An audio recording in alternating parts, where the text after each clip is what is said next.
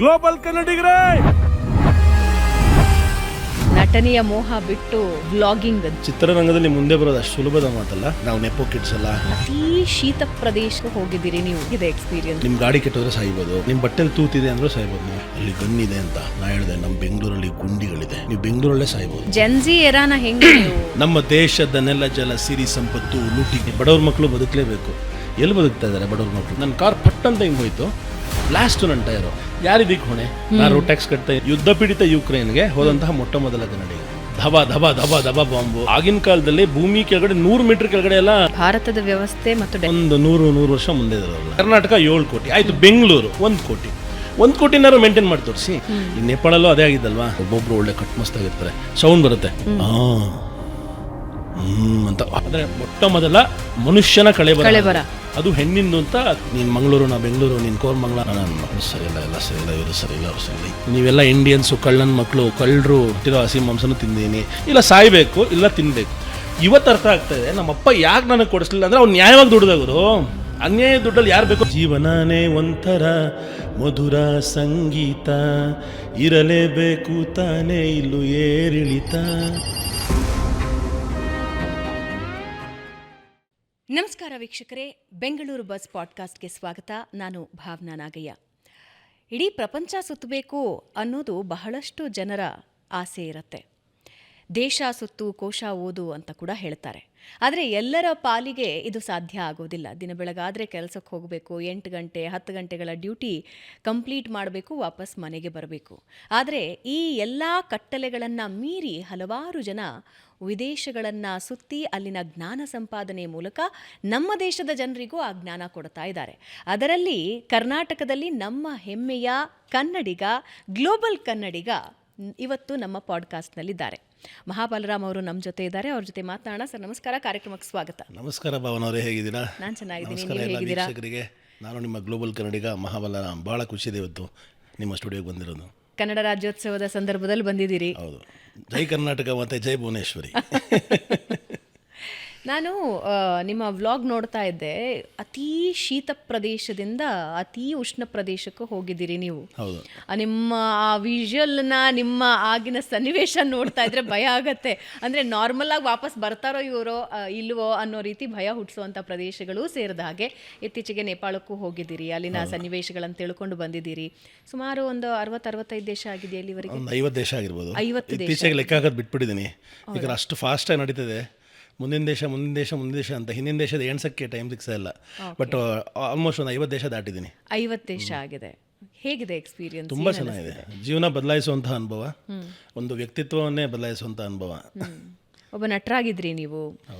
ನಟನೆಯ ಮೋಹ ಬಿಟ್ಟು ವ್ಲಾಗಿಂಗ್, ದೇಶಗಳನ್ನು ಸುತ್ತೋದಕ್ಕೆ ಹೊರಟ್ರಿ. ಬಹಳಷ್ಟು ಜನರಿಗೆ ಆಸೆ ಇರುತ್ತೆ ದೇಶಗಳನ್ನು ನೋಡಬೇಕು ಅಂತ.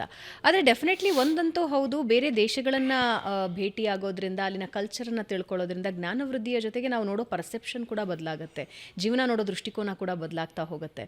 ಬಹಳಷ್ಟು ಜನರಿಗೆ ಆಸೆ ಇದ್ದರೂ ಕೂಡ ಹೋಗೋದಕ್ಕೆ ಸಾಧ್ಯ ಇಲ್ಲ. ಆದರೆ ನಿಮ್ಮಂಥ ವ್ಲಾಗರ್ಸ್ನಿಂದ ಅದೊಂದು ಅದೃಷ್ಟ ಏನಂದರೆ, ಬೇರೆ ಬೇರೆ ದೇಶಗಳು, ಅಲ್ಲಿನ ಸನ್ನಿವೇಶಗಳು, ಅಲ್ಲಿನ ಸಂಸ್ಕೃತಿ ಎಲ್ಲನೂ ನಮ್ಮ ದೇಶದ ಜನರಿಗೆ ಅದರ ಪರಿಚಯ ಆಗ್ತಾ ಇರುತ್ತೆ. ಸೊ ನಟನೆಯಿಂದ ವ್ಲಾಗಿಂಗ್ ಏನು ಪ್ರೇರೇಪಣೆ ಆಯಿತು ನಿಮಗೆ? ಕೋವಿಡ್ ಆಗ್ಬೋದು, ಗೆಳೆಯನ ಸಾವಾಗ್ಬೋದು, ನಮ್ಮ ಸಂಚಾರಿ ವಿಜಯ್ ನನ್ನ ಕ್ಲೋಸ್ ಸ್ನೇಹಿತರು ಅವರು ತೀರ್ಕೊಂಡಾಗ, ಹಾಗೆ ಕೋವಿಡ್ ಸಮಯ, ನಟರಿಗೆ ಕೆಲಸ ಇರಲಿಲ್ಲ ಅಥವಾ ಸಿನಿಮಾ ಇಂಡಸ್ಟ್ರಿನೇ ಆಲ್ಮೋಸ್ಟ್ ಮಲ್ಕೊಂಡ್ಬಿಟ್ಟಿತ್ತು. ಆ ಸಮಯದಲ್ಲಿ ಯೋಚನೆ ಮಾಡ್ತಾಯಿದ್ವಿ, ಈಗ ಕ್ರಿಯೇಟಿವ್ ಆಗಿರೋರಿಗೆ ಸಡನ್ನಾಗಿ ಕೂಡಾಕ್ದಂಗೆ ಜೀವನ ಆದಾಗ ಎಷ್ಟು ತುಂಬ ಕಷ್ಟ ಆಗುತ್ತೆ, ಹಾರೋ ಹಕ್ಕಿನ ಪಂಜರದಲ್ಲಿ ಹಾಕ್ದಂಗೆ. ಆ ರೀತಿ ಬದುಕಬೇಕಾದ್ರೆ ಯೋಚನೆ ಬಂತು, ನನ್ನ ಸಿನಿಮಾ ಸ್ಕಿಲ್ಸ್ನ ಹೆಂಗೆ ಯೂಸ್ ಮಾಡ್ಕೋಬೋದು, ಹೇಗೆ ಈ ಪಂಜರದಿಂದ ಆಚೆ ಹೋಗಿ ಮುಕ್ತನಾಗ್ಬೋದು ಅಂತ. ಆಗ ಒಂದು ತಲೆ ಹೊಡೆದಿದ್ದ ಐಡಿಯಾ ಗ್ಲೋಬಲ್ ಕನ್ನಡಿಗ ಅನ್ನೋ ಒಂದು ಥಾಟ್. ಇದ್ರ ಮುಂಚೆ ಕೂಡ ನಂದು ಯೂಟ್ಯೂಬ್ ವಾಹಿನಿ ಇತ್ತು. ಬಟ್ ಅದ್ರ ಮೂಲಕ ಸಣ್ಣ ಪುಟ್ಟ ವಿಷಯಗಳು, ನಮ್ಮ ಮನೆ ಅಡುಗೆ, ನಾನು ಓಡಾಡ್ತಾ ಇದ್ದಂತಹ ಜಾಗಗಳು, ಇದನ್ನು ತೋರಿಸ್ತಾ ಇದ್ದೆ ಹೊರತು ಒಂದು ಸೀರಿಯಸ್ ಜಿಯೋಪೊಲಿಟಿಕಲ್ ಸಿಚುವೇಶನ್ಗೆ ಯಾವತ್ತೂ ಹೋಗಿರಲಿಲ್ಲ. ಮೊಟ್ಟ ಮೊದಲನೇ ಬಾರಿಗೆ ರಷ್ಯಾ ದೇಶಕ್ಕೆ ಕಾಲಿಟ್ಟೆ. ಅಲ್ಲಿಂದ ಶುರುವಾಯಿತು. ಕೋವಿಡ್ ಸಮಯದಲ್ಲಿ ರಷ್ಯಾ ಮಾತ್ರ ಭಾರತ ದೇಶದ ಪಾಸ್ಪೋರ್ಟ್ಗಳಿಗೆ ತೆರೆದ ಹೃದಯದಿಂದ ವೆಲ್ಕಮ್ ಮಾಡ್ತಾಯಿದ್ರು. ಆ ದೇಶಕ್ಕೆ ಹೋಗಿ ಅಲ್ಲಿಂದ ಉಜ್ಬೇಕಿಸ್ತಾನಕ್ಕೆ ಹೋದೆ, ಅದಾದಮೇಲೆ ಸರ್ಬಿಯಾಗೆ ಹೋದೆ. ಒಟ್ಟು 100 ದಿವಸಗಳ ಕಾಲ ನನ್ನ ಮೊಟ್ಟ ಮೊದಲನೇ ಸೋಲೋ ಪ್ರವಾಸ 100 ದಿವಸ ಆಯಿತು. 100 ದಿನ. ಯಾಕೆಂದರೆ ವಾಪಸ್ ಬಂದರೆ ಮತ್ತೆ ಇಲ್ಲಿ ಕೋವಿಡ್ ಸಮಯದಲ್ಲಿ ಮನೇಲಿ ಕೂರಬೇಕಿತ್ತು, ಅದು ಲಾಕ್ಡೌನು, ಅಲ್ಲೋಗ್ಬೇಡ ಮಾಸ್ಕ್ ಹಾಕು ಅಂತ. ಅಲ್ಲಿ ಯಾವ ಮಾಸ್ಕು ಇರಲಿಲ್ಲ, ಅಲ್ಲಿ ಯಾವ ರೂಲ್ಸು ಇರಲಿಲ್ಲ, ಆರಾಮಾಗಿದ್ದೆ ಒಂದು 3 ದಿವಸ ಬಿಟ್ಟು ಸಾಕಾಯಿತು, ಜೇಬಲ್ಲಿ ದುಡ್ಡು ಖಾಲಿ ಆಯಿತು, ಅದಕ್ಕೆ ವಾಪಸ್ ಬಂದೆ. ಆಗಿನ್ನೂ ಚಾನಲ್ ಶುರುವಾಗಿರಲಿಲ್ಲ. ಓಕೆ. ಬಂದ್ಬಿಟ್ಟು ಅದಾದಮೇಲೆ ಒಂದು 6-7 ತಿಂಗಳಾದಮೇಲೆ ಚಾನಲ್ ಶುರು ಮಾಡಿದ್ದು. ಕೋವಿಡ್ ಸನ್ನಿವೇಶದಲ್ಲಿ ನೀವು ಶುರು ಮಾಡಿದ್ರಿ.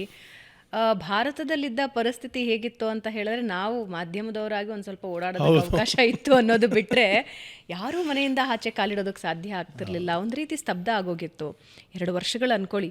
ವ್ಯಾಪಾರ ಮಾಡಿದವರು ಕೈ ಸುಟ್ಕೊಂಡ್ರು, ಬಹಳಷ್ಟು ಜನ ತಮ್ಮ ಉದ್ಯಮ ಕಳ್ಕೊಂಡ್ರು, ಕೆಲಸ ಕಳ್ಕೊಂಡ್ರು. ಆದರೆ ಇದೇ ಸಂದರ್ಭದಲ್ಲಿ ಒಂದಷ್ಟು ಅವಕಾಶಗಳು ಹುಟ್ಕೊಳ್ಳೋದಕ್ಕೆ ಶುರುವಾಯಿತು ಸೋಷಿಯಲ್ ಮೀಡಿಯಾ ಥ್ರೂ. ಅದರಲ್ಲಿ ವ್ಲಾಗಿಂಗ್ ಕೂಡ ಒಂದು. ಸೊ ಹೆಂಗಿತ್ತು ಆ ಸನ್ನಿವೇಶ? ವ್ಲಾಗಿಂಗ್ ಬಗ್ಗೆ ನಿಮಗೆ ಇಂಟ್ರೆಸ್ಟ್ ಅಂದರೆ, ರಷ್ಯಾಗೆ ಇವಾಗ ಎಂಟರ್ ಆಗಬೇಕು ಅಂತ ಹೇಳಿದ್ರೆ ಪ್ರಿಪರೇಷನ್ಸ್ ಅಂತೂ ಬೇಕು. ಏಕದಮ್ ಒಂದು ಕಡೆ ಹೋಗಿ 100 ದಿನ ಉಳಿದು ಬಿಡೋದು ಅಂದರೆ ಅದು ಸಾಮಾನ್ಯದ ಮಾತಲ್ಲ. ಏನಂದರೆ ಈಗ 15 ವರ್ಷ ನಾವು ಚಿತ್ರರಂಗದಲ್ಲಿ 15-16 ವರ್ಷ ಇದ್ದೆ. ನಾನು 17 ವರ್ಷದ ಹುಡುಗ ಚಿತ್ರರಂಗಕ್ಕೆ ಬಂದಾಗ. ಅವತ್ತಿಂದ 15 ವರ್ಷ 25 ಚಿತ್ರಗಳನ್ನ ಮಾಡಿದೆ, 25 ಟೆಲಿವಿಷನ್ ಶೋ ಮಾಡಿದೆ. ಆದ್ರೂ ಎಲ್ಲೋ ನನಗೆ ಒಂಚೂರು ಸಮಾಧಾನ ಇರಲಿಲ್ಲ ನಾನು ಮಾಡಿದ ಕೆಲಸದ ಬಗ್ಗೆ. ನನ್ನದೇ ಸ್ವಂತಿಕೆಯಿಂದ ಏನಾದ್ರು ಮಾಡಬೇಕಾದ್ರೆ ನನಗೆ ಗೊತ್ತಿತ್ತು ನಾನು ಏನು ಬೇಕು ಅನ್ನೋದು. ಬಟ್ ಅದಕ್ಕೆ ಬೇಕಾಗಿರುವಂತಹ ಸನ್ನಿವೇಶ ಸಿಗ್ತಾ ಇರಲಿಲ್ಲ. ಇನ್ನೊಬ್ಬರು ಕಂಟ್ರೋಲೇ ಇರ್ತಾ ಇದ್ವಲ್ಲ, ಇನ್ನೊಬ್ಬರು ಡೈರೆಕ್ಟರ್, ಇನ್ನೊಬ್ಬರು ಪ್ರೊಡ್ಯೂಸರ್, ಇನ್ನೊಬ್ಬರು ಸ್ಕ್ರಿಪ್ಟ್ ರೈಟರ್. ನಿಮ್ಗೆ ಏನು ಹೇಳಬೇಕು ಅದನ್ನು ಹೇಳೋಕ್ಕಾಗಲ್ಲ.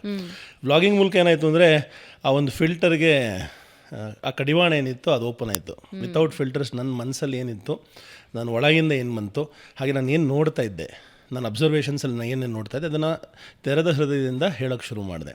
ಅದೇ ಜನರಿಗೆ ಕನೆಕ್ಟ್ ಆದಂತಹ ವಿಷಯ. ಕೇವಲ ಕೆಲವೇ ವರ್ಷಗಳಲ್ಲಿ ಇಷ್ಟು ದೇಶಗಳು ನೋಡೋಂಗಾಯಿತು. ಸಾಕಷ್ಟು ನನ್ನ ಗ್ಲೋಬಲ್ ಕನ್ನಡಿಗ ಕುಟುಂಬ ಕೂಡ ಆಲ್ಮೋಸ್ಟ್ ಒಂದು 8-9 ಲಕ್ಷ ಜನಗಳು ಇವತ್ತು ಜೊತೆಗಿದ್ದಾರೆ. ಭಾಳ ಖುಷಿ ಇದೆ. ಭಾರತದ ಸನ್ನಿವೇಶಕ್ಕೂ ಕೋವಿಡ್, ರಷ್ಯಾದ ಸನ್ನಿವೇಶಕ್ಕೂ ಉಜ್ಬೇಕಿಸ್ತಾನ, ಇಲ್ಲೆಲ್ಲ ಹೇಗಿತ್ತು? ಅಲ್ಲೇನು ತೊಂದರೆ ಇಲ್ಲ, ಆರಾಮಾಗಿದ್ದರು ಅವರೆಲ್ಲ. ತುಂಬ ಐಸೋಲೇಟೆಡ್ ಕಂಟ್ರೀಸ್ ಅಲ್ಲ. ಆಮೇಲೆ ರಷ್ಯಾ ಪ್ರಪಂಚದ ಅತ್ಯಂತ ದೊಡ್ಡ ದೇಶ. ಅಲ್ಲಿ ಆದರೆ ಜನಸಂಖ್ಯೆ ಬಹಳ ಕಮ್ಮಿ. ನಮ್ಮ ಥರ ತುಂಬ ಹತ್ತತ್ರ ಸಿಗಲ್ಲ ಜನ, ದೂರ ಇರ್ತಾರೆ. ಅದು ಸೈಬೀರಿಯಾ. ಈಗ ನಾನು 2 ಸಲ ಹೋಗಿದ್ದೀನಿ ರಷ್ಯಾಗೆ. ಒಂದು ಸಲ ಮಾಸ್ಕೋ, ಸೇಂಟ್ ಪೀಟರ್ಸ್ಬರ್ಗ್, ಕಲಿನಿಂಗ್ರಾದ್ ಈ ಕಡೆ ಹೋಗಿರೋದೀನಿ. 2ನೇ ಸಲ ಸೈಬೀರಿಯಾ, ಅಂದರೆ ಪ್ರಪಂಚದ ಅತ್ಯಂತ ಥಂಡಿ ಜಾಗಗಳು. ಪ್ರಪಂಚದ ಅತ್ಯಂತ ಥಂಡಿ ಸಿಟಿ ಇದೆ, ನಗರ, ಯಾಕೂಟ್ಸ್ಕ್ ಅಂತ. ಹಾಗೆ ಪ್ರಪಂಚದ ಅತ್ಯಂತ ಥಂಡಿ ಹಳ್ಳಿ ಓಮಿಯೋಕಾನ್. ಇಲ್ಲಿ -71 ಇರುತ್ತೆ. ಮೈಗೆ ಮುಳ್ಚುಚ್ತಾ ಇರುತ್ತೆ ಪ್ರತಿ ಕ್ಷಣನೂ. ಸೊ ಈ ಥರ ನಿಮ್ಮ ಮುಖ ಕಾಣ್ತಿರ್ಲಿಲ್ಲ ಅದರಲ್ಲಿ. ಹೌದೌದು. ಅಲ್ಲಿ ಆಚೆ ಹೋದ ತಕ್ಷಣ ನಿಮಗೆ 5 ನಿಮಿಷಕ್ಕಿಂತ ಜಾಸ್ತಿ ಹೊತ್ತು ಆಚೆ ಇರೋಕ್ಕಾಗಲ್ಲ. ತಕ್ಷಣ ನೀವು ಹೀಟರ್ ಒಳಗೆ ಬರಬೇಕಾಗತ್ತೆ, ಇಲ್ಲದ್ರೆ ಸಾವು ಖಚಿತ. ಅದೊಂಥರ ಎಕ್ಸ್ಟ್ರೀಮ್ ಜೀವನ. ಆ ಒಂದು ಜೀವನವನ್ನು ಕಂಡು ಕನ್ನಡಿಗರಿಗೆ ಮೊಟ್ಟ ಮೊದಲನೇ ಬಾರಿಗೆ ತೋರಿಸಿದ್ದು ಭಾಳ ಖುಷಿ. ಪ್ರಪಂಚದ 2932ನೇ ಪರ್ಸನ್ ನಾನು ಆ ಜಾಗ ಕಾಲಿಟ್ಟಿದ್ದು. ಅಲ್ಲಿ ಒಂದು ರೆಕಾರ್ಡ್ ಇರುತ್ತೆ, ಸರ್ಟಿಫಿಕೇಟ್ ಕೂಡ ಕೊಡ್ತಾರೆ, ಮತ್ತು ಅವತ್ತಿನ ದಿವಸ ಎಷ್ಟು ಟೆಂಪ್ರೇಚರ್ ಇತ್ತು ಅಂತ ಕೂಡ ಬರ್ಕೊಡ್ತಾರೆ. ಭಾಳ ಹೆಮ್ಮೆ ವಿಷಯ. ಅಂದರೆ ಹೇಗಿತ್ತು ಆಗಿನ ಸನ್ನಿವೇಶಗಳು? ಅಂದರೆ ಸುಮಾರು 15 ವರ್ಷ ಸಿನಿಮಾ ಇಂಡಸ್ಟ್ರಿಯಲ್ಲಿದ್ರಿ, ಸಿನಿಮಾಗಳನ್ನು ಮಾಡ್ತಾಯಿದ್ರಿ, ಸೀರಿಯಲ್ಗಳನ್ನು ಮಾಡ್ತಾಯಿದ್ರಿ. ಏಕದಮ್ ನೀವು ಪ್ರಪಂಚಕ್ಕೆ ಓಪನ್ ಅಪ್ ಆದ್ರಿ. ಅಂದರೆ ಬೇರೆ ದೇಶಗಳಿಗೆ ಶೂಟಿಂಗಿಗೆ ಹೋಗಬಹುದು, that is a different experience. ಆದರೆ ಬೇರೆ ದೇಶದ ಜನ ನೋಡದ ವಾತಾವರಣನ, ಜನ ನೋಡದ ಸಂಸ್ಕೃತಿನ ಈ ವ್ಲಾಗರ್ಸ್ ತಿಳಿಸ್ತಾ ಹೋಗ್ತಾರೆ. ಅಂದರೆ ಇವಾಗ ಟ್ಯೂರಿಸ್ಟ್ಗಳು ಹೋದರೆ ಟ್ಯೂರಿಸ್ಟ್ ಸ್ಪಾಟ್ ಅಂತ ಇರುತ್ತೆ, ಟ್ಯೂರಿಸ್ಟ್ ರೆಸ್ಟೋರೆಂಟ್ ಅಂತ ಇರುತ್ತೆ. ಅಲ್ಲಿ ಹೋಗ್ತಾರೆ, ನೋಡ್ತಾರೆ, ಒಂದು 4 ಫೋಟೋ ಕ್ಲಿಕ್ ಮಾಡ್ಕೊಳ್ತಾರೆ, ವಾಪಸ್ ಬಂದುಬಿಡ್ತಾರೆ. ಆದರೆ ವ್ಲಾಗರ್ಸ್ ಜರ್ನಿ ಆಗಿರೋದಿಲ್ಲ. ಯಾರೂ ಹೋಗದ ಜಾಗಗಳನ್ನು ಹುಡುಕೊಂಡು ಹೋಗ್ತೀರಿ. ಸೊ ಹೇಗಿತ್ತು? ನಾನಂತೂ ಅದೇ ರೀತಿಯೇ ಶುರು ಮಾಡಿದ್ದು. ಯಾಕೆಂದರೆ ಎಲ್ಲರೂ ಮಾಡಿದ ದಾರಿಯಲ್ಲಿ ಹಿಡಿಯೋಕ್ಕೆ ನಂಗೆ ಇಷ್ಟ ಇಲ್ಲ. ಈ ಕುರಿ ಮುಂದೆ ಇದ್ದರೆ ಒಂದು ಕುರಿ ಹಳ್ಳಕ್ಕೆ ಬಿದ್ದರೆ ಎಲ್ಲರೂ ಅದೇ ಹಳ್ಳಕ್ಕೆ ಬೀಳ್ತಾರೆ. ಟ್ರೆಂಡನ್ನು ಫಾಲೋ ಮಾಡೋದು ನನಗೆ ಮುಂಚೆಯಿಂದನೂ ಇಷ್ಟ ಇಲ್ಲ. ಎಲ್ಲರೂ ಈ ಕಡೆ ಏತಿ ಅಂದರೆ ನಾನು ಪ್ರೀತಿ ಅಂತ ಮುಂಚೆಯಿಂದ ಅಂತ ಇದ್ದನು. ಅದಕ್ಕೆ ಪ್ರಾಬಬ್ಲಿ ನಾನು ಅಂದ್ಕೊಂಡಿದ್ದ ರೀತಿ ನಾನು ಬೆಳಿಲಿಲ್ಲ. ಯಾಕಂದರೆ ನಾನು ಯಾರಿಗೂ ಇಂಪ್ರೆಸ್ ಮಾಡೋಕ್ಕೆ ಟ್ರೈ ಮಾಡ್ತಾ ಇಲ್ಲ. ಚಿತ್ರರಂಗದಲ್ಲಾಗಲಿ ಅಥವಾ ಟೆಲಿವಿಷನ್ ಆಗಲಿ ಎಲ್ರಿಗೂ ಗೊತ್ತಿರುತ್ತೆ, ಚಿತ್ರರಂಗದಲ್ಲಿ ಮುಂದೆ ಬರೋದು ಅಷ್ಟು ಸುಲಭದ ಮಾತಲ್ಲ. ಅದು ಯಾವುದು ಸಪೋರ್ಟೇ ಇಲ್ಲದೆ. ಯಾಕಂದರೆ ನಮಗೆ ಯಾವುದು ಫ್ಯಾಮಿಲಿ ಬ್ಯಾಕ್ಗ್ರೌಂಡ್ ಇರಲಿಲ್ಲ, ಯಾವುದೇ ನಾವು ನೆಪೋ ಕಿಡ್ಸ್ ಅಲ್ಲ, ಯಾರು ಬ್ಯಾಕಪ್ಪು ಇರಲಿಲ್ಲ. ಸ್ವಂತಿಕೆಯಿಂದ ಫೋಟೋ ಕೊಟ್ಕೊಂಡು ರೋಡಲ್ಲಿ ಅಲ್ದು ಕಷ್ಟಪಟ್ಟು ಒಂದೊಂದೇ ಅವಕಾಶಗಳನ್ನು ಗಿಟ್ಸ್ಕೊಂಡಿದ್ದು. ಸಿನಿಮಾ ರಂಗದ ಬಗ್ಗೆ ಬಹಳ ಅಸಮಾಧಾನ ಇದೆ. ತುಂಬ ಇದೆ. ಯಾಕೆಂದರೆ ಇಲ್ಲಿ ನಿಜವಾದ ಟ್ಯಾಲೆಂಟ್ಗೆ ಇವತ್ತರೆಗೂ ಆ ಒಂದು ಪ್ಲ್ಯಾಟ್ಫಾರ್ಮ್ ಸಿಗೋದು ತುಂಬ ಕಷ್ಟ. ಅಂದರೆ ಒಂದು 1000:1 ಅಂತ ಕರಿಬೋದು. ಈಗ ಅಗೇನ್ ಅಲ್ಟಿಮೇಟ್ಲಿ ಇವಾಗ ಪ್ರತಿಯೊಬ್ಬರೂ ಯಾರ್ಯಾರು ನೀವು ನೋಡಿದಿರಲ್ಲ, ಸ್ವಂತಿಕೆಯಿಂದ ಎಲ್ಲರನ್ನೂ ಸೈಡ್ಗಿಟ್ಟು ನಾನೇ ಮಾಡ್ತೀನಿ ಅಂತ ಯಾರ್ಯಾರು ಮುಂದೆ ಬಂದವರು ಮಾತ್ರ ಉದ್ಧಾರ ಆದರು. ಒಂದು ಪ್ಲ್ಯಾಟ್ಫಾರ್ಮಲ್ಲಿ ಅಥವಾ ಒಂದು ವೇದಿಕೆಯಲ್ಲಿ ಸಿಸ್ಟಮ್ಯಾಟಿಕ್ ಅಪ್ರೋಚ್ ಯಾರಿಗೂ ಇಲ್ಲ. ಈಗ ಒಬ್ಬ ಸೆಕ್ಯೂರಿಟಿ ಗಾರ್ಡ್ಗೆ, ಈಗ ನಮ್ಮಷ್ಟು ಯಾವುದೇ ಒಂದು ಜಾಗದಲ್ಲಿ ಒಂದು ಬಿಲ್ಡಿಂಗಲ್ಲಿ ಒಬ್ಬ ಸೆಕ್ಯೂರಿಟಿ ಗಾರ್ಡ್ ಇರ್ತಾನೆ, ಅವನು ಕೂಡ ತಿಂಗಳಾದರೆ ಒಂದು ಸಂಬಳ ಅಂತ ಬರುತ್ತೆ. ಅವನ ಅಕೌಂಟ್ಗೆ ಹೋಗಿ ಬೀಳುತ್ತೆ. ಅವನು ಓಕೆ 10,000ನೇ ಬರಲಿ, ಈ ತಿಂಗಳು 2,000 ಇದಕ್ಕೆ, 1,000 ಇದಕ್ಕೆ ಅಂತ ಎತ್ತಿಡ್ತಾನೆ. ಆದರೆ ಚಿತ್ರರಂಗದಲ್ಲಿ ನಾನು 15 ವರ್ಷ ಇದ್ದೆ, ಒಂದು ತಿಂಗಳು ಕೂಡ ನನಗೆ ಒಂದು ಇಷ್ಟು ಸಂಬಳ ಬರುತ್ತೆ, ನಿಗದಿತ ಸಂಬಳ ಬರುತ್ತೆ ಅಂತ ಒಂದು ದಿವಸ ನೋಡಲೇ ಇಲ್ಲ. ಬೌನ್ಸ್ ಚೆಕ್ಗಳನ್ನ ನೋಡಿದ್ವಿ, ಬರೀ ಮಾತಿನ ಆಶ್ವಾಸನೆಗಳನ್ನು ನೋಡಿದ್ವಿ, ಮತ್ತು ನಿಕೃಷ್ಟವಾಗಿ ನಿಮ್ಮನ್ನು ನೋಡೋದನ್ನು ನೋಡಿದ್ವಿ, ಇನ್ಸಲ್ಟು, ಅವಮಾನ, ಈ ಥರ ಹ್ಯುಮಿಲೇಷನ್ಸ್ ನೋಡಿದ್ವಿ ಹೊರತು ಎಲ್ಲೂ ಒಂದು ಸ್ಟೆಬಿಲಿಟಿ ಇಲ್ಲ, ಇವತ್ತಿಗೂ ಇಲ್ಲ. ಅದು ಮುಂದೇನೂ ಬರಲ್ಲ, ನನಗೆ ಗೊತ್ತದು. ಸೊ ಯಾರ್ಯಾರು ಅವ್ರದ್ದೇ ಸ್ವಂತಿಕೆಯಿಂದ ಪ್ಲ್ಯಾಟ್ಫಾರ್ಮ್ಸ್ನ ಕ್ರಿಯೇಟ್ ಮಾಡಿಕೊಂಡು ಮೇಲೆ ಬಂದರೋ ಅವ್ರು ಮಾತ್ರ ಸಕ್ಸಸ್ ಆಗಿರೋದು ಹೊರತು ಒಂದು ಸಿಸ್ಟಮ್ಯಾಟಿಕ್ ಅಪ್ರೋಚ್ ಇಲ್ಲ. ಅಂದರೆ ವರ್ಷಕ್ಕೆ ನಾವು 200 ಹಿಟ್ ಕೊಡ್ಬೋದು ಓಕೆ. ಕನ್ನಡ ಚಿತ್ರರಂಗದಲ್ಲಿ ಈ ಸಿಸ್ಟಮ್ಯಾಟಿಕ್ ಪ್ರೊಫೆಷನಲ್ ಅಪ್ರೋಚ್. ಈಗ ಅದೇ ನ್ಯೂಸ್ ಚಾನಲಲ್ಲಿ, ಎಂಟರ್ಟೈನ್ಮೆಂಟ್ ಚಾನಲ್, ಯಾಕೆ ಎಲ್ಲರೂ ಕನ್ಸಿಸ್ಟೆಂಟಾಗಿ ಕೆಲಸ ಮಾಡ್ತಿದ್ದಾರೆ? ಯಾಕಂದರೆ ಒಂದು ಸಿಸ್ಟಮ್ ಇದೆ, ಎಲ್ರಿಗೂ ಒಂದು ಸಂಬಳ ಇದೆ, ಎಲ್ರಿಗೂ ಒಂದು ಜೀವನ ಮಾಡ್ಕೊಳ್ಳೋಕೆ ಒಂದು ಆಧಾರ ಇದೆ. ಅದರಿಂದ ಎಲ್ಲರೂ ಧೈರ್ಯ ಮಾಡಿ ನುಗ್ತಾ ಇದ್ದಾರೆ. ಇದೊಂದು ಪ್ರೊಫೆಷನ್ ಆಗಿ ತೊಗೋಬೋದು ಅಂತ. ಹೆಂಗೆ ನೀವು ಚಿತ್ರರಂಗನ ಪ್ರೊಫೆಷನ್ ಆಗಿ ತೊಗೊಳ್ತೀರಾ? ಎಜುಕೇಷನ್, ಸಿಸ್ಟಮ್ಯಾಟಿಕ್ ಎಜುಕೇಷನ್ ಇಲ್ಲ. ಈಗ ಜರ್ನಲಿಸಮ್ ಓದಿದ್ರೆ ಜರ್ನಲಿಸ್ಟ್ ಆಗ್ಬೋದು, ಏನು ಓದಿದ್ರೆ ನಟ ಆಗ್ತೀರಾ? ನೀವು ಅನುಪಮ್ ಕೇರ್ ಇನ್ಸ್ಟಿಟ್ಯೂಟ್ ಅಲ್ಲ, ವರ್ಲ್ಡ್ ಬೆಸ್ಟ್ ಇನ್ಸ್ಟಿಟ್ಯೂಟ್ ಮಾಡ್ಕೊಂಬಂದ್ರೂ ಇಲ್ಲಿ ಸಕ್ಸಸ್ ಗ್ಯಾರಂಟಿ ಇಲ್ಲ. ನನ್ನ ಸಕ್ಸಸ್ಸೂ ಕಾರಣ ಅದೇ ಅನಿಸುತ್ತೆ. 15-16 ವರ್ಷಗಳ ಸಿನಿಮಾಲಿ ಮಾಡಿದ ಹೋರಾಟ, ಮತ್ತು ಅಲ್ಲೆಲ್ಲ ನಾವು ಅನುಭವಿಸ್ಬಿಟ್ವಲ್ಲ, ಹೊರದೇಶಕ್ಕೆ ಹೋದಾಗ ಎಲ್ಲ ಸುಲಭ ಅನಿಸ್ಬಿಡ್ತು, ಯಾವುದು ಕಷ್ಟನೇ ಅನಿಸ್ಲಿಲ್ಲ. ಸೊ ಎಲ್ಲೋ ಒಂದು ಕಡೆ ಚಿತ್ರರಂಗ ನನ್ನ ಚಾನಲ್ ಕೂಡ ಕಾಂಟ್ರಿಬ್ಯೂಟ್ ಮಾಡಿದೆ, ಬೇರೆ ಒಂದು ರೀತಿಯಲ್ಲಿ. ಅಂದರೆ ಕಷ್ಟಗಳನ್ನು ನೋಡೋದ ಮೇಲೆ ಇದಕ್ಕಿಂತ ಕಷ್ಟ ಇನ್ನೇನು ಬರೋದು ಸಾಧ್ಯ ಇಲ್ಲ. ಈ ಬೆಂಗಳೂರಲ್ಲಿ ಎಷ್ಟೋ ಜನ ಹೇಳ್ತಾರೆ, ಆ ದೇಶಕ್ಕೆ ಹೋಗಿದ್ರಿ ಸರ್, ಎಷ್ಟು ಡೇಂಜರಸ್ ಇತ್ತು, ಅಲ್ಲಿ ಟೆರರಿಸ್ಟ್ಗಳೆಲ್ಲ ಇದ್ದಾರೆ, ಅಲ್ಲಿ ಅವರಿದ್ದಾರೆ, ಇವರಿದ್ದಾರೆ, ಅಲ್ಲಿ ಗನ್ ಇದೆ ಅಂತ. ನಾ ಹೇಳಿದೆ, ನಮ್ಮ ಬೆಂಗಳೂರಲ್ಲಿ ಗುಂಡಿಗಳಿದೆ, ನೀವು ಬೆಂಗಳೂರಲ್ಲೇ ಸಾಯ್ಬೋದು, ನೀವು ಬೆಂಗಳೂರಲ್ಲೇ ಬೆನ್ನು ಮುರ್ಕೋಬೋದು, ನೀವು ಬೆಂಗಳೂರಲ್ಲಿ ಏನು ಬೇಕೋ ಆಗ್ಬೋದು, ಬೇರೆ ದೇಶದಲ್ಲಿ ಆಗದೆ ಇರ್ಬೋದು, ಬೆಂಗಳೂರಲ್ಲಿ ಆಗ್ಬೋದು. ಹಂಗಂತ ಅಂದರೆ ಅದರ ಅರ್ಥ ಏನಂದರೆ ಯಾವುದು ಸೇಫ್ ಸ್ಪಾಟ್ ಅಂತ ಇಲ್ಲ ಜಗತ್ತಲ್ಲಿ. ಎಲ್ಲ ಕೂಡ ಅಂದರೆ ನಾವು ಅಬಿಲಿಟಿ ಟು ಟೇಕ್ ರಿಸ್ಕ್ಸ್. ಈಗ ನಾನು ರಿಸ್ಕ್ ತೊಗೊಂಡು ಸುಮಾರು ಕಡೆ ನುಗ್ಗಿದೆ. ಯಾಕೆ ಅಂದರೆ ನನಗೆ ಆ ಮಟ್ಟದ ಫ್ರಸ್ಟ್ರೇಷನ್ ರೀಚ್ ಆಗಿಬಿಟ್ಟಿದೆ. ನಾನು ಇನ್ನೇನು ಕಳ್ಕೊಳ್ಳೋಕ್ಕಿದೆ ಮನುಷ್ಯ. ನೀನು ಟ್ಯಾಲೆಂಟ್ ಇದೆ ನಿನ್ನಲ್ಲಿ, ಆದರೆ ನೀನು ಕೇರ್ ಮಾಡೋರಿಲ್ಲ. ನಿನಗೆಲ್ಲ ವಿಷಯ ಇದೆ, ಆದರೂ ನಿನಗೆ ಚಾನ್ಸ್ ಸಿಗಲ್ಲ. ಇನ್ನೇನಾಗ್ಬೋದು? ಮ್ಯಾಕ್ಸಿಮಮ್ ಆಲ್ ಇನ್ ಹೋಗೋಣ ಬಾ, ಯಾರು ಇಲ್ದಿರೋ ಜಾಗಕ್ಕೆ ಹೋಗೋಣ, ಯಾರು ತೋರಿಸಿಲ್ಲ ತೋರಿಸೋಣ, ನೋಡಲಿ ಜನ. ಅಟ್ಲೀಸ್ಟ್ ಯಾರು ನೋಡ್ತಾರೋ ಬಿಡ್ತಾರೋ, ನನಗಾರು ಸಮಾಧಾನ ಸಿಕ್ತು. ನಾನು ಹೋದೆ, ನಾನು ಮಾಡಿದೆ, ನಾನೇ ಎಡಿಟ್ ಮಾಡಿದೆ, ನಾನೇ ನನ್ನ ಫ್ರೇಮ್ ಇಟ್ಕೊಂಡೆ, ಖುಷಿ, ಅಟ್ಲೀಸ್ಟ್ ಆ ಖುಷಿ ಇತ್ತು. ಬಟ್ ಲಕಿಲಿ ಜನಗಳು ಕೂಡ ಅದಕ್ಕೆ ಖುಷಿಪಟ್ಟು ಇಷ್ಟಪಟ್ಟಿದ್ದು ಭಾಳ ಖುಷಿಯ ವಿಷಯ. ವಂಡರ್ಫುಲ್. ರಷ್ಯಾದ ಎಕ್ಸ್ಪೀರಿಯನ್ಸ್ನೇ ಮತ್ತೆ ಕೇಳ್ತೀನಿ, ಯಾಕೆಂದರೆ ಯಾವಾಗಲೂ ಒಂದು ವ್ಲಾಗರ್ ಅಂತ ಡಿಸೈಡ್ ಆದರೆ ನಾವು ವ್ಲಾಗರ್ ಆಗಬೇಕು ಅಂತ ಮೊದಲ ಪ್ರಯತ್ನ ಬಹಳ ಕಷ್ಟ. ಕನೆಕ್ಟಿಂಗ್ ಪೀಪಲ್, ಹೋಗೋ ಜಾಗ ಏನು, ಪ್ಲ್ಯಾನ್ ಆಫ್ ಆ್ಯಕ್ಷನ್ ಏನು, ಎ ಪ್ಲ್ಯಾನ್ ಏನು, ಬಿ ಪ್ಲ್ಯಾನ್ ಏನು, ಹೆಂಗೆ ಪ್ರಿಪೇರ್ ಆದ್ರಿ ನಿಮಗೆ ನೀವು? ಪ್ರಶ್ನೆ ಕೇಳ್ತಿದ್ದೀನಿ ಅಂತ ಹೇಳಿದ್ರೆ ಬಹಳಷ್ಟು ಜನ ವ್ಲಾಗಿಂಗ್ ಮಾಡಬೇಕು ಅಂತ ಇಷ್ಟಪಡ್ತಿರ್ತಾರೆ, ಒಂದಷ್ಟು ದೇಶಗಳಿಗೆ ಹೋಗಬೇಕು ಅಂತ ಇಷ್ಟಪಡ್ತಿರ್ತಾರೆ, ಅವ್ರಿಗೊಂದು ರೂಟ್ ಮ್ಯಾಪ್ ಸಿಗಲಿ ಅಂತ. ರೂಟ್ ಮ್ಯಾಪ್ ನಾನು ಯಾವಾಗಲೂ ನನ್ನ ವೀಡಿಯೋಸ್ ಮೂಲಕ ಕೊಡ್ತಾನೆ ಇರ್ತೀನಿ. ನನ್ನ ಆಸೆ ಏನಂದರೆ ನಾನು ಒಬ್ಬನೇ ಮಾಡಬಾರ್ದು ಯಾವುದೇ ಕೆಲಸ ಅಂತ. ನಾನು ಬೇರೆಯವ್ರಿಗೂ ಹೇಳೋದು, ನನ್ನ ಫಾಲೋ ಮಾಡಬೇಡಿ. ನನ್ನ ಫಾಲೋ ಮಾಡೋದ್ರಿಂದ ನಿಮಗೆ ನನ್ನ ಥಾಟ್ಸ್ ಸಿಗುತ್ತೆ, ಅಂದರೆ ನನ್ನ ಮನಸ್ಸಲ್ಲಿ ಏನಿದೆ ಅದು ಮಾತ್ರ ಸಿಗುತ್ತೆ. ನನ್ನ ನೋಡಿ ನಿಮ್ಮ ದಾರಿ ನೀವು ಹಿಡಿಬೇಕು. ಆವಾಗಲೇ ನೀವು ನನ್ನ ಫಾಲೋವರ್ ಆಗಬೇಡಿ, ನೀವು ನಿಮ್ಮ ಲೈಫನ್ನ ಫಾಲೋ ಮಾಡಿ ಅಂತ ಹೇಳ್ತೀನಿ ಎಲ್ಲರಿಗೂ. ನನ್ನ ಫಾಲೋ ಮಾಡಿದ್ರೆ ನನ್ನ ಐಡಿಯಾಲಜಿನೇ ಬರುತ್ತೆ ಅವ್ರ ತಲೆಯಲ್ಲಿ, ಇವ್ನು ಹಿಂಗೆ ಹೇಳ್ದ ಅವ್ನಿಗೆ ಹೇಳಂತ. ನಾನು ನನ್ನ ರೂಟ್ ಮ್ಯಾಪ್ ತೊಗೊಂಡು ನೀವು ಸ್ವಂತಿಕೆಯಿಂದ ಹೋಗಬೇಕು. ಸುಮಾರು ಜನ ನಂಗೆ ಬರೀತಾರೆ, ಮೆಸೇಜಸ್ ಕಳಿಸ್ತಾರೆ ಇನ್ಸ್ಟಾಗ್ರಾಮಲ್ಲಿ, ಸರ್ ವಿಯೆಟ್ನಾಮ್ಗೆ ಹೋಗಬೇಕು, ಆ ದೇಶಕ್ಕೆ ಹೋಗಬೇಕು, ಇರಾನ್ಗೆ ಹೋಗಬೇಕು, ಹೆಂಗೆ ಹೋಗಬೇಕು ಅಂತ. ನನ್ನ ವೀಡಿಯೋಸ್ ಇದೆ ಅಲ್ವಾ, ಗೂಗಲ್ ಇದೆ ಅಲ್ವಾ, ಅದಾದಮೇಲೆ ಅಂದಾಜು ಹಾಕೊಂಡು ನೀವು ಹೋಗಬೇಕು. ಆ ಎಕ್ಸ್ಪ್ಲೋರೇಷನೇ ನಿಮಗೆ ಮಜಾ ಕೊಡೋದು. ಇನ್ನೊಬ್ಬರು ಹಾಕೊಟ್ಟಿರೋ ಪ್ಲ್ಯಾನಲ್ಲೇ ಹೋದರೆ ಅದೊಂಥರ ಟೂರಿಸ್ಟ್ ಅಪ್ರೋಚ್ ಆಗುತ್ತೆ. ಬಟ್ ನನಗೆ ನಾನು ಯಾವ ಥರ ಪ್ಲ್ಯಾನ್ ಮಾಡ್ತೀನಿ ಪ್ರತಿಯೊಂದು ಟ್ರಿಪ್ಪು ಅಂದರೆ, ಅಥವಾ ಹೊಸ ವ್ಲಾಗರ್ಸ್ಗೆ ನಾನು ಏನು ಟಿಪ್ಸ್ ಕೊಡ್ತೀನಿ ವ್ಲಾಗರ್ಸ್ಗಂದರೆ, ನಾನು ಹೇಳೋದು ಫಸ್ಟು ಯಾವುದೇ ಎಲ್ಲರೂ ಏನೇನು ಗೊತ್ತಾ, ದೊಡ್ಡ ಹೈ ಎಂಡ್ ಎಕ್ವಿಪ್ಮೆಂಟ್ ಬೇಕು, ನಾನು ಲೈಟ್ಸ್ ತೊಗೋಬೇಕು, ನಂಗೊಂದು 5-6 ಲಕ್ಷ ಎಕ್ವಿಪ್ಮೆಂಟಿಗೆ ಬೇಕು ಅಂತ. ಆನೆಸ್ಟ್ಲಿ ನಾನು ಹೇಳ್ತಾ ಇದ್ದೀನಿ, ನಾನು ನನ್ನ ವ್ಲಾಗಿಂಗ್ ಚಾನಲ್ನ ಶುರು ಮಾಡಿದ್ದು ಒಂದು ಹಳೇ ಫೋನ್, ಇದು ಇವಾಗ ಒಂದು ಐಫೋನ್ ಇದೆ, ಆವಾಗ ಶುರು ಮಾಡಿದ್ದು ಒಂದು ಸ್ಯಾಮ್ಸಂಗ್ S20 ಫೋನಲ್ಲೇ ಶೂಟ್ ಮಾಡ್ತಾಯಿದ್ದು, ಗೋಪ್ರೋಲಿ ಎಡಿಟ್ ಮಾಡ್ತಾಯಿದ್ದು ಫೋನಲ್ಲಿ. ಅದತ್ರ 300 ವೀಡಿಯೋ, ನನಗೆ 4 ಲಕ್ಷ ಚಂದಾದಾರರಾಗೋವರೆಗೂ ನಾನು ಬರೀ ಫೋನೇ ಯೂಸ್ ಮಾಡ್ತಾಯಿದ್ದೆ. ಇವತ್ತಿಗೂ ಕೂಡ ನಾನು ಶೂಟಿಂಗ್ ಫೋನಲ್ಲೇ ಮಾಡ್ತಿರೋದು. ಹೌದು, ನನ್ನೊಂದು ಪುಟಾಣಿ ಸ್ಟಿಕ್ಕು, ಈ ಒಂದು ಫೋನು, ಆಮೇಲೆ ಇವಾಗ ತುಂಬ ಕ್ರೌಡ್ ಇದ್ದರೆ DJ ಒಂದು ಮೈಕ್ ಹಾಕ್ತೀನಿ, ಇಲ್ಲಾಂದರೆ ಅದನ್ನೂ ಹಾಕಲ್ಲ. ಮೊನ್ನೆ ನೇಪಾಳದಲ್ಲಿ ಬಹಳ ಪ್ರಶಾಂತವಾದ ಅಜ್ಜಿಯ ಮನೇಲಿದ್ದೆ, ಪರ್ವತದ ತುಟ್ಟ ತುದಿಯಲ್ಲಿ, ಅಲ್ಲಿ ಸೌಂಡೇ ಇಲ್ಲ, ನಾವೇ ಸೌಂಡ್ ಮಾಡಬೇಕು. ಅಲ್ಲಿ ಮೈಕಿನ ಅವಶ್ಯಕತೆ ಕೂಡ ಇಲ್ಲ. ನಿಮ್ಮ ಹತ್ರ ಏನಿದೆಯೋ ಅಥವಾ ನಿಮ್ಮ ಸುತ್ತಮುತ್ತ ಏನಿದೆಯೋ ಅದರಲ್ಲಿ ಶುರು ಮಾಡಿ. ಎಲ್ಲರೂ ಏನು ಕಾಯ್ತಾರೆ ಅಂದರೆ ಏನೋ ದೊಡ್ಡದು ಮಾಡ್ತೀವಿ ಅಂತ. ನೀವು ಸಿನಿಮಾ ಕ್ಯಾಮ್ರಾ ಒಂದು ತಂದು ವ್ಲಾಗಿಂಗ್ ಮಾಡೋಕ್ಕಾಗಲ್ಲ. ಈಗ ನಾನು ಇರಾನ್ಗೆ ಹೋಗಿದ್ದೆ, ಮಡಗಾಸ್ಕರ್ಗೆ ಹೋಗಿದ್ದೆ, ತುಂಬ ಡೇಂಜರಸ್ ಜಾಗಗಳಿಗೆ ಹೋಗಿದ್ದೀನಿ. ಅಲ್ಲಿ ನೀವು ದೊಡ್ಡ ಕ್ಯಾಮ್ರಾ ಎತ್ಕೊಂಡು ಹೋಗೋಕ್ಕಾಗಲ್ಲ. ನಿಮ್ಮ ಕೈಯಲ್ಲಿ ಎಷ್ಟು ಸ್ಟೆಲ್ತ್ ಮೋಡಲ್ಲಿ ಎಷ್ಟು ಆಪ್ರೇಟ್ ಮಾಡ್ತೀರೋ ಅಷ್ಟು ಒಳ್ಳೆಯದು. ತುಂಬ ನೀವು ದೊಡ್ಡ ಫ್ಯಾನ್ಸಿ ಕ್ಯಾಮ್ರಾ ತಂದರೆ ಎತ್ಕೊಂಡು ಹೋಗ್ಬಿಡ್ತಾರೆ, ಕದ್ಕೊಂಡು ಹೋಗ್ಬಿಡ್ತಾರೆ, ಕಿತ್ಕೊಂಡು ಹೋಗ್ತಾರೆ. ಇಲ್ಲ ಅಂದರೆ ನಿಮಗೆ ಶೂಟಿಂಗ್ ಮಾಡೋಕ್ಕೆ ಬಿಡಲ್ಲ. ಸೊ ಭಾರಿ ಕಷ್ಟ ಇದೆ. ಬಟ್ ಶುರು ಮಾಡೋದು ಹೆಂಗೆ ಅಂದರೆ ನಿಮ್ಮೂರು, ನಿಮ್ಮ ಮಾರ್ಕೆಟು, ನಿಮ್ಮ ಸುತ್ತಮುತ್ತಲಿನ ವಿಷಯಗಳಿಂದ ಶುರು ಮಾಡೋದು ಒಳ್ಳೆಯದು. ಸಡನ್ನಾಗಿ ಹೊರದೇಶಕ್ಕೆ ಹೋಗ್ತೀವಿ ಅನ್ನೋದು, ಯಾಕಂದರೆ ನನಗೆ ಚಿತ್ರರಂಗದ ಬ್ಯಾಕ್ಗ್ರೌಂಡ್ ಇದ್ದಿದ್ದರಿಂದ, ನಾನು ಇಲ್ಲಿ ಕರ್ನಾಟಕದಲ್ಲಿ ಓಡಾಡಿ, ಭಾರತ ದೇಶದಲ್ಲಿ ಓಡಾಡಿ ಆಲ್ರೆಡಿ ಅಭ್ಯಾಸ ಇದ್ದಿದ್ದರಿಂದ ನನಗೆ ಆ ಒಂದು ಅಪ್ರೋಚ್ ಇತ್ತು. ಎಲ್ಲರನ್ನೂ ಮಾತಾಡ್ಸ್ಕೊಂಡು ಹೋಗೋದು ಈಸಿ ಇತ್ತು. ಸೊ ನಾರ್ಮಲ್ ಕ್ಯಾಮ್ರಾಸಲ್ಲೇ ವ್ಲಾಗಿಂಗ್ ಶುರು ಮಾಡ್ಬೋದು. ಡಸಂಟ್ ಮ್ಯಾಟರ್ ಯಾವುದಾದ್ರೂ ಕ್ಯಾಮ್ರಾ. ಈಗ ನಿಮ್ಮ ಕತೆ ಮುಖ್ಯ ಅಲ್ವಾ? ನೀವು ಎಷ್ಟೊಂದು ಚಿತ್ರಗಳು ನೋಡಿದ್ದೀರಾ, ಹ್ಯಾಂಡಿ ಕ್ಯಾಮ್ರಾ ಶೂಟ್ ಮಾಡಿರೋದು ಕೋಟ್ಯಾಂತರ ರೂಪಾಯಿ ಕಲೆಕ್ಷನ್ ಮಾಡಿದೆ. ಪ್ರಯತ್ನ, ಥಾಟು, ನಿಮ್ಮ ತಲೆಯಲ್ಲಿರೋ ಯೋಚನೆ ಮುಖ್ಯ ಹೊರತು ಅದನ್ನು ಹೆಂಗೆ ಪ್ರೆಸೆಂಟ್ ಮಾಡ್ತೀರೋ ಅನ್ನೋದು ಮುಖ್ಯ ಹೊರತು. ಈಗ ಪಾಡ್ಕಾಸ್ಟು ನೀವು ಯೋಚನೆ ಮಾಡಿ, ಇಬ್ಬರು ಕೂತ್ಕೊಂಡು ಮಾತಾಡ್ತಾ ಇರೋದು ಯಾಕೆ ಇವತ್ತು ಇಷ್ಟು ಟ್ರೆಂಡಿಂಗಲ್ಲಿದೆ, ಯಾಕೆ ಜನ ನೋಡ್ತಾ ಇದ್ದಾರೆ? ಅಲ್ಲಿ ನೋಡ್ತಾ ಇರೋದು ಕ್ಯಾಮ್ರಾ ಕ್ವಾಲಿಟಿ ಅಲ್ಲ, ಅಲ್ಲಿ ನೋಡ್ತಾ ಇರೋದು ಆ ಮನುಷ್ಯನ ತಲೆಯಲ್ಲಿ ಏನಿದೆ, ಆ ಒಂದು ನಾಲೆಜ್ನ ನಾವು ಡಿಕೋಡ್ ಮಾಡಿ ನಾವು ಹೆಂಗೆ ಉಪಯೋಗ ಮಾಡ್ಕೋಬೋದು, ಹೆಂಗೆ ನಾವು ನೆಕ್ಸ್ಟ್ ಹೋಗ್ಬೋದು ಅನ್ನೋ ಥರ. ಅದೇ ಥರ ಥಾಟ್ ಪ್ರೊಸೆಸ್ಸು. ಅದೇ ರೀತಿ ನಾನು ಯೋಚನೆ ಮಾಡೋದು ಹಂಗೇನೆ. ಪ್ರತಿಯೊಬ್ಬರು ಕೂಡ ಫಿಲ್ಮ್ ಮೇಕರ್ ಆಗ್ಬೋದು, ಅವ್ನು ಮ್ಯೂಸಿಷಿಯನ್ ಆಗ್ಬೋದು, ಅದು ಯಾವುದೇ ರೀತಿಯ ಕ್ರಿಯೇಟಿವ್ ಟ್ಯಾಲೆಂಟ್ ಆಗ್ಬೋದು, ಅವನೇನೋ ಮಾಡಬೇಕು ಅಂತ ಡಿಸೈಡ್ ಮಾಡಿ ಅವನ ಹತ್ರ ಇರುವಂತಹ ಅತ್ಯಂತ ಬೇಸಿಕ್ ಟೂಲ್ಸಿಂದ ಶುರು ಮಾಡಬೇಕು. ದೊಡ್ಡದೇ ಬರುತ್ತೆ ಅಂತ ಕಾದರೆ ಎಷ್ಟು ಚೆನ್ನಾಗಿ ಸಾಧ್ಯ ಆಗುತ್ತೆ ಅಲ್ವಾ?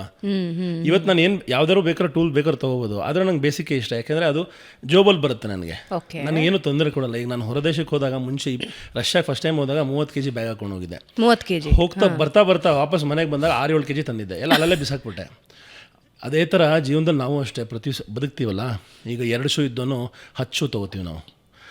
20 ಸೀರೆ ಸಾಕಾಗಿದ್ರೆ 500 ಸೀರೆ ತೊಗೋತೀವಿ. ಕೆಲವು ಸಲ ಆ ಸೀರೆನ ನೋಡೇ ಇರೋಲ್ಲ, ನಮ್ಮ ವಾರ್ಡ್ರೋಬಲ್ಲೇ ಇರುತ್ತೆ. ನೆನ್ನೆನೂ ಅಷ್ಟೇ, ನಾನು ವಾಪಸ್ ಬಂದಾಗೆಲ್ಲ ಪ್ರತಿ ಸಲ ನಾನು ಹಳೆ ಬಟ್ಟೆ ಎಲ್ಲ ಕ್ಲಿಯರ್ ಮಾಡ್ತೀನಿ. ಯಾಕೆಂದರೆ ಎಷ್ಟೊಂದು ಸಲ ಕೆಲವು ವಸ್ತುಗಳನ್ನ ನಾವು ಸುಮ್ಮನೆ ಅಕ್ಯುಮುಲೇಟ್ ಮಾಡ್ಕೊಂಡಿರ್ತೀವಿ. ಅದೊಂಥರ ಮೆಂಟಲ್ ಸ್ಟ್ರೆಸ್. ನೀವು ಯೋಚನೆ ಮಾಡಿ, ಒಂದ್ಸಲಿ ನಮ್ಮ ಮನೇಲಿ ತುಂಬ ವಸ್ತುಗಳಿರುತ್ತೆ. ಈಗ ನಾನು ಒಂದು 100-150 ದಿವಸ ಬರೀ ಒಂದು ಬ್ಯಾಗಲ್ಲಿ ಬದುಕ್ತಾ ಇರ್ತೀನಿ. ಅಂದರೆ ಬ್ಯಾಗಲ್ಲಿ ಕೂಡ ನಾವು ಬದುಕ್ಬೋದು 7 kg ಬ್ಯಾಗಲ್ಲಿ. ಅಂದರೆ ನಮ್ಗೆ ಯಾಕೆ ಇಷ್ಟೊಂದು ವಸ್ತುಗಳು ಬೇಕು? ಒಂದು, ಹಣ ವ್ಯಯ ಮಾಡ್ತಾಯಿದ್ದೀವಿ. ಈಗ ಇಲ್ಲೂ ಕೂಡ ಸ್ಟುಡಿಯೋಲಿ ಕೇಳ್ತಾ ಇದ್ರು ಸ್ನೇಹಿತರು, ಸರ್ 50 ದೇಶ ನೋಡಿದ್ರೆ ಹೆಂಗೆ ನೋಡಿದ್ರಿ? ನಮಗೆಲ್ಲ ದುಡ್ಡೇ ಸಾರಲ್ಲ. ವೀಕೆಂಡ್ ಪಾರ್ಟಿ ತ್ಯಾಗ ಮಾಡಿದ್ರೆ ಅಲ್ಲ ಹೌದು. ಈಗ ನಾನು ತುಂಬ ಜನ ಕೇಳ್ತೀನಿ, ನೀವು ನಾವೆಲ್ಲ ವಿಸ್ಕಿ ಕುಡಿತೀವಿ ಅಂತ ಅನ್ಕೊಳ್ಳೋಣ, ಒಂದು 6,000 ರೂಪಾಯಿ ವಿಸ್ಕಿ ಕುಡಿತಿರ್ತೀವಿ, 5,000 ರೂಪಾಯಿ ವಿಸ್ಕಿ. ಅದೇ ದುಡ್ಡನ್ನು ನೀವು ಅರ್ಧ ದುಡ್ಡು ಎತ್ತಿಟ್ರು, ಈಗ 2 ಪೆಗ್ ಕುಡಿಯೋ ಜಾಗದಲ್ಲಿ 1 ಪೆಗ್ ಕುಡಿದು ಇನ್ನು 1 ಪೆಗ್ ದುಡ್ಡನ್ನು ಎತ್ತಿಟ್ರೆ 1 ವರ್ಷ ಒಂದು ಟ್ರಿಪ್ ಹೋಗ್ಬೋದು. ಈಗ ಒಂದು ಪರ್ಫ್ಯೂಮ್ ಸಾಕು ಮನುಷ್ಯನಿಗೆ. 10 ಪರ್ಫ್ಯೂಮ್ ಮನೇಲಿ ಜೋಡಿಸ್ಕೊಳ್ಳೋಕ್ಕಿಂತ 1 ಪರ್ಫ್ಯೂಮ್ ತೊಗೊಂಡು ಇನ್ನು 9 ಪರ್ಫ್ಯೂಮ್ ದುಡ್ಡಲ್ಲಿ ನೀವು ಟ್ರಾವೆಲ್ ಅಂದರೆ ನಾನು ಹೇಳೋಕ್ಕೆ ಇಷ್ಟಪಡ್ತಿರೋದೇನೆಂದರೆ, ನಮ್ಮ ಹಣವನ್ನು ಅನುಭವಗಳ ಮೇಲೆ ಹಾಕಬೇಕು, ಸೇವಿಂಗ್ಸ್ ಮೇಲೆ ಹಾಕಬೇಕು ಹೊರತು ಬರೀ ಶೋಕಿ ಮೇಲೆ ಹಾಕೋದ್ರಿಂದ ಅದು ಸಮಾಧಾನ ತಂದುಕೊಡಲ್ಲ ನಮಗೆ. 1-2 ದಿವಸ ಅನ್ಸುತ್ತೆ ನನ್ನ ಹತ್ರ ಆ ವಸ್ತು ಇದೆ, ಈ ವಸ್ತು ಇದೆ ಅಂತ, ಬಟ್ ಹೋಗ್ತಾ ಸಮಾಧಾನ ಕೊಡಲ್ಲ ಅನ್ನೋದು ನನ್ನ ಅಭಿಪ್ರಾಯ. ಇದು ಜಗತ್ತನ್ನ ಸುತ್ತಿದ ನಂತರ ಇದು ನನಗೆ ಗೊತ್ತಾಗಿದ್ದು. ಯಾಕಂದರೆ ನಮ್ಮ ಹತ್ರ ಎಷ್ಟು ಕಮ್ಮಿ ಇರುತ್ತೋ ಅಷ್ಟು ಜಾಸ್ತಿ ಎಂಜಾಯ್ ಮಾಡ್ತಾ ಇರ್ತೀವಿ ನಾವು. ಓಕೆ. ಆದರೆ ಈಗ ಲೈಫಲ್ಲಿ ಕೆಲವರೆಲ್ಲ ಸ್ಟ್ರಕ್ ಆಗಿಬಿಟ್ಟಿರ್ತಾರೆ. ಬರೋ ಸಂಬಳದಲ್ಲಿ ಇವಾಗ ಫಾರ್ ಎನ್ ಎಕ್ಸಾಂಪಲ್ ಒಂದು 30,000 ಬರುತ್ತೆ ಅಂತ ಇಟ್ಕೊಳ್ಳಿ. 30,000ದಲ್ಲಿ 1,000ನೂ ಉಳಿಯಲ್ಲ ಅಂತಾರೆ. ಅದು ಖಂಡಿತ ಉಳಿಸ್ಬೋದು 1,000 ಮನ್ಸು ಮಾಡಿದ್ರೆ. ಅದಕ್ಕೆ ಹೇಳೋದು, ಎಲ್ಲದಕ್ಕೂ ಉದ್ದೇಶ ಬಹಳ ಮುಖ್ಯ. ಈಗ ಒಳ್ಳೆ ಕೆಲಸ ಮಾಡೋದಕ್ಕೆ ಉದ್ದೇಶ ಬಹಳ ಮುಖ್ಯ. ಈಗ ನಮ್ಮಲ್ಲಿ ನೇಪಾಳದಲ್ಲಿ ಈಗ ನಾನು ರೀಸೆಂಟಾಗಿ ಹೋಗಿದ್ದೆ. ಒಳ್ಳೆಯ ಉದ್ದೇಶ ಆ ದೇಶದ ರಾಜಕಾರಣಿಗಳಿಗೆ ಇರಲಿಲ್ಲ. ಜನಗಳು ಬೇಸತ್ತೋಗಿದ್ರು. ದೇಶದ ರಾಜಕಾರಣಿಗಳು ಅವರ ಮಕ್ಕಳು ಐಷಾರಾಮಿ ಜೀವನ ನಡೆಸ್ತಾರೆ. ಬಡವ್ರ ಮಕ್ಕಳು, ಈಗ ನಮ್ಮ ಡೈಲಾಗಲ್ಲಿ ಬಡವ್ರ ಮಕ್ಕಳು ಬದುಕಲೇಬೇಕು. ಎಲ್ಲಿ ಬದುಕ್ತಾ ಇದ್ದಾರೆ ಬಡವ್ರ ಮಕ್ಕಳು?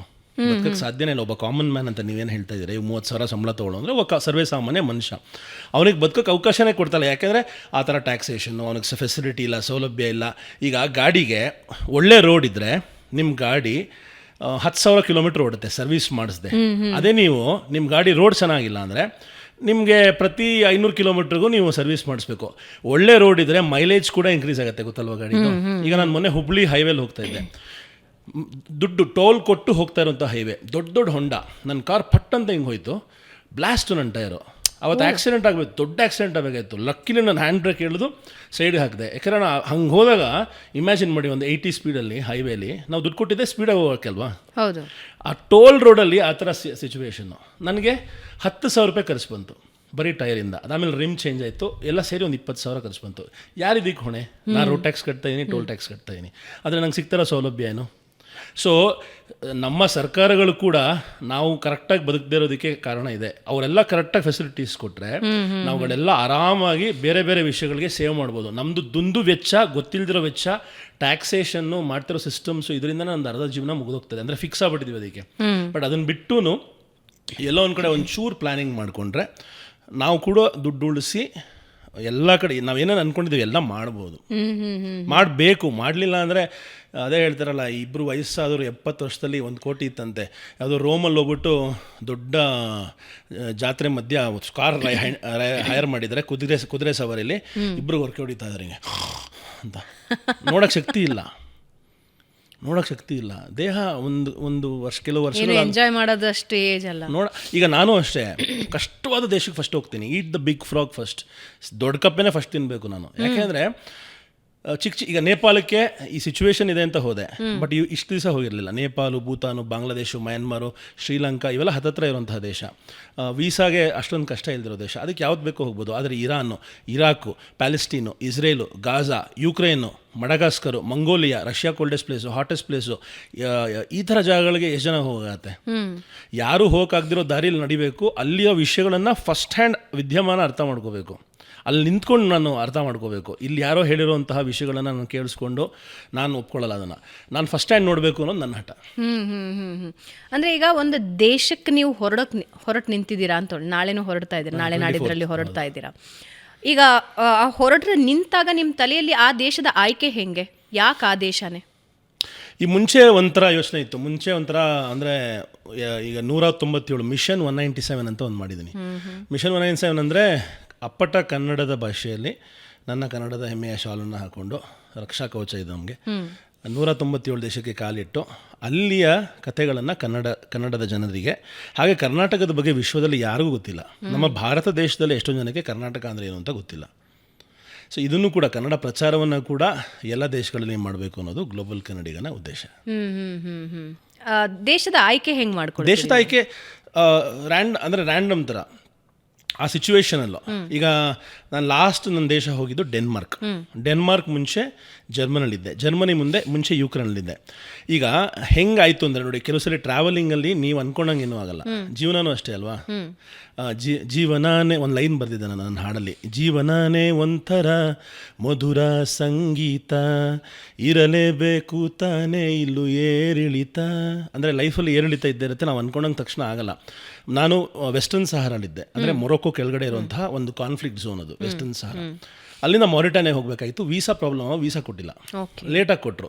ನಂಗೆ ಟೈಮ್ ವೇಸ್ಟ್ ಮಾಡೋಕ್ಕಾಗಿಲ್ಲ. ನನ್ನ ಹತ್ರ ಯುರೋಪ್ ವೀಸಾ ಇತ್ತು, ಪಟ್ ಅಂತ ಫ್ರಾನ್ಸ್ಗೆ ಹೋದೆ. ನನ್ನ ಪ್ಲಾನೇ ಇರಲಿಲ್ಲ ಫ್ರಾನ್ಸ್ಗೆ ಹೋಗ್ಬೇಕಂತ. ಫ್ರಾನ್ಸಿಂದ ಪೋಲೆಂಡ್ಗೆ ಹೋದೆ, ಪೋಲೆಂಡಿಂದ ಯುಕ್ರೇನ್ಗೆ ಹೋದೆ. ಯುದ್ಧ ಪೀಡಿತ ಯುಕ್ರೇನ್ಗೆ ಹೋದಂತಹ ಮೊಟ್ಟ ಮೊದಲ ಕನ್ನಡಿಗ. ಅಥವಾ ಆ ಟೈಮಲ್ಲಿ ಇಡೀ ಭಾರತದಲ್ಲೇ ಯಾರೂ ಹೋಗಿರಲಿಲ್ಲ, ಯಾವ ಜರ್ನಲಿಸ್ಟ್ ಕೂಡ ಕಾಲಿಟ್ಟಿರಲಿಲ್ಲ ಯುಕ್ರೇನ್ಗೆ ಆ ಟೈಮಲ್ಲಿ. ಅಂದರೆ ಸಿವಿಯರ್ ಅಂದರೆ ಸಿವಿಯರ್ ಬಾಂಬಿಂಗು ಮತ್ತು ವಾರ್ ನಡುವೆ ಹೋಗಿದ್ದು. ನನಗೆ ಗೊತ್ತಿರಲಿಲ್ಲ ಅಲ್ಲಿ ಹೋಗ್ತೀನಿ ಅಂತ. ನನ್ನ ಪ್ಲಾನ್ ಇದ್ದಿದ್ದು ಆಫ್ರಿಕಾ ಟ್ರಾವೆಲ್ ಮಾಡಬೇಕಂತ. ಬಟ್ ಅಲ್ಲಿ ಒಂದು ವೀಸಾ ಪ್ರಾಬ್ಲಮ್ ಆಗಿ ವಾಪಸ್ ಮನೆಗೆ ಯಾಕೆ ಬರೋದು ಅಂದ್ಬಿಟ್ಟು ಅಲ್ಲಿಂದ ಫ್ರಾನ್ಸ್ಗೆ ಹೋದೆ. ನೋಡಿ, ಅಲ್ಲಿಂದ ಪೋಲೆಂಡ್ಗೆ ಹೋದೆ, ಅಲ್ಲಿಂದ ಯುಕ್ರೇನ್ಗೆ ಹೋದೆ, ಯುಕ್ರೇನಿಂದ ಜರ್ಮನಿಗೆ ಬಂದೆ, ಜರ್ಮನಿಯಿಂದ ಡೆನ್ಮಾರ್ಕ್ಗೆ ಹೋದೆ. ಡೆನ್ಮಾರ್ಕು ವಿಶ್ವದ 2ನೇ ಅತ್ಯಂತ ಹ್ಯಾಪಿಯೆಸ್ಟ್ ಕಂಟ್ರಿ. ಸೊ ಅಲ್ಲಿಗೆ ಹೋಗ್ತೀನಿ. ಮುಂಚೆ ಅಂದರೆ ಮುಂದೆ ಯಾವತ್ತಾರು ಒಂದು ದಿವಸ ಹೋಗಬೇಕು ಅನ್ನೋ ಯೋಚನೆ ಇತ್ತು ಹೊರತು ಇವಾಗ ಹೋಗ್ತೀನಿ ಅಂತ ಗೊತ್ತಿರಲಿಲ್ಲ. ಬಟ್ ನನಗೆ ಮಿಷನ್ 197 ಆಗಿರೋದ್ರಿಂದ ಇಟ್ ಡಸಂಟ್ ಮ್ಯಾಟರ್. ಈಗ ನಾಡಿದ್ದು ಒಂದು ದೇಶಕ್ಕೆ ಹೋಗ್ತಾನೆ ಅನ್ಕೊಳ್ಳಿ, ಅಲ್ಲಿಂದ ಇನ್ನೊಂದು ರೂಟ್ ಸಿಕ್ತು, ಅಲ್ಲಿಂದ ಹಾಗೆ ಹೋಗ್ತೀನಿ. ಯಾಕಂದರೆ ಅಲ್ಟಿಮೇಟ್ಲಿ ನಾನು ಮಿಷನ್ ಸ್ಯಾಟಿಸ್ಫೈ ಮಾಡಬೇಕು. ನಾನು ದೇಶ ರಿಪೀಟ್ ಮಾಡ್ತಾ ಇಲ್ಲ 99%. ಬಟ್ ನಾನು ಮಿಷನ್ ಸ್ಯಾಟಿಸ್ಫೈ ಮಾಡೋದಕ್ಕೆ ಆ ರೂಟಲ್ಲಿ ಏನೇನು ಸಿಗುತ್ತೆ ಎಲ್ಲ ಮುಗಿಸ್ತೀನಿ. ಮತ್ತು ಲ್ಯಾಂಡ್ ಬಾರ್ಡರ್ಸ್ ಕ್ರಾಸ್ ಮಾಡಿದಾಗ ಫ್ಲೈಟ್ಸ್ ತೊಗೊಳ್ಳೋ ಅವಶ್ಯಕತೆ ಬರೋಲ್ಲ. ಮತ್ತು ಇನ್ನೂ ಈ ಬಾರ್ಡರ್ ಟೌನ್ಸ್ ತುಂಬ ಇಂಟ್ರೆಸ್ಟಿಂಗ್ ಇರುತ್ತೆ. ಈ ಬರೀ ದೇಶದ ರಾಜಧಾನಿ ಹಾರೋದಕ್ಕೂ ಇಡೀ ದೇಶವನ್ನು ಉದ್ದಗಲ ನೋಡಿ, ಅದರ ಇಂಚಿಂಚು ನೋಡಿ, ಅದರ ಲ್ಯಾಂಡ್ ಬಾರ್ಡರ್ ಮೂಲಕ ಕ್ರಾಸ್ ಮಾಡೋದಿದೆಯಲ್ಲ, ಅದು ಭಾಳ ಥ್ರಿಲ್ಲಿಂಗ್ ಎಕ್ಸ್ಪೀರಿಯನ್ಸ್. ಉಕ್ರೇನ್ ಬಗ್ಗೆ ಮಾತಾಡೋದು ಹೆಂಗಿತ್ತು ಸಿಚುವೇಶನ್ ನೀವು ಹೋದಾಗ? ಯುಕ್ರೇನ್ ಎಲ್ಲ ಕಡೆ ಬಾಂಬ್ ಬೀಳ್ತಾ ಇತ್ತು. ಧಬ ಧಬ ಧಬ ಧಬ ಬಾಂಬು. ಬಂಕರಲ್ಲಿ ರಾತ್ರಿಗಳನ್ನು ಕಳೆದ, ಅಂದರೆ ತುಂಬ ಅದು ಎಕ್ಸ್ಪ್ರೆಸ್ಸೇ ಮಾಡೋಕ್ಕೆ ಸಾಧ್ಯ ಇಲ್ಲ. ಪ್ರತಿ ದಿವಸ ನೀವು ಸಾಯ್ಬೋದಾದಂಥ ಸಿಚುವೇಶನು ಆ ದೇಶದವ್ರು ಅನುಭವಿಸ್ತಾ ಇದ್ರು. ಅದನ್ನು ನಾನು ಕೂಡ 15 ದಿವಸ ಅನುಭವಿಸ್ದೆ. 15 ದಿನ ಅಲ್ಲಿ? ಹೌದು. ಬಂಕರ್ಸಲ್ಲಿ 4 ದಿವಸ ಕಳೆದೆ. ಬಂಕರ್ಸಲ್ಲಿ ಹೆಂಗಿರುತ್ತೆ ವ್ಯವಸ್ಥೆ ಬಂಕರಲ್ಲಿ? ಬಂಕರ್ ಅಂದರೆ ಇನ್ನೇನಿಲ್ಲ, ಅಂಡರ್ಗ್ರೌಂಡ್ ಮೆಟ್ರೋ ಸ್ಟೇಷನ್. ಈ ಸೋವಿಯಟ್ ಏರಾ ಮುಂಚೆನೇ ವಾರ್ಗೆ ಪ್ರಿಪೇರ್ ಆಗಿದ್ರು. ಅವ್ರು ಏನು ಮಾಡಿದ್ರು ಅಂದರೆ ಇಡೀ ಸೋವಿಯಟ್ ಕಂಟ್ರೀಸಲ್ಲೆಲ್ಲ ಅಂಡರ್ಗ್ರೌಂಡ್ ಮೆಟ್ರೋ ಸ್ಟೇಷನ್ಸು ಆಗಿನ ಕಾಲದಲ್ಲಿ, ಇವಾಗ ನಾವು ನೋಡ್ತಾರೆ ಇವತ್ತಿನ ದಿವಸದಲ್ಲಿ, ಅವರು ಆಗಿನ ಕಾಲದಲ್ಲಿ ಭೂಮಿ ಕೆಳಗಡೆ 100 ಮೀಟರ್ ಕೆಳಗಡೆ ಎಲ್ಲ ಮೆಟ್ರೋ ಸ್ಟೇಷನ್ ಮಾಡಿದ್ದಾರೆ. ಅದೇ ಇವತ್ತು ಅಂಡರ್ಗ್ರೌಂಡ್ ಮೆಟ್ರೋ ಸ್ಟೇಷನ್ಸ್ನೇ ಅವ್ರು ಬಂಕರ್ಸ್ ಆಗಿ ಯೂಸ್ ಮಾಡ್ತಾ ಇರೋದು. ಬಂಕರ್ಸಲ್ಲೇ ಶಾಲಾ ಕಾಲೇಜೆಲ್ಲ ಇದೆ. ಓ ಇದು ಎಷ್ಟೋ ಜನಕ್ಕೆ ಗೊತ್ತಿಲ್ಲ. ಸೊ ನಾವು ಬಂಕರ್ಸ್ ಅಂದರೆ ಏನು ಅನ್ಕೊಳ್ತೀವಿ, ಸಾಮಾನ್ಯವಾಗಿ ಏನು ಅನ್ಕೊಳ್ತೀವಿ, ನಾವು ಇಸ್ರೇಲ್ ಬಂಕರ್ಸ್ಗೆ ಹೋಗಿ ಬಂದಿದ್ದೀವಿ, ನಮ್ಮ ರಿಪೋರ್ಟರ್ ಮತ್ತು ಸಂಪಾದಕರು ಹೋಗಿದ್ರು. ಬಂಕರ್ ಅಂದರೆ ಬಾಂಬ್ ಬೀಳುತ್ತೆ ಅಂತ ಸೈರನ್ ಬಂದ ತಕ್ಷಣ ಒಳಗಡೆ ಹೋಗಿ ಕೂತಿರ್ತೀವಿ, ಒಂದು ರೂಮ್ ವ್ಯವಸ್ಥೆ ಇರುತ್ತೆ, ವಾಪಸ್ ಬರ್ತೀವಿ ಅಂತ. ಆದರೆ ಶಾಲೆಗಳು ಇರುತ್ತಾ? ಶಾಲೆ ಅಂದರೆ ಇವಾಗ ಶಾಲೆ ಮಾಡಿದ್ದಾರೆ, ಯಾಕೆಂದರೆ ಆಚೆ ಕಡೆ ಮಕ್ಕಳು ಓದೋಕ್ಕಾಗ್ತಿಲ್ಲ. ಈಗ ಯುದ್ಧ 3 ತಿಂಗಳಲ್ಲಿ ಮುಗಿಯೋದಾದರೆ 3 ತಿಂಗಳು ರಜಾ ಕೊಡ್ಬೋದು. ಒಂದು ಭೂಕಂಪ ಆಯಿತು ಅಂದರೆ 10 ದಿವಸ ರಜಾ ಕೊಡ್ಬೋದು. 3 ವರ್ಷ ಇನ್ನೂ ಕಂಟಿನ್ಯೂ ಆಗ್ತಿರೋಂಥ ಯುದ್ಧಕ್ಕೆ 3 ವರ್ಷ ಒಬ್ಬ ಮನುಷ್ಯನ ಜೀವನನೇ ಮುಗಿದೋಗುತ್ತಲ್ಲ. ಒಂದು ಡಿಗ್ರಿ ಮುಗಿದೋಗುತ್ತೆ, ಒಂದು ಮಾಸ್ಟರ್ಸ್ ಮುಗಿದೋಗುತ್ತೆ, ಮಾಸ್ಟರ್ಸ್ ಮುಗಿಸಿ PhDಗೆ ಕಾಲಿಡ್ಬೋದು. ಅಂದರೆ ಅವರು ವ್ಯವಸ್ಥಿತವಾಗಿ ಪ್ಲ್ಯಾನ್ ಮಾಡಿಕೊಂಡು ಅಂಡರ್ಗ್ರೌಂಡ್ ಬಂಕರ್ಸನ್ನೇ ಕೂಡ ಶಾಲಾ ಕಾಲೇಜುಗಳನ್ನಾಗಿ ಆಫೀಸ್ಗಳನ್ನಾಗಿ ಮಾರ್ಪಾಡು ಮಾಡಿದ್ದಾರೆ. ಇನ್ನೂ ತುಂಬ ಮಾಡಿದ್ದಾರೆ. ಎಲ್ಲ ಸೀಕ್ರೆಟಿವ್ ವಿಷಯಗಳನ್ನು ಅವ್ರು ಬಿಟ್ಕೊಡಲ್ಲ, ಅದನ್ನು ನಾನು ತೋರ್ಸೋಕ್ಕೂ ಹೋಗಲ್ಲ.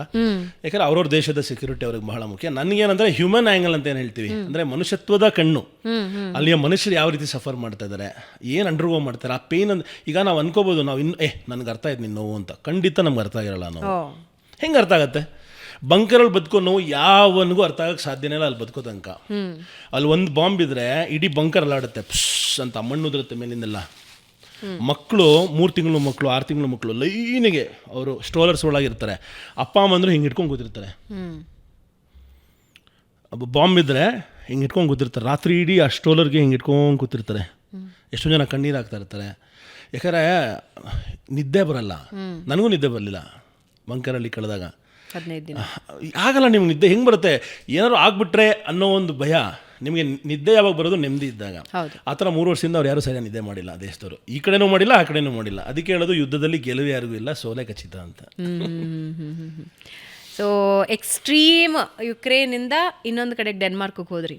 ಡೆನ್ಮಾರ್ಕ್ ಅಂದರೆ ಡೆವಲಪ್ಮೆಂಟ್, ಡೆನ್ಮಾರ್ಕ್ ಅಂದರೆ ಸಂತೋಷ, ಡೆನ್ಮಾರ್ಕ್ ಅಂದರೆ ಶಾಂತಿ, ಡೆನ್ಮಾರ್ಕ್ ಅಂದರೆ ನೆಮ್ಮದಿ. ಯಾಕೆ ವಿಶ್ವದ 2ನೇ ಅತಿ ಸಂತೋಷದ ಹ್ಯಾಪನಿಂಗ್ ಕಂಟ್ರಿ? ಯಾಕೆಂದರೆ ಅದು ಜನರಿಗೋಸ್ಕರ ಮಾಡಿರೋ ದೇಶ. ಜನಕ್ಕೂ ನಾವೇನು ಓದ್ತೀವಲ್ಲ, by the people for the people to the people ಅಂತ, ಅದನ್ನು ನಿಜವಾಗ್ಲೂ ಅವರು ಅನುಕರಣೆ ಮಾಡಿ ಪ್ರತಿಯೊಬ್ಬ ಮನುಷ್ಯನಿಗೂ ಮರ್ಯಾದೆ ಕೊಟ್ಟು ಪ್ರತಿಯೊಬ್ಬನೂ ಆ ಮಟ್ಟದಲ್ಲಿ ಇಟ್ಟಿರುವಂತಹ ದೇಶ ಡೆನ್ಮಾರ್ಕ್ ದೇಶ. ಇವಾಗಷ್ಟೇ ನಾನು ಡೆನ್ಮಾರ್ಕ್ ಸೀರೀಸ್ ಕೂಡ ಶುರು ಮಾಡಿದ್ದೀನಿ. ಇವತ್ತಿಂದ ಸ್ಟಾರ್ಟ್ ಆಯಿತು. ಶಿಪ್ಪಿನ ಮೂಲಕ ಡೆನ್ಮಾರ್ಕ್ಗೆ ಎಂಟ್ರಾಗಿದ್ದು ಭಾಳ ಅದು ಒಂದು ಅಮೋಘವಾದ ಅನುಭವ. ಡೆನ್ಮಾರ್ಕಲ್ಲಿ ನಮ್ಮ ಕನ್ನಡಿಗರಿದ್ದಾರೆ, ಅವ್ರ ಜೊತೆಗೆ ಬದುಕಿ ಅವ್ರ ಲೈಫ್ ಹೇಗಿದೆ, ಅವರ ಮೂಲಕ ಇಡೀ ದೇಶದ ಸಿಸ್ಟಮ್ಗಳು ಅಂದರೆ ಒಂದು ದೇಶವನ್ನು ವ್ಯವಸ್ಥಿತವಾಗಿ ಹೇಗೆ ಮಾಡಬೇಕು ಅನ್ನೋದನ್ನು ಅರ್ಥ ಮಾಡ್ಕೊಂಡು ನಾನು ಡೆನ್ಮಾರ್ಕಲ್ಲಿ. ಅಲ್ಟಿಮೇಟ್ ಉದ್ದೇಶ ಗ್ಲೋಬಲ್ ಕನ್ನಡಿಗಂದು ಇದೊಂಥರ ಟ್ರೈನಿಂಗ್ ಇದ್ದಂಗೆ ನನಗೆ ಇಡೀ ದೇಶವನ್ನು ಇಡೀ ಜಗತ್ತನ್ನ ಅರ್ಥ ಮಾಡ್ಕೋಬೇಕು. ಅರ್ಥ ಮಾಡ್ಕೊಂಡು ನಾವೇನಾದ್ರು ನಮ್ಮ ರಾಜ್ಯಕ್ಕೆ ನಮ್ಮ ಜನಗಳು ಒಳ್ಳೇದು ಮಾಡ್ಬೋದಾ ಅನ್ನೋದೇ ಉದ್ದೇಶ. ಸುಮ್ಮನೆ ಬ್ಲೈಂಡಾಗಿ ಏನೋ ಕಲ್ತ್ವಿ ಅದು ಅಲ್ಲಿಗೆ ಮುಗಿಬಾರ್ದಲ್ಲ. ಆ ಒಂದು ನಾಲೆಡ್ಜ್ ಶೇರಿಂಗ್ ಆಗಬೇಕು ಮತ್ತು ಅದರ ಡೆವಲಪ್ಮೆಂಟ್ ನಾವು ಇಲ್ಲಿಗೂ ತರಬೇಕು. ಡೆನ್ಮಾರ್ಕ್ ಮತ್ತು ಇಂಡಿಯಾ, ಭಾರತದ ವ್ಯವಸ್ಥೆ ಮತ್ತು ಡೆನ್ಮಾರ್ಕ್ ಹೋಲಿಸ್ತೀರಾ? ಅಂದರೆ ಹೋಲ್ಸೋಕ್ಕೆ ಆಗಲ್ಲ. ಒಂದು 100 ವರ್ಷ ಮುಂದೆ ಇರೋಲ್ಲ. 100 ವರ್ಷ ಮುಂದೆ ಇದ್ದಾರೆ. ಈಗ ಸುಮಾರು ಜನ ಕಂಪ್ಲೇಂಟ್ ಮಾಡ್ತಾರೆ ಡೆನ್ಮಾರ್ಕ್ ಅಂದ ತಕ್ಷಣ 50 ಲಕ್ಷ ಜನ ಇದ್ದಾರೆ, 50 ಲಕ್ಷ ಜನ ಯಾರು ಬೇಕೋ ಮೇಂಟೈನ್ ಮಾಡ್ಬೋದು ಅಂತ. ಈಗ ಹಾಗಾದ್ರೆ ಇಂಡಿಯಾ ಅಂತ ಕನ್ಸಿಡರ್ ಮಾಡಬೇಡಿ. ಕರ್ನಾಟಕ 7 ಕೋಟಿ ಆಯಿತು, ಬೆಂಗಳೂರು 1 ಕೋಟಿ, 1 ಕೋಟಿನಾರು ಮೇಂಟೈನ್ ಮಾಡಿ ತೋರಿಸಿ. ಇಡೀ ಡೆವಲಪ್ಮೆಂಟ್ ಮಾಡಬೇಡಿ. ಯಾವ್ದಾದ್ರು ಒಂದು ಊರನ್ನು ತೊಗೊಂಡು ಡೆವಲಪ್ಮೆಂಟ್ ಮಾಡಿ ತೋರಿಸಿ. ತುಮಕೂರು ತೊಗೊಳ್ಳಿ, ಬೇಡ ಹುಬ್ಳಿ ತೊಗೊಳ್ಳಿ. ಇವತ್ತಿಗೂ ಕೊಚ್ಚೆಮರಿ ಇದೆ. ಕೊಚ್ಚೆಮರಿ ರೋಡಲ್ಲಿ ಹರಿತಾ ಇರುತ್ತೆ. ಉತ್ತರ ಕರ್ನಾಟಕ ಕಡೆ ಎಲ್ಲ ಹೋಗಿ ಬಂದರೆ, ನಾನು ಬಿಜಾಪುರಕ್ಕೆ ಒಬ್ರದ್ದು ಪೊಲಿಟಿಕಲ್ ಕ್ಯಾಂಪೇನಿಂಗ್ ಟೈಮಲ್ಲಿ ಹೋಗಿದ್ದೆ. ಆ ಟೈಮಲ್ಲಿ ನೋಡ್ತಾ ಇದ್ದೆ, ನೋಡಿ ಕಣ್ಣಲ್ಲಿ ನೀರು ಬರುತ್ತೆ. ಇವತ್ತಿಗೂ ನಾವು ಇನ್ನೂ ಆ ಸ್ಥಿತಿಲಿ ನಮ್ಮ ಜನಗಳನ್ನು ಬದುಕೋ ರೀತಿಲಿ ಬಿಡ್ತಾ ಇದ್ದೀವಲ್ಲ ಅನ್ನೋದನ್ನು ನೋವಾಗುತ್ತೆ. ಈಗ ನೇಪಾಳಲ್ಲೂ ಅದೇ ಆಗಿದ್ದಲ್ವಾ. ಆ ಫ್ರಸ್ಟ್ರೇಷನ್ ತಡ್ಕೊಳಕ್ಕಾಗದೆ ಕೊನೆಗವರು ತಿರುಗಿ ಬಿದ್ದರು. ಕೇವಲ 48 ಗಂಟೆಗಳಲ್ಲಿ ಸರ್ಕಾರನೇ ಉದುರಿಸಿದ್ರು. ಆ ಥರ ಸನ್ನಿವೇಶ ಡೆಮೋಕ್ರಸಿಲಿ ಯಾವತ್ತೂ ಯಾರಿಗೂ ಬರಬಾರ್ದು. ಬಟ್ ನಮ್ಮ ನಾಯಕರು, ನಮ್ಮ ರಾಜಕಾರಣಿಗಳು ಎಚ್ಚೆತ್ಕೋಬೇಕು, ನಮ್ಮ ಜನರಿಗೆ ಒಳ್ಳೇದು ಮಾಡಬೇಕು. ಡೆನ್ಮಾರ್ಕು, ಫಿನ್ಲ್ಯಾಂಡು, ಚೈನಾ, ಈಗ ಚೈನಾಲಿ ನಮ್ಮಷ್ಟೇ ಜನಸಂಖ್ಯೆ ಇದೆ. ಅವ್ರು ಯಾಕೆ ಉದ್ಧಾರ ಆದರು? ಅವ್ರು ಯಾಕೆ ಮುಂದೆ ಇದ್ದಾರೆ? ನೀವು ಅಲ್ಲಿ ಹೋದರೆ ಜನಕ್ಕೆ ಸಮಯ ಇಲ್ಲ. ವ್ಲಾಗಿಂಗಲ್ಲಿ ಏನಾಗುತ್ತೆ ಅಂದರೆ ಕೆಲವು ಜನಗಳ ಹತ್ರ ಮಾತಾಡಿಕೊಂಡು ಇಂಟ್ರಾಕ್ಷನ್ ಮಾಡಿದ್ರೆ ಒಂಥರ ಮಜಾ ಇರುತ್ತೆ. ನಿಮಗೆ ಚೈನಾ ಹೋದರೆ ಜನ ಸಿಗಲ್ಲ. ಹೌದಾ? ಟೈಮ್ ಇಲ್ಲ ಯಾರಿಗೂ. ಒಬ್ಬ ಮನುಷ್ಯ ರೋಡಲ್ಲಿ ನಿಮಗೆ ಭಿಕ್ಷೆ ಬಿಡೋದು ಸಿಗಲ್ಲ. ಎಲ್ಲರಿಗೂ ಕೆಲಸ ಇದೆ, ಎಲ್ಲರೂ ಬ್ಯುಸಿ, ಎಲ್ಲರೂ ದುಡಿತಾ ಇದ್ದಾರೆ. ಮೈಂಡ್ ಸೆಟ್ ಏನಿರುತ್ತೆ ಚೈನಾದವ್ರದ್ದು? ಬ್ಯುಸಿ. ಅವ್ರು ಪಟ್ಟ ಕೆಲಸ ಮಾಡಬೇಕು. ಅವ್ರು ಹೆಂಗೆ ಅಂದರೆ ನೋಡಿ, ಅವರ ರೈಲ್ವೆ ಮಿನಿಸ್ಟರು, ಅವರ ಪ್ರೈಮ್ ಮಿನಿಸ್ಟರು ಫಸ್ಟು ಜಗತ್ತಿನಲ್ಲಿ ಬುಲೆಟ್ ಟ್ರೈನ್ ಶುರುವಾಗಿದೆ ಅಲ್ಲಿ ಜಪಾನಲ್ಲಿ. ಚೈನೀಸ್ ಪ್ರೈಮ್ ಮಿನಿಸ್ಟ್ರು ಅಲ್ಲಿ ಹೋದರು. ಅಲ್ಲಿ ನೋಡ್ಬಿಟ್ಟು ಇದ್ಯಾಕೆ ನಮ್ಮ ದೇಶಕ್ಕೆ ತರಬಾರ್ದು ಅಂದರು. ಪಟ್ಟಂತ ತೊಗೊಂಬಂದರು. ನೆಕ್ಸ್ಟು ಇವತ್ತಿನ ದಿವಸದಲ್ಲಿ ಜಪಾನ್ನು ಕೂಡ ಬುಲೆಟ್ ಟ್ರೈನಲ್ಲಿ ಬೀಟ್ ಮಾಡಿದ್ದಾರೆ. ಅಂದರೆ ಒಂದು ದೇಶದ ವ್ಯವಸ್ಥೆಯನ್ನು ಅರ್ಥ ಮಾಡ್ಕೊಂಬಂದು ನಾವಿಲ್ಲಿ ಅದನ್ನು ಇನ್ಕಲ್ಕೇಟ್ ಮಾಡಿದಾಗ ನಾವು ಮ್ಯಾಜಿಕ್ ಕ್ರಿಯೇಟ್ ಮಾಡ್ಬೋದು. ಪ್ರತಿ ದೇಶದಿಂದ ಅತ್ಯಂತ ಒಳ್ಳೆಯ ವಿಷಯಗಳನ್ನ ತಂದು ಭಾರತದ ವಿಷಯಕ್ಕೆ ಬಂದಾಗ ಅದೊಂದು ಮಾತು ಹೇಳ್ತಾರೆ, ಪ್ರಜಾಪ್ರಭುತ್ವ ದೇಶ ಇದು, 5 ವರ್ಷಕ್ಕೊಂದ್ಸಲ ಸರ್ಕಾರ ಬದಲಾಗತ್ತೆ. ಅಲ್ಲ, ನಿಜ. ಏನಾಗುತ್ತೆ ಅಂದರೆ ಈಗ ನೋಡಿ, ಒಂದು ಬುಲೆಟ್ ಟ್ರೈನ್ ಪ್ರಾಬ್ಲಮ್ ಅಂತ ಬಂದರೆ ಈಗ ಏನಾಗುತ್ತೆ ಅಂದರೆ ಬುಲೆಟ್ ಟ್ರೈನ್ಗೆ ಸ್ಟ್ರೈಟ್ ಟ್ರ್ಯಾಕ್ ಹಾಕಬೇಕು. ಯಾಕಂದರೆ ಅದು ಹೈ ಸ್ಪೀಡ್ ಹೋಗ್ತಾ ಇರುತ್ತೆ. ಚೈನಲ್ಲಿ ಇವಾಗ 600 km/h ಮಾಡ್ತಾ ಇದ್ದಾರೆ ಟ್ರೈನ್. ನಾನು ಹೋದಾಗ 350 ಇತ್ತು, ಈಗ 600. ಅಂದರೆ ಫ್ಲೈಟ್ ಸ್ಪೀಡಲ್ಲಿ ಹೋಗುತ್ತೆ. ನಾನು ಕಾಯಿನ್ ಎಕ್ಸ್ಪೆರಿಮೆಂಟ್ ಅಂತ ಮಾಡಿದ್ದೆ. ಒಂದು ಕಾಯಿನ್ನ ಹಿಂಗೆ ಇಟ್ಟಿದ್ದೆ, ನಿಲ್ಲಿಸಿದ್ದೆ, ಇಡೀ 4 hours ಜರ್ನಿ ಹಂಗೆ ನಿಂತಿತ್ತು ಟ್ರೈನು. ಅಷ್ಟು ಸ್ಪೀಡಲ್ಲಿ 350ಲಿ ಯಾವ ಗಡಗಡ ಇಲ್ಲ, ಅಂತ ಹೋಗುತ್ತೆ ಟ್ರೈನ್. ನಾವು ತರೋಕ್ಕಾಗಲ್ಲ. ಯಾಕೆ ಹೇಳಿ? ನಮ್ಮಲ್ಲಿ ಇವತ್ತವರೆಗೂ ಗೂಡ್ ಶೆಡ್ ರೋಡೇ ನಾವು ಸರಿ ಮಾಡೋಕ್ಕಾಗಿಲ್ವಲ್ಲ. ಇಷ್ಟು ವರ್ಷ ಆಯಿತು, ಇನ್ನು ಬುಲೆಟ್ ಟ್ರೈನಿಂದ ಹಾಕೋಣ. ಯಾಕೆ ಹೇಳಿ? ಆ ಟ್ರ್ಯಾಕ್ ಹಾಕಬೇಕಂದ್ರೆ ಸ್ಟ್ರೈಟ್ ಲೈನ್ ಹಾಕಬೇಕು.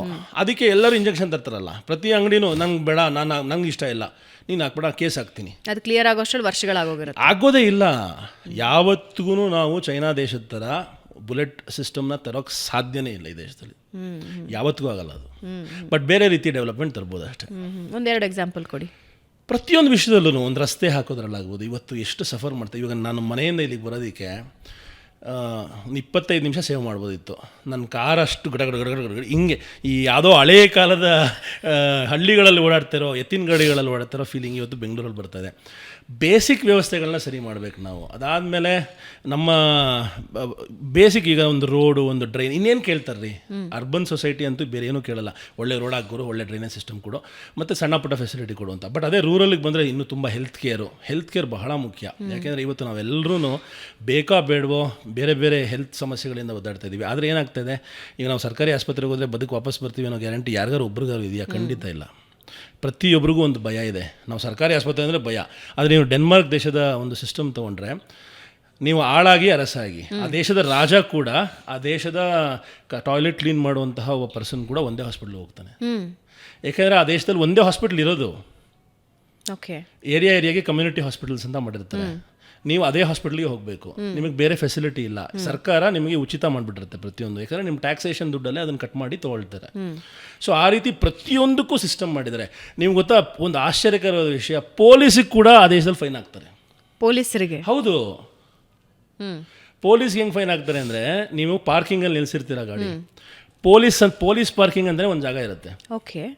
ಅಲ್ಲಿ ಬರೆದಿರ್ತಾರೆ ಇಷ್ಟು ನಿಮಿಷ ಮಾತ್ರ ನೀವು ನಿಲ್ಲಿಸ್ಬೋದು ಅಂತ. ಅಷ್ಟು ನಿಮಿಷಕ್ಕಿಂತ 1 ನಿಮಿಷ ಜಾಸ್ತಿ ನಿಲ್ಲಿಸಿದ್ರು ಫೈನ್ ಕಲೆಕ್ಟರ್ ಬಂದು ಫುಲ್ ವೀಡಿಯೋ ಮಾಡಿಬಿಟ್ಟು ಕಾರ್ದು ಪೊಲೀಸ್ ಎದುರುಗಡೆ ಅವನಿಗೆ ಚಲನ್ ಬರ್ದು ಕೊಟ್ಬಿಟ್ಟು ಹೋಗ್ತಾನೆ. ಕಟ್ಟಲೇಬೇಕು ಫೈನ್ ಅವನು. ಒಬ್ಬ ಹಾರ್ಟ್ ನೋವು ಬಂತು ಅಂದ್ಬಿಟ್ಟು ಹಾಸ್ಪಿಟ್ಲ್ ಹತ್ರ ಬಂದು ಗಾಡಿನ ಪಾರ್ಕ್ ಮಾಡ್ತಾನೆ. ಹಾಸ್ಪಿಟ್ಲಿಗೆ ಇಳಿದೋಗ್ಬಿಡ್ತಾನೆ. ಅವನಿಗೆ ಅಲ್ಲಿ ಸರ್ಜರಿ ಆಗುತ್ತೆ. ಒಂದು 20 ದಿವಸ ಅವ್ನು 20-50 ದಿವಸ ಒಟ್ಟು ಹಾಸ್ಪಿಟ್ಲ್ ಇರ್ತಾನೆ. ಅವ್ನು ಮರ್ತೋಗ್ಬಿಡ್ತಾನೆ, ನಾನು ಕಾರ್ ಇಲ್ಲಿ ಪಾರ್ಕ್ ಮಾಡಿರೋದು. ಅವ್ನಿಗೆ ಎಷ್ಟು ಬಂದಿರ್ಬೋದು ಹೇಳಿ ಫೈನು? 45 ಲಕ್ಷ ಏನೋ ಬಂದಿತ್ತು ಅವನಿಗೆ. ಹೌದು, ಅದು ಓದಿದ್ದೆ, ಅಲ್ಲಿ ಹೋಗಿ ಕನ್ಫರ್ಮ್ ಕೂಡ ಮಾಡಿಕೊಂಡೆ. ಅವನಿಗೆ ಎಷ್ಟೋ ಲಕ್ಷ ಫೈನು. ಅದನ್ನು ಅವ್ನು ಕಟ್ಟೋಕ್ಕಾಗಿಲ್ಲ ಅಂತ ಕೋರ್ಟಲ್ಲಿ ಪ್ಲೀಡ್ ಮಾಡಿದಾಗ, ಈ ಥರ ಆರೋಗ್ಯ ಸಮಸ್ಯೆ ಅಂದರೆ ನೀವು ಬೇರೆ ಯಾರಿಗಾರು ಹೇಳ್ಬಿಟ್ಟು ಮಾಡಿಸ್ಬೇಕಾಗಿತ್ತು ಅಂತ ಹೇಳಿ, ಅದಾದ್ಮೇಲೆ ಚೂರು ರಿಬೇಟ್ ಕೊಟ್ಟು ಪ್ರತಿ ತಿಂಗಳು ಸಂಬಳದಲ್ಲಿ ಅವನಿಗೆ ಕಟ್ ಮಾಡ್ಕೋತಾರೆ ಸರ್ಕಾರನೇ. ಕರಪ್ಷನ್ ಫ್ರೀ ಸೊಸೈಟಿ ನಾನು ನೋಡಿದ್ದು ಡೆನ್ಮಾರ್ಕಲ್ಲೇ. ಫಿನ್ಲ್ಯಾಂಡ್ ಕೂಡ ಬಹಳ ಚೆನ್ನಾಗಿದೆ ಅಂತ ಕೇಳ್ಪಟ್ಟಿದ್ದೀನಿ. ಫಿನ್ಲ್ಯಾಂಡ್ ಕೂಡ ಹೋಗಬೇಕು ಅನ್ನೋ ಆಸೆ ಮನಸ್ಸಲ್ಲಿದೆ. ಬಟ್ ನಾವು ಅವರು ಹೋಲಿಕೆ ಮಾಡ್ಕೊಳಕ್ಕಾಗಲ್ಲ. ಬಟ್ ಇದು ಜನಸಂಖ್ಯೆ ಸಮಸ್ಯೆ ಅಲ್ಲ, ಇದು ಉದ್ದೇಶ ಸಮಸ್ಯೆ. ಉದ್ದೇಶ ಚೆನ್ನಾಗಿದ್ದರೆ ನಾವು ಏನು ಬೇಕೋ ಮಾಡ್ಬೋದು. ವಂಡರ್ಫುಲ್. ಈಗ ತುಂಬ ಅಪಾಯಕಾರಿ ಅಂತ ಎಲ್ಲಿ ಅನ್ನಿಸ್ತು ನಿಮಗೆ? ಅಂದರೆ ಉಕ್ರೇನಲ್ಲಿ ಪರಿಸ್ಥಿತಿ ಹಂಗಿತ್ತು, ಯುಕ್ರೇನ್ನ ಪರಿಸ್ಥಿತಿ ಹೌದು. ಅದನ್ನ ಬಿಟ್ಟು ನಾನು ಬದುಕು ವಾಪಸ್ ಬರ್ತೀನೋ ಇಲ್ವೋ ಅಂತ ಅನ್ಸಿದ್ದು ಯಾವ್ದು? Coldest place in the world. ಯಾಕಂದ್ರೆ ರೋಡ್ ಆಫ್ ಬೋನ್ಸಲ್ಲಿ ಓಡಾಡಬೇಕಾದ್ರೆ ಅಲ್ಲಿ ನಿಮ್ಮ ಗಾಡಿ ಕೆಟ್ಟೋದ್ರೆ ಸಾಯ್ಬೋದು. ಹಾಗಂದ್ರೆ ನಿಮಗೆ ಪ್ರತಿ ಕ್ಷಣ ಪ್ರತಿ ಮೂಮೆಂಟ್ ಏನು ಬೇಕೋ ಆಗ್ಬೋದು ಅಲ್ಲೆಲ್ಲ. ನೀವು ಬಟ್ಟೆ ಸರಿ ಇಲ್ಲ, ನಿಮ್ಮ ಬಟ್ಟೆಲಿ ತೂತಿದೆ ಅಂದರೂ ಸಾಯ್ಬೋದು ನೀವು. ಅಂದರೆ ಪ್ರತಿಯೊಂದಕ್ಕೂ ಮಹತ್ವ ಕೊಡಬೇಕು, ಯಾವ ವಿಷಯನೂ ನೆಗ್ಲೆಕ್ಟ್ ಮಾಡಬಾರ್ದು ಅನ್ನೋವಂತಹ ವಿಷಯಗಳನ್ನು ಕಲ್ತಿದ್ದು ನಾವು ಅಲ್ಲಿ. ನಾವು ಕೆಲವು ಉಡಾಫೆ ಮಾಡ್ತೀವಿ, ಬಿಡೋಣ ಅಂತ. ಯಾವುದನ್ನು ಆ ದೇಶದಲ್ಲಿ ಆ ಊರುಗಳಲ್ಲಿ ಬಿಡು ಅಂತ ಮಾಡೋಕ್ಕೆ ಆಗಲ್ಲ. ಪ್ರತಿಯೊಂದಕ್ಕೂ ಪ್ಲ್ಯಾನ್ ಇರಬೇಕು, ಪ್ರತಿಯೊಂದಕ್ಕೂ ರೆಡಿ ಇರಬೇಕು ನೀವು. ಈಗ ದೇವಸ್ಥಾನದಲ್ಲಿ ಕೂಡ ಶೂ ಹಾಕೊಂಡು ಹೋಗ್ಬೇಕಲ್ಲಿ. ಮಂಗೋಲಿಯಲ್ಲಿ ನಾನು ಎಷ್ಟೋ ಜನ ಕಾಮೆಂಟ್ಸ್ ಹಾಕಿದ್ರು, ಏನು ರೀ ದೇವಸ್ಥಾನಕ್ಕೆ ಶೂ ಹಾಕೊಂಡು ಹೋಗಿದ್ದೀರ ಅಂತ. ನಾನು ಶೂ ಬಿಚ್ಚೋದ್ರೆ ಅಲ್ಲ ಅವ್ನು ಬೈತಾನೆ. ಯಾಕಂದ್ರೆ ಸತ್ತೋಗ್ಬೋದು ನೀವು ಶೂ ಬಿಚ್ಚೋದ್ರೆ. ಪಾದ ಥಂಡಿ ಆದರೆ -45 ನೆತ್ತಿಗೆ ಏರಿದ್ರೆ you can die. Frostbites ಆಗ್ಬೋದು, ಬೇರೆ ಏನೋ ಆಮೇಲೆ ಕಾಲೇ ಕಟ್ ಮಾಡಬೇಕಾದ ಸಿಚುವೇಶನ್ ಬರ್ಬೋದು. ಸೊ ಸನ್ನಿವೇಶದ ಪ್ರಕಾರ, ಪರ್ಸ್ಪೆಕ್ಟಿವ್ಸ್ ಪ್ರಕಾರ ನಾವು ಬದುಕಬೇಕು. ನಾವೇನು ಮಾಡ್ತೀವಿ ಅಂದರೆ, ನಾವು ಇಲ್ಲಿ ಬದುಕಿ ಏನಾಗಿದೆ ಅಂದರೆ, ನಮಗೆ ಬೇರೆ ಏನು ದುನಿಯಾನೇ ಗೊತ್ತಿಲ್ಲ, ಎಲ್ಲದನ್ನೂ ಒಂದೇ ರೀತಿ ನೋಡ್ತೀವಿ. ಇನ್ನೊಬ್ಬನ ಶೂಲಿ ಕಾಲಿಟ್ಟು ನೋಡು, ಅಥವಾ ಶೂ ಇಲ್ದಿರೋ ಅಥವಾ ಕಾಲೇ ಇಲ್ದಿರೋ ಪರ್ಸ್ಪೆಕ್ಟಿವಲ್ಲಿ ಯೋಚನೆ ಮಾಡು ಅಂತ ಹೇಳ್ತಾರಲ್ಲ, ಆ ರೀತಿ ನಾವು ಯೋಚನೆ ಮಾಡಬೇಕಾಗತ್ತೆ. ಬಟ್ ಡೇಂಜರಸ್ ಅಂದರೆ, ಇರಾನ್ ತುಂಬ ಸೆನ್ಸಿಟಿವ್ ಟೈಮಲ್ಲಿ ಹೋಗಿದ್ದೆ, ಆಮೇಲೆ ಇರಾಕ್ಗೂ ಕೂಡ ಸೆನ್ಸಿಟಿವ್ ಟೈಮಲ್ಲಿ ಹೋಗಿದ್ದೆ, ಇಸ್ರೇಲ್, ಪ್ಯಾಲೆಸ್ಟೀನ್, ಗಾಜಾ ಬಾರ್ಡರ್ಸ್ಗೆ ಹೋದಾಗಲೂ ಸೆನ್ಸಿಟಿವ್ ಇತ್ತು. ಆಲ್ಮೋಸ್ಟ್ ಮಾಡಿದ ಎಲ್ಲ ಇಥಿಯೋಪಿಯಾ, ಸೂರಿ ಜನಾಂಗ ಅಂತ ಒಂದು ಟ್ರೈಬ್ ಇದೆ. ಸೂರಿ ಜನಾಂಗದ ಟ್ರೈಬ್ಸ್ ಹೆಂಗೆ ಅಂದರೆ, ಅಲ್ಲಿ ನೀವು ಮದುವೆ ಆಗಬೇಕು ಅಂದರೆ ನೀವು ಹುಡುಗಿರನ್ನ ನಿಲ್ಲಿಸಿರ್ತಾರೆ, ಬೇರೆ ಬೇರೆ ಊರಿಂದ ಹಳ್ಳಿಗಳಿಂದ ಬಂದಿರೋ ಹುಡುಗರೆಲ್ಲ ಒಂದು ಕಡೆ ಇರ್ತಾರೆ. ಅವ್ರವ್ರ ಹಳ್ಳಿಗಳಿಂದ ಮ್ಯೂಸಿಕ್ ಹಾಕೊಂಡ್ಬರ್ತಾರೆ, ಎಲ್ಲ ಫುಲ್ ಬಾಡಿಲಿ ಏನೂ ಬಟ್ಟೆ ಇರಲ್ಲ, ಇನ್ನು ಹಳೆ ಕಾಲದ ಹತ್ರ ಬರ್ತಾರೆ. ಒಬ್ಬೊಬ್ರು ಒಳ್ಳೆ ಕಟ್ಮಸ್ತಾಗಿರ್ತಾರೆ, ಸೌಂಡ್ ಬರುತ್ತೆ ಅಂತ. ಒಬ್ಬೊಬ್ರು ಒಂದೊಂದು ಸೌಂಡ್ ಮಾಡ್ಕೊಂಡು ಆ ಫೈಟಿಗೆ ಬರ್ತಾರೆ. ದೊಂಗ ಫೈಟ್ ಅಂತ ಒಂದು ಫೈಟ್ ನಡೆಯುತ್ತೆ. ಹುಡುಗರು ಕಡ್ಡಿಗಳಲ್ಲಿ ಹೊಡೆದಾಡೋದು, ರಕ್ತ ಕಾರಬೇಕು ಅಲ್ಲಿವರೆಗೂ ಹೊಡೆದಾಡ್ತಾರೆ. ಯಾರು ಮುಖಾಮುಖಿಯಲ್ಲಿ ಹೊಡೆದಾಕ್ತಾರೆ ಒಬ್ರದೊಬ್ರು, ಯಾರು ಗೆಲ್ತಾನಲ್ಲ ಆ ಫೈಟಲ್ಲಿ ಅವನೇ ಆ ವಧುನ ಒರೆಸೋದು.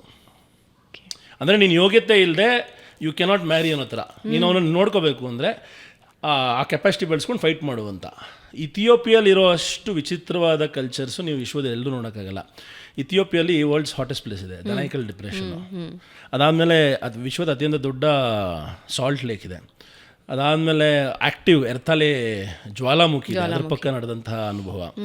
ಆಮೇಲೆ ಅಲ್ಲಿ ಇಲ್ದಿರುವಂತಹ ವಿಷಯಗಳೇ ಇಲ್ಲ, ಅಲ್ಲಿರುವಂತಹ ಬುಡಗಟ್ಟುಗಳು, ಅಲ್ಲಿರುವಂತಹ ಒಂದು ಸಂಸ್ಕೃತಿ, ಆಚಾರ ವಿಚಾರ.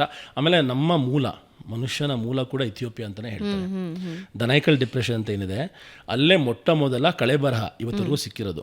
6 ಲಕ್ಷ ವರ್ಷದ ಹಿಂದೇನೋ ಸಿಕ್ಕಿದಂತಹ ಲೂಸಿ ಅನ್ನೋ ಕಳೆಬರಹ, ಅದು ಇಥಿಯೋಪಿಯಾದ ರಾಜಧಾನಿಯಾದ ಆಡಿಸ್ ಅಬಾಬಲ್ಲಿ ಇಟ್ಟಿದ್ದಾರೆ. ಲೂಸಿ ಮ್ಯೂಸಿಯಂ ಅಂತ ಇದೆ. ಅಂದರೆ ಮೊಟ್ಟ ಮೊದಲ ಮನುಷ್ಯನ ಕಳೆಬರ, ಅದು ಹೆಣ್ಣಿಂದು ಅಂತ ಕನ್ಫರ್ಮ್ ಮಾಡಿದ್ದಾರೆ. ಅದಾದ್ಮೇಲೆ ಸ್ವಲ್ಪ ಮಕ್ಕಳು ಎಲ್ಲ ಇದೆ, ಎಲ್ಲ ಸಿಕ್ಕಿರೋದು ಇಥಿಯೋಪಿಯಲ್ಲಿ. ಅಂದರೆ ಅದಾದ್ಮೇಲೆ ಇವತ್ತವರೆಗೂ ಯಾವುದೂ ಸಿಕ್ಕಿಲ್ಲ, ಅದಕ್ಕಿಂತ ಹಳೆಯದು. ಸೊ ಇವತ್ತಿನವರೆಗೂ ಏನು ಗ್ಯಾರಂಟಿ ನಮಗೆ ಅಂದರೆ, ನಮ್ಮೆಲ್ಲರ ಮನುಕುಲದ ಮೂಲ ಇಥಿಯೋಪಿಯಾದಿಂದ ಶುರುವಾಗಿದೆ. ಸೊ ಆ ಇಥಿಯೋಪಿಯಾನ ನೋಡೋದು ಕೂಡ ಬಹಳ ಬಹಳ ಡೇಂಜರಸ್. ಅದು ಅಂಥ ಟ್ರೈಬಲ್ ಜನಗಳ ಮಧ್ಯೆ ಎಲ್ಲ AK-47 ಹಾಕೊಂಡಿರ್ತಾರೆ, ಒಬ್ಬೊಬ್ಬರು ನೋಡೋಕ್ಕೆ ವಿಚಿತ್ರವಾಗಿರ್ತಾರೆ, ಬಟ್ ಮನಸ್ಸಿಂದ ಎಲ್ಲ ತುಂಬ ಒಳ್ಳೆಯವರು. ಅವ್ರ ಜೊತೆಗೆ ಟ್ರೈಬಲಲ್ಲಿ ಅವ್ರ ಮನೆಗಳಲ್ಲಿ ಅವರ ಆಚಾರ ವಿಚಾರ ನೋಡಿ ಬದುಕಿದ್ದು. ಆಮೇಲೆ ನೋಡಿ, ಒಂದು ಜನಾಂಗ ಇದೆ, ನ್ಯಾಂಗ್ತೋಮ್ ಅಂತ ನಾನು ಬರುತ್ತೆ.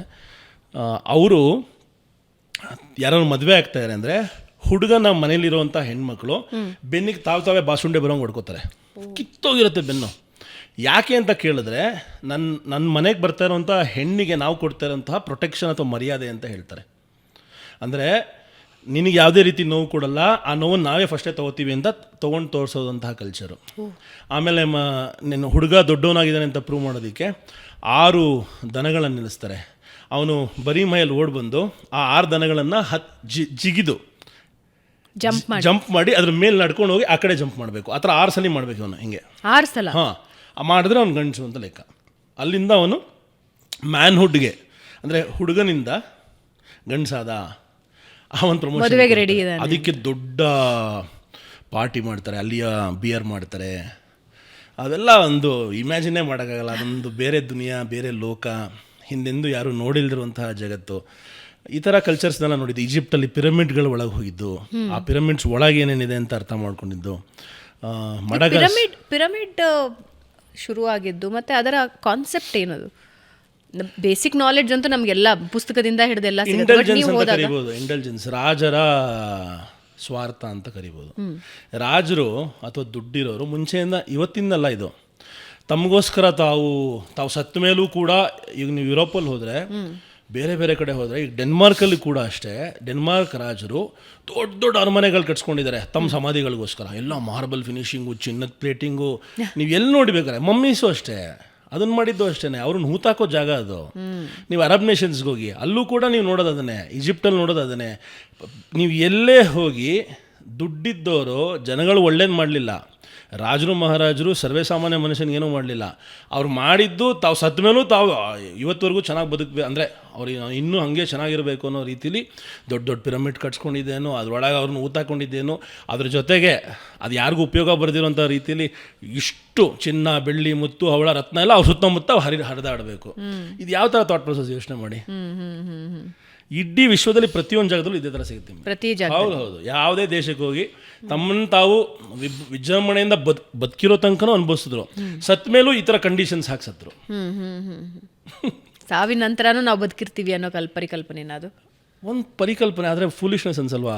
ಎಷ್ಟೋ ಜನಕ್ಕೆ ಏನೇನೋ ಹೆಲ್ಪ್ ಆಗ್ಬೋದಿತ್ತು ಅದರಿಂದ. ಆದರೆ ಒಂದು ಪಿರಮಿಡ್ ಕಟ್ಟೋದಕ್ಕೆ ಎಷ್ಟು ಸಾವಿರ ಜನಗಳು ಪರಿಶ್ರಮ ಪಟ್ಟಿರೋದು ಇವತ್ತು ನೋಡೋದಕ್ಕೆ ಅತ್ಯದ್ಭುತ ಅನಿಸುತ್ತೆ, ಒಂದು ಹಿಸ್ಟಾರಿಕಲ್ ಸಿಗ್ನಿಫಿಕೆನ್ಸು. ಬಟ್ ಅದ್ರ ಹಿಂದೆ ಇರುವಂತಹ ನೋವಿನ ಕಥೆಗಳು, ಸಾವಿನ ಕಥೆಗಳು ಕೇಳಿದ್ರೆ ಬೇಜಾರಾಗುತ್ತೆ. ಅವಶ್ಯಕತೆ ಇತ್ತ ಅನ್ಸುತ್ತೆ. ಅತಿ ಸರಳ ದೇಶ ಯಾವ್ದು ಅನ್ಸಿದ್ದು? ವಾ, ಹಿಂಗಿರ್ಬೇಕಪ್ಪ. ಅದೇ ಡೆನ್ಮಾರ್ಕೇನಾ? ಅಲ್ಲಿ ಜನ, ಅಲ್ಲಿಯ ನಿಯತ್ತು, ಅಲ್ಲಿ ನೀವೇನೇ ಇಟ್ಟು ಹೋದ್ರು ಯಾರೂ ಮುಟ್ಟಲ್ಲ. ಪೆಟ್ರೋಲ್ ಬಂಕಲ್ಲಿ ಯಾರೂ ಇರಲ್ಲ, ಎಲ್ಲೂ ಯಾರು ನಿಮ್ಗೆ ಯಾರೋ ಒಬ್ರು ಒಂದು ಪ್ರಶ್ನೆ ಪೆಟ್ರೋಲ್ ಬಂಕಲ್ಲಿ ಯಾರು ಇರಲ್ಲ, ಯಾರು ನಿಮ್ಮ ಪೆಟ್ರೋಲ್ ಹಾಕೋರಲ್ಲ, ಯಾರು ಇರಲ್ಲ ಅಲ್ಲಿ. ಓಕೆ, ನೀವೇ ಹಾಕೋಬೇಕು, ನೀವೇ ಹೋಗಬೇಕು. ಎಲ್ಲ ನಿಯತ್ತಿನ ಮೇಲೆ ನಿಂತಿರೋ ದೇಶ ಅದು. ಎಲ್ಲಿ ಹೋದ್ರೂ ಅಷ್ಟೇ ನಿಮಗೆ ಯಾರು ಪೊಲೀಸವರೇ ಕಾಣಲ್ಲ ಇಡೀ ದೇಶದಲ್ಲಿ. ನೀವೇನಾದ್ರು ಕ್ರೈಮ್ ಮಾಡಿದ್ರೆ ಮಾತ್ರ ನಿಮಗೆ ಪೊಲೀಸವ್ರು ಕಾಣಿಸ್ತಾರೆ, ಇದ್ರೆ ಪೊಲೀಸವರು ಕೂಡ ಕಾಣಿಸಲ್ಲ. ನಿಮ್ಮನ್ನು ಯಾರು ಬಂದು ಪ್ರಶ್ನೆ ಕೇಳಲ್ಲ, ನಿಮ್ಮನ್ನು ಯಾರು ಬಂದು ಯಾಕೆ ಹಿಂಗಿದೆಯಾ ಅಂತ ಕೇಳಲ್ಲ. ಬಟ್ ನಿನ್ನ ಕಡೆಯಿಂದ ಯಾರಿಗಾರು ತೊಂದರೆ ಆಗ್ತದೆ ಅಂತ ಗೊತ್ತಾದರೆ ನಿನಗೆ ಗೊತ್ತಾಗದಿರೋ ರೀತಿಲಿ ನಿನ್ನನ್ನು ಆಲ್ರೆಡಿ ಒಂದು ಎಕ್ಸಾಂಪಲ್ ಕೊಡ್ತೀನಿ. ನಮ್ಮ ಸ್ನೇಹಿತರು ಹೇಳಿದ ಎಕ್ಸಾಂಪಲು. ಅವ್ರ ಆಫೀಸಲ್ಲಿ ಇರ್ತಾರೆ. ಅಲ್ಲೆಲ್ಲ ಹೆಂಗಂದ್ರೆ ಆಫೀಸಲ್ಲಿ ಪ್ರತಿ ವರ್ಷ ಯಾವುದೇ ಫೋನ್ ಬಂದ್ರೂ ಹೊಸ ಫೋನ್ ಕೊಡ್ತಾರೆ ಫ್ರೀ ಗಿಫ್ಟಾಗಿ. ಮತ್ತು ಹೆಡ್ಫೋನ್ಸ್ ಬಂದರೆ ಫ್ರೀ ಹೆಡ್ಫೋನ್ಸ್ ಎಲ್ಲರಿಗೂ ಕೊಡ್ತಾರೆ, ಒಂದೊಂದು ಸೆಟ್ ಕೊಡ್ತಾರೆ. ಅದು ಏನು ಎಲ್ಲ ಒಂದು 80,000 90,000 headphones, 2 lakh 1.5 lakh best of best phones ಕೊಡ್ತಾರೆ. ನಮ್ಮಲ್ಲಿ ಕೆಲವು ಸರಿ ಸಣ್ಣ ಮನಸ್ಥಿತಿ ಅಂತ ಹೇಳ್ತೀವಿ. ಈಗ ನಮ್ಮ ಹತ್ರ 100 ಇರುತ್ತೆ, ಆದರೂ ಹೋಗ್ಬಿಟ್ಟು ಯಾವುದಾದ್ರು ಒಂದು ಸೂಪರ್ ಮಾರ್ಕೆಟಲ್ಲಿ ಒಂದು ಸಾಕ್ಸ್ ಕದಿಯೋದು, ಅದು ಕೆಲವರು ಕಂಪಲ್ಷನ್ ಅಥವಾ ಡಿಸಾರ್ಡರ್ ಅಂತ ಹೇಳ್ತೀವಿ. But doesn't matter. ಅಲ್ಟಿಮೇಟ್ಲಿ ಕಳ್ಳ ಅಂತ ಹೇಳ್ತಾರಲ್ಲ, ಆ ರೀತಿ ಇಷ್ಟು ಕದ್ದರೂ ಕಳ್ಳ, ದುಡ್ಡು ಕದ್ದರೂ ಕಳ್ಳ.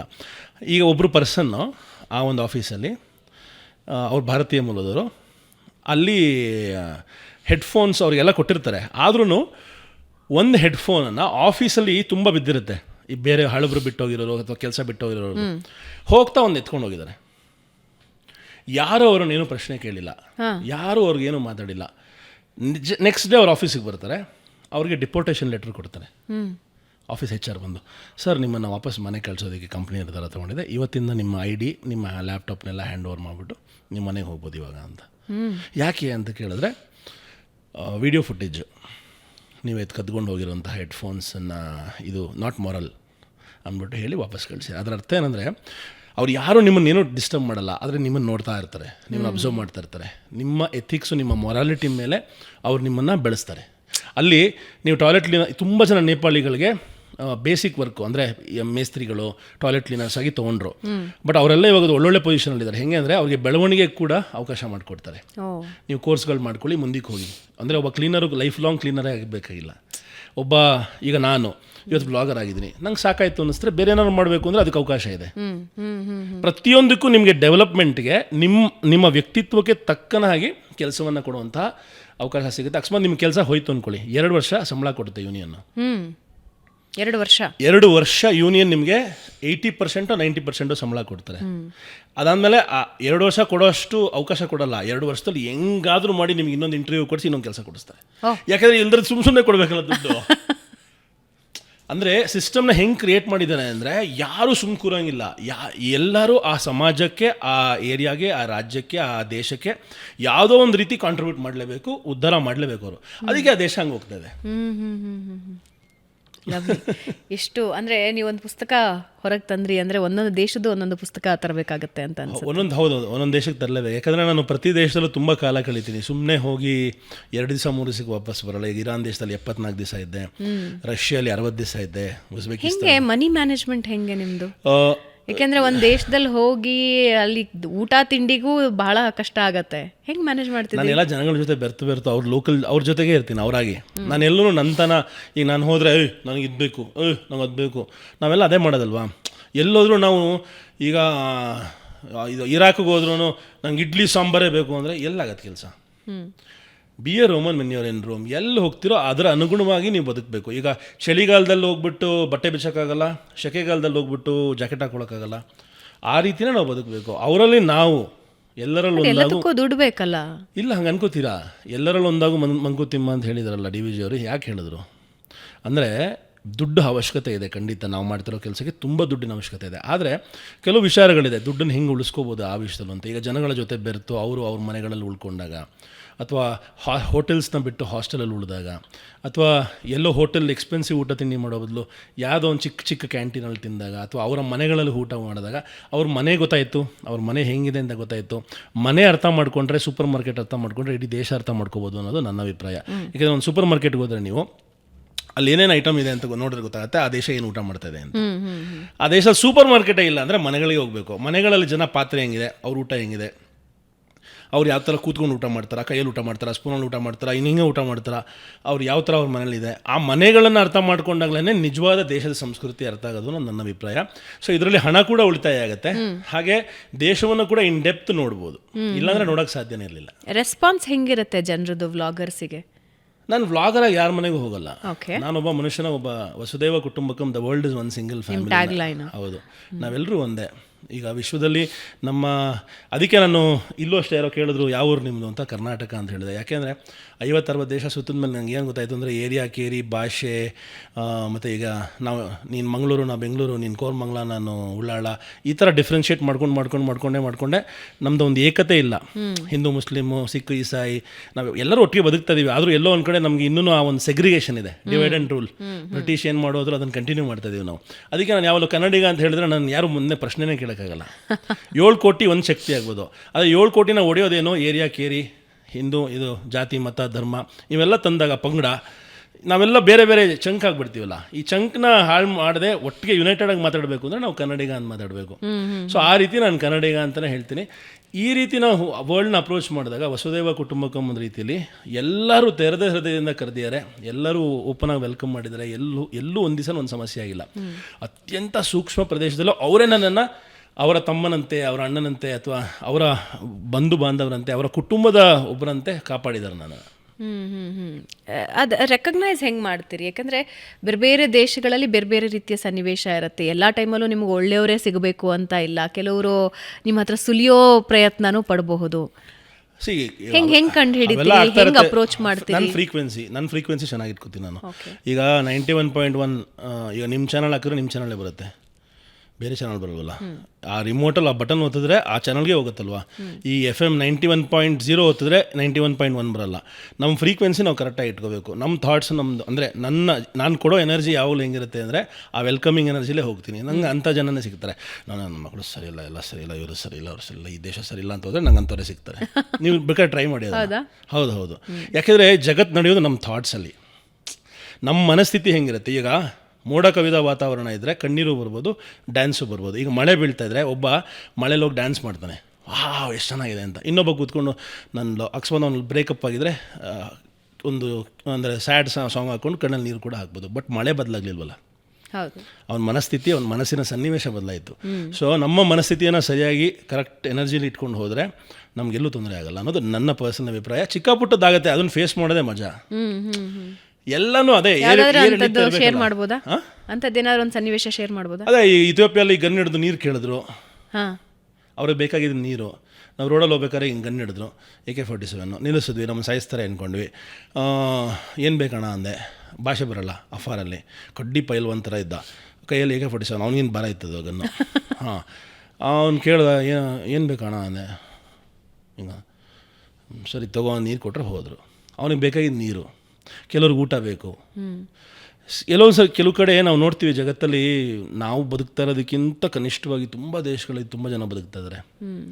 ತುಂಬ ಅಂದರೆ ಈಗ ಕೆಲವು ದೇಶಗಳಲ್ಲಿ, ಈಗ ಆಫ್ರಿಕಾದಲ್ಲಿ ಕೆಲವು ಊರುಗಳಲ್ಲಿ ಮಣ್ಣನ್ನು ಬೇಯಿಸ್ಕೊಂಡು ಊಟ ಮಾಡ್ತಾರೆ. ಮಣ್ಣನ್ನು ಬೇಯಿಸ್ಕೊಂಡು ಎಲ್ಲಿ? ತುಂಬ ಆಫ್ರಿಕನ್ ಕಂಟ್ರೀಸಲ್ಲಿ ಊಟ ತಿಂಡಿನೇ ಇಲ್ಲ, ಮಣ್ಣನ್ನು ಬೇಯಿಸ್ತಾರೆ. ಆ ಮಣ್ಣಿಗೆ ಸ್ಟಾರ್ಚ್ ಥರ ಏನೋ ಮಿಕ್ಸ್ ಮಾಡಿಬಿಟ್ಟು ಅದನ್ನು ಬೇಯಿಸ್ತಿ ತಿನ್ನೋರಿದ್ದಾರೆ. ನೀರಿಲ್ಲ, ನೀರಿಗೋಸ್ಕರ ನೀವು ಅವ್ರು ಕುಡಿಯೋ ಕಲರ್ ನೀರನ್ನು ನೋಡಿಬಿಟ್ರೆ ನೀವು ನೀರು ಅನ್ನೋದ್ರೆ ಮರ್ತು ಬಿಡ್ತೀರಾ, ಅದು ನೀರ ಅಂತ ಕೇಳ್ತೀರಾ. ಈ ಥರ ಹೀನಾಯ ಸ್ಥಿತಿ. ಈಗ ನಾವು ಹೇಳ್ತೀವಿ ಚೈನಾ, ಡೆನ್ಮಾರ್ಕ್ ಬಗ್ಗೆ ನಾವು ಕಂಪೇರ್ ಮಾಡ್ತಾಯಿದ್ದೀವಿ. ನಮಗಿಂತ ಕನಿಷ್ಠವಾಗಿರುವಂತಹ ದೇಶಗಳು ಕೂಡ ಸಾಕಷ್ಟಿದೆ. ಅವ್ರನ್ನೆಲ್ಲ ನೋಡಿದಾಗ ನಾವು ಎಲ್ಲೋ ಅತ್ಯದ್ಭುತವಾದ ಜೀವನ ನಡೆಸ್ತಾ ಇದ್ದೀವಿ ಅಂತ ಅನ್ಕೋತೀವಿ. ಬಟ್ ಮನುಷ್ಯನ ನಡೆ ಯಾವತ್ತೂ ಪ್ರಗತಿ ಕಡೆ ಅಲ್ವಾ. ನಾವು ಬರೀ ಕೆಟ್ಟದನ್ನೇ ಕಂಪೇರ್ ಮಾಡ್ಕೊಂಡು ಉಲ್ಲೇಖ ಮಾಡೋಕ್ಕಾಗಲ್ಲ. ಆ ರೀತಿಲಿ ಪ್ರತಿಯೊಂದು ದೇಶದಲ್ಲೂ ನನಗೆ ಚಾಲೆಂಜಸ್ ಬಂದೇ ಬರುತ್ತೆ, ಚಿಕ್ಕ ಪುಟ್ಟದ್ದು ಜಗಳಗಳು. ಈಗ ನಿನ್ನೆ ಲಾಸ್ಟ್ ನಾನು ಡೆನ್ಮಾರ್ಕ್ ದೇಶದಲ್ಲಿ ಶಿಪ್ಪಲ್ಲಿ ಹೋಗ್ಬೇಕಾದ್ರೆ ಒಬ್ಬ, ನೀವೆಲ್ಲ ಇಂಡಿಯನ್ಸು ಕಳ್ಳನ ಮಕ್ಕಳು, ಕಳ್ಳರು, ನೀನು ಅದು ಇದು ಅಂತೆಲ್ಲ ಕೆಟ್ಟದಾಗ ಮಾತಾಡ್ದ. ಯಾಕೆ ಅಂದರೆ ನಾನು ಪ್ಲೇಟ್ ಊಟ ತೊಗೊಂಬಂದು ಒಂದು ಕಡೆ ಶಿಪ್ಪಲ್ಲಿ ಕೂತ್ಕೊಂಡೆ, ಅವ್ನ ಸಾಮಾನನ್ನ ಅವ್ನು ನನ್ನ ಚೇರ್ ಹಿಂದೆ ಇಟ್ಟಿದ್ದಂತೆ. ಅವನು ಅಲ್ಲೆಲ್ಲೋ ಕೂತಿದ್ದಾನೆ, ಅವ್ನ ಸಾಮಾನು ಇಲ್ಲಿಟ್ಟಿದ್ದಾನೆ, ಅವನು ಅಲ್ಲಿಟ್ಟಿರೋದಕ್ಕೆ ನಾವ್ಯಾರು ಕೂರ್ಬಾರದಂತ ಇಲ್ಲಿ. ಅವನ ತಲೆಯಲ್ಲಿ ಏನಂದರೆ ಎಲ್ಲ ಇಂಡಿಯನ್ಸು ಕಳ್ಳರು ಅಂತ ಫಿಕ್ಸ್ ಆಗಿದ್ದಾನೆ. ಆದರೆ ಯೋಚನೆ ಮಾಡಿ, ನಾನು ಅಷ್ಟೆಲ್ಲ ಇವತ್ತು ಬೆಳಗ್ಗೆ ಆ ವಿಡಿಯೋ ಹಾಕಿದ್ದೀನಿ, ಇಷ್ಟೆಲ್ಲ ಹೋಗಿ ನಾನು ಕಂಪ್ಲೇಂಟ್ ಮಾಡಿದೆ. ಅವನಷ್ಟೆಲ್ಲ ಕೆಟ್ಟದಾಗ ಮಾತಾಡಿದ್ರು ನಾನು ನನ್ನ ಸಂಯಮನ ಕಳ್ಕೊಳ್ಳದೆ. ನಾನು ಯಾಕಂದರೆ ಹೊರ ದೇಶದಲ್ಲಿದ್ದೀನಿ, ನನ್ನ ಸಂಯಮ ಕಳ್ಕೊಬಾರ್ದು. ಅವ್ನು ಏನಾರು ಆಗಲಿ, ನನ್ನ ವ್ಯಕ್ತಿತ್ವ ಬದಲಾಗಬಾರ್ದು, ನಾನು ಕಿರ್ಚಾಡಲಿಲ್ಲ, ಕೂಗಾಡಲಿಲ್ಲ. ಹೋಗಿ ಶಿಪ್ ಅವ್ರಿಗೆ ಕಂಪ್ಲೇಂಟ್ ಮಾಡಿ ಸೆಕ್ಯೂರಿಟಿ ಅವ್ರಿಗೆಲ್ಲ ಹೇಳಿದ್ರೆ ನೀನೇ ಅವನಿಗೆ ಬೈಬೇಕಿತ್ತು ಅಂತ ಹೇಳ್ತಾರೆ ಸೆಕ್ಯೂರಿಟಿ ಅವರು. ಯುರೋಪ್ ಖಂಡದಲ್ಲೂ ಕೂಡ ಈ ಥರ ತುಂಬ ರೇಸಿಸಮ್ ತುಂಬ ನಡೆಯುತ್ತೆ. ಜರ್ಮನಿಲೇ ಹೇಳ್ತಾರೆ ಅದನ್ನ ನಿಮಗೆ. ಜರ್ಮನ್ ಶಿಪ್ಪಲ್ಲೇ ನಡೆದಿದ್ದಂತಹ ಘಟನೆ. ಥೈಲ್ಯಾಂಡಲ್ಲಿ ಕೂಡ ಆಯಿತು. ಥೈಲ್ಯಾಂಡ್ ದೇಶದಲ್ಲಿ 62nd ಫ್ಲೋರಲ್ಲಿ ಒಂದು ಸ್ಕೈ ಬಬ್ ಇದೆ. ಕೆಳಗಡೆ ಹೋದಾಗ ಲೇಡಿ ಮ್ಯಾನೇಜರು ನಾನು ಹಾಕೊಂಡಿದ್ದ ಬಟ್ಟೆಗೆ ಅಲೌ ಮಾಡಲ್ಲ ಅಂತ ಹೇಳಿದ್ರು. ಪಾಲಿಸಿ ಅಲ್ಲೇ ಬರೆದಿದ್ದಾರೆ. ಪಾಲಿಸಿನ ಈಗ ಒಬ್ಬ ಅಕ್ಷರಸ್ಥನಿಗೆ ನೀವು ಸುಮ್ಮನೆ ಯಾಮರ್ಸೋಕ್ಕಾಗಲ್ಲ. ನಾನು ಪಾಲಿಸಿ ಓದಿದೆ ಮೇಲಿಂದ ಕೆಳಗಡೆ. ಪಾಲಿಸಿಲಿ ಎಲ್ಲೂ ಬರ್ದಿಲ್ವಲ್ಲ ಈ ಥರ ಹಾಕೋಬಾರ್ದು ಬಟ್ಟೆ ಅಂತ. ನನ್ನ ಕಣ್ಣೆದುರುಗಡೆನೇ ಬೇರೆ ಫಾರಿನರ್ಸು ಅರ್ಧ ಬಟ್ಟೆಲಿ ಹೋಗ್ತಾಯಿದ್ದಾರೆ, ಇಷ್ಟಿಷ್ಟು ಚಡ್ಡಿ ಹಾಕೊಂಡು, ಅರ್ಧೋಗಿರೋ ಚಡ್ಡಿ ಏನೇನೋ ಸ್ಟೈಲ್ ಮಾಡ್ಕೊಂಡು ಹೋಗ್ತಾರೆ. ಅವ್ರನ್ನ ಬಿಡ್ತಾಯಿದ್ದಾರೆ. ನಾನು ಭಾರತೀಯ ಅಂತ ಬಿಡ್ತಾ ಇಲ್ಲ ಅಂತ ನಂಗೆ ನೋಡಿದ ತಕ್ಷಣ ಗೊತ್ತಾಯಿತು. ಅವ್ರಿಗೇನಿದೆ ಪರ್ಸ್ಪೆಕ್ಟಿವ್ ನನಗೆ ಗೊತ್ತಿಲ್ಲ. ಬಟ್ ನಾನು ಆಮೇಲೆ ಇನ್ನೊಂದು ಪ್ರಾಬ್ಲಮ್ ಇದೆ, ಭಾರತೀಯರು ಅಂದರೆ 140 ಕೋಟಿ. ಆದರೆ ಎಲ್ಲರೂ ಒಂದೇ ಕ್ಯಾಟಗರಿಗೆ ನೀವು ಹೆಂಗೆ ತೂಗಾಕ್ತೀರಾ? ಈಗ ಕನ್ನಡಿಗರು ಎಸ್ಪೆಷಲಿ ಸೌತ್ ಇಂಡಿಯನ್ಸು ತುಂಬ ಕಲ್ಚರ್ಡ್ ಜನ. ನಾನು ಬೇರೆಯವ್ರನ್ನ ಕೆಟ್ಟದಾಗಿ ತೋರಿಸಿ ನಾವು ಕನ್ನಡಿಗರು ಸೂಪರ್ ಅಂತ ಹೇಳ್ತಲ್ಲ, ಬಟ್ ಇರೋದ್ರಲ್ಲಿ ನಮ್ಮದು ತುಂಬ ಸಾಫ್ಟ್ ಕಲ್ಚರು. ನಾವೆಲ್ಲೂ ಯಾರಿಗೂ ತೊಂದರೆ ಕೊಡಲ್ಲ, ನೋವು ಕೊಡಲ್ಲ. ಈಗ ನೋಡಿ ಬೇರೆ ಬೇರೆ ಕಡೆ ದೇಶಗಳಲ್ಲಿ ನೀವು ಬೇಕಾದ್ರೆ ವೀಸಾಸ್ಗೆ ಅಪ್ಲೈ ಮಾಡಿ, ಅಮೆರಿಕಾ ವೀಸಾ, ಆಸ್ಟ್ರೇಲಿಯಾ ವೀಸಾ, ಯಾವ್ಯಾವ ದೊಡ್ಡ ದೊಡ್ಡ ಡೆವಲಪ್ಡ್ ದೇಶದ ವೀಸಾಸ್ ಅಪ್ಲೈ ಮಾಡಿದ್ರೆ ನಿಮಗೆ ಬೆಂಗಳೂರು ಪಾಸ್ಪೋರ್ಟ್ ಆಗಿದ್ರೆ ನಿಮ್ಮದು ಬೇಗ ಅಪ್ರೂವಲ್ ಸಿಗುತ್ತೆ. ದಕ್ಷಿಣ ಭಾರತದ ಪಾಸ್ಪೋರ್ಟ್ಸ್ ಆಗಿದ್ರೆ ಬೇಗ ಅಪ್ರೂವಲ್ ಸಿಗುತ್ತೆ. ನೀವು ನಾರ್ತ್ ಇಂಡಿಯನ್ ಪಾಸ್ಪೋರ್ಟ್ಸ್ ಆಗಿದ್ರೆ ಈಗ ಹರಿಯಾಣ, ಪಂಜಾಬ್ ಇವನ್ನೆಲ್ಲ ರಿಜೆಕ್ಟ್ ಮಾಡ್ತಾರೆ. ಯಾಕೆಂದರೆ ಅವ್ರುಗಳು ಹಂಗೆ ಕ್ರಿಯೇಟ್ ಮಾಡಿದ್ದಾರೆ. ಡಂಕಿ ಮಾಡೋದು ಅಂದರೆ, ಡಂಕಿ ಅಂದರೆ ಇಲ್ಲೀಗಲ್ ಆಗಿ ಬೇರೆ ದೇಶಕ್ಕೆ ಬಾರ್ಡರ್ಸ್ ಮೂಲಕ ಕ್ರಾಸ್ ಮಾಡೋದು, ಪಾಸ್ಪೋರ್ಟ್ನ ಹರಿದಾಕ್ಬಿಡೋದು, ನಮಗೆ ನಮ್ಮ ದೇಶದಲ್ಲಿ ತೊಂದರೆ ಆಗ್ತಾಯಿದೆ, ನೀವು ನನಗೆ ರಕ್ಷಣೆ ಕೊಡಿ, ರೆಫ್ಯೂಜಿ ಸ್ಟೇಟಸ್ನ ಮಾಡೋದು. ಈ ಥರ ಮಾಡಿ ನಮ್ಮ ದೇಶದ ಹೆಸರನ್ನು ಹಾಳು ಮಾಡಿದ್ದಾರೆ. ಆದರೆ ದೇಶ ಅನ್ನೋದು ತುಂಬ ದೊಡ್ಡ ಮಾತು. 140 ಕೋಟಿ ಜನಗಳನ್ನು ಒಂದೇ ತಕ್ಕಡಿಲಿ ಹೆಂಗೆ ತೂಗಾಕ್ತೀರಾ ನೀವು? ಅವನು ಯಾರೋ ಮಾಡ್ದ ಅಂದರೆ ನಾನು ಅದಕ್ಕೆ ಆನ್ಸರ್ ಆಗಲ್ಲ. ಅದಕ್ಕೆ ನಾನು ತುಂಬ ಸರಿ ಏನು ಹೇಳ್ತೀನಿ ಅಂದರೆ, ಭಾರತ ನನ್ನ ದೇಶ ಆದ್ರೂ ಕರ್ನಾಟಕ ನನಗೆ ಅತ್ಯಂತ ಮುಖ್ಯವಾದ. ನಾನು ರೆಪ್ರೆಸೆಂಟ್ ಮಾಡ್ತಿರೋದು ಕನ್ನಡಿಗರನ್ನು ಮತ್ತು ಕರ್ನಾಟಕವನ್ನು. ನಾನು ಭಾರತದ ರಾಯಭಾರಿ ಅಲ್ಲ ಸದ್ಯಕ್ಕೆ, ನಾನು ಕರ್ನಾಟಕದ ರಾಯಭಾರಿ. ಯಾಕಂದರೆ ಅಟ್ಲೀಸ್ಟ್ ನಾನು 7 ಕೋಟಿ ಕನ್ನಡಿಗರ ಪರವಾಗಿ ಮಾತಾಡ್ಬೋದು, ಅವ್ರನ್ನ ಪ್ರೊಟೆಕ್ಟ್ ಮಾಡ್ಕೋಬೋದು. ನಾನು ಇಡೀ ಭಾರತನ ಹೆಂಗೆ ಕಂಟ್ರೋಲ್ ಮಾಡಲಿ? ಅವ್ರು ಮಾಡೋ ತರಲೆಗಳಿಗೆಲ್ಲ ನಾವು ಹೆಂಗೆ ಹೊಣೆಗಾರ ಆಗ್ತೀವಿ? ನಮ್ಮ ಕಡೆಯಿಂದ ಆದಾಗ ನಾವು ಉತ್ತರ ಕೊಡೋಣ ಅಲ್ವಾ? ಈ ರೀತಿ. ಬಟ್ ನಿಮಗೆ ಈ ಥರ ರೇಸಿಸಮ್, ಈ ಥರ ಪ್ರಾಬ್ಲಮ್ಸು ಪ್ರತಿ ದೇಶದಲ್ಲಾಗತ್ತೆ. ಅದನ್ನು ಇಲ್ಲಿ ಹೇಳ್ತಾ ಇದ್ನಲ್ಲ, ಥೈಲ್ಯಾಂಡ್ ಹುಡುಗಿ ಕೊನೆಗೆ ನಾನು ಬಿಡದೆ ಆ ಪಾಲಿಸೀಸ್ನ ಅವಳಿಗೆ ಮತ್ತೆ ಓದಿಸಿ ಅವಳ ಮ್ಯಾನೇಜರ್ಸ್ನ ಕರೆಸಿ ಫೈನಲಿ ನಾನು ಹೋಗಿ ಅದೇ ಸ್ಕೈ ಬಾರಲ್ಲಿ ಇದ್ದು ಸ್ವಲ್ಪ ಹೊತ್ತು ವಾಪಸ್ ಬಂದೆ. ನಮ್ಮ ತನೂ ನಾವು ಯಾಕೆ ಬಿಟ್ಕೊಡೋಣ? ನಾವು ತಪ್ಪು ಮಾಡಿಲ್ಲ ಅಂತ ತಲೆ ತಗ್ಸ್ಬಾರ್ದು. ತಪ್ಪು ಮಾಡಿದರೆ ಅಫ್ಕೋರ್ಸ್ ಕಾಲಿಗೆ ಬಿಟ್ಟು ಕ್ಷಮೆ ಕೇಳೋಣ. ಆದರೆ ನೀಟಾಗಿ ನಮ್ಮ ಮೈಂಡ್ ಕ್ಲಿಯರ್ ಇದ್ರೆ ಎಲ್ಲವೂ ಕ್ಲಿಯರ್ ಆಗಿರುತ್ತೆ. ಹೌದು, ನಮಗೆ ಗೊತ್ತಿರಬೇಕು, ನಮ್ಗೆ ಕ್ಲಾರಿಟಿ ಇರಬೇಕು. ಅದಕ್ಕೆ ಹೇಳೋದು ಪಾಲಿಸೀಸು ಉದ್ದೇಶ ಬಹಳ ಮುಖ್ಯ. ಒಳ್ಳೇದು ಮಾಡ್ಬೋದು, ನಾವು ಏನು ಬೇಕೋ ಒಳ್ಳೇದು ಮಾಡ್ಬೋದು, ಅಥವಾ ಏನು ಬೇಕೋ ಮಾಡ್ಬೋದು, ಆದರೆ ನಮ್ಗೆ ಗೊತ್ತಿರಬೇಕು ನಮ್ಗೆ ಏನು ಮಾಡಬೇಕು ಅಂತ. ಓಕೆ. ಸೊ ನಾನು ವಿದೇಶಗಳಿಗೆ ಹೋದಾಗ ಐ ಸ್ಟ್ರಗಲ್ ವಿತ್ ಫುಡ್ಸ್. ಹೌದಾ? ಯಾವ ದೇಶಕ್ಕೆ ಹೋಗಿದ್ರೆ ಹೇಳಿ. ನನಗೆ ಲಂಡನಲ್ಲಿ ಊಟ ಇಷ್ಟ ಆಗಲಿಲ್ಲ. ಅವ್ರ ಊಟ ಡೆಫಿನೆಟ್ಲಿ ಅಲ್ಲಿ ಇಂಡಿಯನ್ ಫುಡ್ ಸಿಗುತ್ತೆ. ಫಿಶ್ ಆ್ಯಂಡ್ ಚಿಪ್ಸ್ ಅಂದ್ರ ಇಲ್ವಾ? ಶಾಕಾಹಾರಿನಾ ನೀವು? ಇಲ್ಲ. ಆದರೆ ನನಗೆ ಬೇರೆ ಬೇರೆ ದೇಶಗಳಿಗೆ ಹೋದಾಗ ಅಲ್ಲಿನ ಫ್ಲೇವರ್ಸ್, ಥೈಲ್ಯಾಂಡ್ಗೆ ಹೋದಾಗ ಅಲ್ಲಿನ ಫ್ಲೇವರ್ ಅಥವಾ ಘಮ ಇದೆಯಲ್ಲ, ಅದು ಫಿಶ್ ಆಯಿಲ್ ಇಷ್ಟ ಆಗಲ್ಲ. ಆಮೇಲೆ Bahrain and Dubai is good, very good. ಅವ್ರೇನು ಮಸಾಲೆ ಹಾಕಲ್ಲ, ಅದಕ್ಕೆ ಇಷ್ಟ. ಅವ್ರು ಉಪ್ಪು ಹಾಕಲ್ಲ, ಖಾರ ಹಾಕಲ್ಲ, ಏನೂ ಹಾಕಲ್ಲ, ಹಂಗೆ ಬೇಯಿಸಿರುತ್ತೆ ಅಂದಂಗೆ ಇಟ್ಬಿಡ್ತಾರೆ. ಈಗ ವಿದೇಶಗಳಿಗೆ ಹೋದಾಗ ಸಮಸ್ಯೆ ಏನಾಗುತ್ತೆ ಅಂದರೆ ಅಲ್ಲಿನ ಊಟ ರುಚಿಸೋದಿಲ್ಲ. ನನಗಂತೂ ರುಚಿಸೋದಿಲ್ಲ. ಐ ಡೋಂಟ್ ನೋ, ನನಗೆ 2 ಹೊತ್ತು ಅವ್ರ ಊಟ ತಿಂದರೆ 1 ಹೊತ್ತಾದರೂ ಇಂಡಿಯನ್ ಫುಡ್ ಇರಬೇಕು ಅಂತ. ಸೊ ನೀವು ಹೆಂಗೆ? ನಾನಂತೂ ನನಗೇನೂ ತೊಂದರೆ ಇಲ್ಲಪ್ಪ. ನಾನು ಮಂಗೋಲಿಯಾಗೆ ಹೋದಾಗ ಅವ್ರು ಇಟ್ಟಿರೋ ಹಸಿ ಮಾಂಸನೂ ತಿಂದಿದ್ದೀನಿ. ರಷ್ಯಾಗೆ ಹೋದಾಗ ಒಳ್ಳೆ ಈ ಕ್ಯಾರೆಟ್ ತುರಿ ಥರ ಫ್ರೀಸ್ ಆಗಿರೋ ಫಿಶ್ನ ತುರಿದು ಕೊಡ್ತಾರೆ, ಹಿಂಗೆ ಅದನ್ನು ಟೇಸ್ಟ್ ಮಾಡಿದ್ದೀನಿ. ಅಂದರೆ ಇಟ್ ಡಸಂಟ್ ಮ್ಯಾಟರ್. ಈಗ ಸರ್ವೈವಲ್ ಆಫ್ ದ ಫಿಟ್ಟೆಸ್ಟ್ ಥರ ಬದುಕಬೇಕು ನಾವು. ಈಗ ನೀವು ಮಾಡ್ತಿರೋ ಒಂದು ಟೂರಿಸಮ್, ನೀವು ಹೋಗಿರೋದು ಅಂದರೆ ಟೂರಿಸ್ಟಿಕ್ ವ್ಯೂ ಪಾಯಿಂಟಲ್ಲಿ ಹೋಗಿದ್ದೀರಾ. ಸೊ ನೀವು ನಿಮ್ದು ಬೇಕು ಅನ್ನೋ ಥರ ಈಗ ತುಂಬ ಡೀಪಾಗಿ ಟ್ರಾವೆಲ್ ಮಾಡೋಕ್ಕೆ ಶುರು ಮಾಡಿ. ಯಾವತ್ತರ ಒಂದು 100 ದಿವಸ ಯಾವ್ದಾರು ಒಂದು ಟ್ರಾವೆಲ್ ಮಾಡಿ. ನಿಮ್ಗೆ ಹೋಗ್ತಾ ಹೋಗ್ತಾ ಏನನ್ಸುತ್ತೆ ಗೊತ್ತಾ, ನಿಮಗೆ ಅಲ್ಲಿಯವರೊಬ್ಬರು ಆಗ್ಬಿಡ್ತೀರ ನೀವು. ಯಾಕಂದರೆ ನೀವು ಬೇರೆ ಆಪ್ಷನಲ್ಲಿ, ಈಗ ಮಂಗೋಲಿಯಾ ದೇಶದಲ್ಲಿ, ರಷ್ಯಾ ದೇಶದಲ್ಲಿ, ಕೋಲ್ಡೆಸ್ಟ್ ಪ್ಲೇಸಸಲ್ಲಿ 6 ತಿಂಗಳು ತರಕಾರಿನೇ ಬೆಳೆಯೋಕ್ಕಾಗಲ್ಲ. ತರಕಾರಿನೇ ಬೆಳೆಯೋದ್ರ ಜಾಗದಲ್ಲಿ ನಾನು ಶಾಕಾಹಾರಿ ಆಗ್ತೀನಿ ಅಂದರೆ ಬದುಕೋಕ್ಕಾಗಲ್ಲ. ಇಲ್ಲ ಸಾಯಬೇಕು, ಇಲ್ಲ ತಿನ್ನಬೇಕು. ಏನು ಮಾಡ್ತೀರಾ ಡಿಸೈಡ್ ಮಾಡಬೇಕು. ನೀರು ಸಿಗಲ್ಲ, ಮಂಜುಗೆಡ್ಡೆನ ತಂದು ಕರಗಿಸ್ಬೇಕು, ಅದನ್ನೇ ಕುಡಿಬೇಕು. ಬೇರೆ ಆಪ್ಷನ್ ಇಲ್ವಲ್ಲ. ಮನುಷ್ಯ ಏನು ಬೇಕೋ ಮಾಡೋಕ್ಕೆ ಸಾಧ್ಯ, ಎಷ್ಟು ದೂರ ಬೇಕೋ ಹೋಗ್ಬೋದು, ಏನೇನು ಬೇಕೋ ಮಾಡ್ಬೋದು ಅನ್ನೋದಕ್ಕೆ ನಾನೇ ಸಾಕ್ಷಿ. ಈಗ ನಾನು ಕರ್ನಾಟಕದಲ್ಲಿ ಹುಟ್ಟಿದವನು, ನನಗೆ ಒಳ್ಳೆ ಕ್ಲೈಮೇಟಲ್ಲಿ ಬೆಳೆದವನು, ಅದು ಬೆಂಗಳೂರಲ್ಲಿ. ಅವತ್ತಿನ ಬೆಂಗಳೂರು ಬೇರೆ ಥರ ಹೋಗಿದೆ. ಆವತ್ತಿನ ಬೆಂಗಳೂರಲ್ಲಿ ಬದುಕಿದವನು ವಿಶ್ವದ ಎಲ್ಲ ರೀತಿಯ ಚಾಲೆಂಜಸ್ನ ಫೇಸ್ ಮಾಡಿ ವಾಪಸ್ ಸುರಕ್ಷಿತವಾಗಿ ಬಂದಿದ್ದೀನಲ್ಲ. ಅದರ ಅರ್ಥ ನಮ್ಮ ದೇಹ, ನಮ್ಮ ಮನಸ್ಸನ್ನು ಯಾವುದೇ ರೀತಿ ಬೇಕಾದ್ರೂ ಟ್ರೈನ್ ಮಾಡ್ಬೋದು. ಈಗ ನಮ್ಮ ಸೈನಿಕರು ಸಿಯಾಚಿನ್, ವರ್ಲ್ಡ್ಸ್ ಹೈಯೆಸ್ಟ್ ಬ್ಯಾಟಲ್ ಗ್ರೌಂಡಲ್ಲಿ ಫೈಟ್ ಮಾಡ್ತಾರೆ, ನಿಂತ್ಕೋತಾರೆ. ಹೇಗೆ ಸಾಧ್ಯ? ನೀವು 1 ನಿಮಿಷದಲ್ಲಿ ಹೋಗ್ಬಿಡ್ತೀವಿ.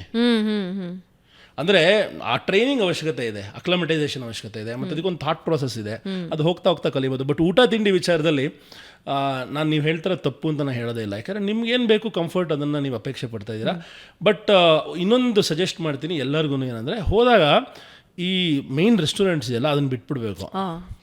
ಯಾರು ಒಬ್ಬ ಲೋಕಲ್, ನಾನು ಯಾವಾಗಲೂ ಹಿಂಗೆ ಮಾಡೋದು, ಲೋಕಲ್ ಯಾರು ಸಿಗ್ತಾನಲ್ಲ, ಎಲ್ಲಿ ಚೆನ್ನಾಗಿರುತ್ತೆ ಅಂತ ಕೇಳೋದು. ಅವ್ನು ಭಾಷೆ ಮುಂದೆ ಇಲ್ಲಾಂದರೆ ಹಿಂಗೆ ಕೇಳೋದು, ಭಾಷೆ ಟ್ರಾನ್ಸ್ಲೇಟರ್ ಇದ್ದರೆ ಟ್ರಾನ್ಸ್ಲೇಟರ್ ಕೇಳೋದು. ಅವ್ನು ಇಂಗ್ಲೀಷು, ಹಿಂದಿ, ಕನ್ನಡ, ನಮ್ಮ ಭಾಷೆ ಆದರೂ ಒಂದು ಚೂರಾರು ಅರ್ಥ ಆಗುತ್ತೆ ಅನ್ನೋದ್ರೆ ಅದನ್ನು ಕೇಳೋದು. ಕೇಳಿಬಿಟ್ಟು ಅವನ ಮೂಲಕ ಕರ್ಕೊಂಡು ಹೋಗೋ ಅನ್ನೋದು, ಇಲ್ಲ ಲೊಕೇಶನ್ ತೋರಿಸೋ ಅನ್ನೋದು.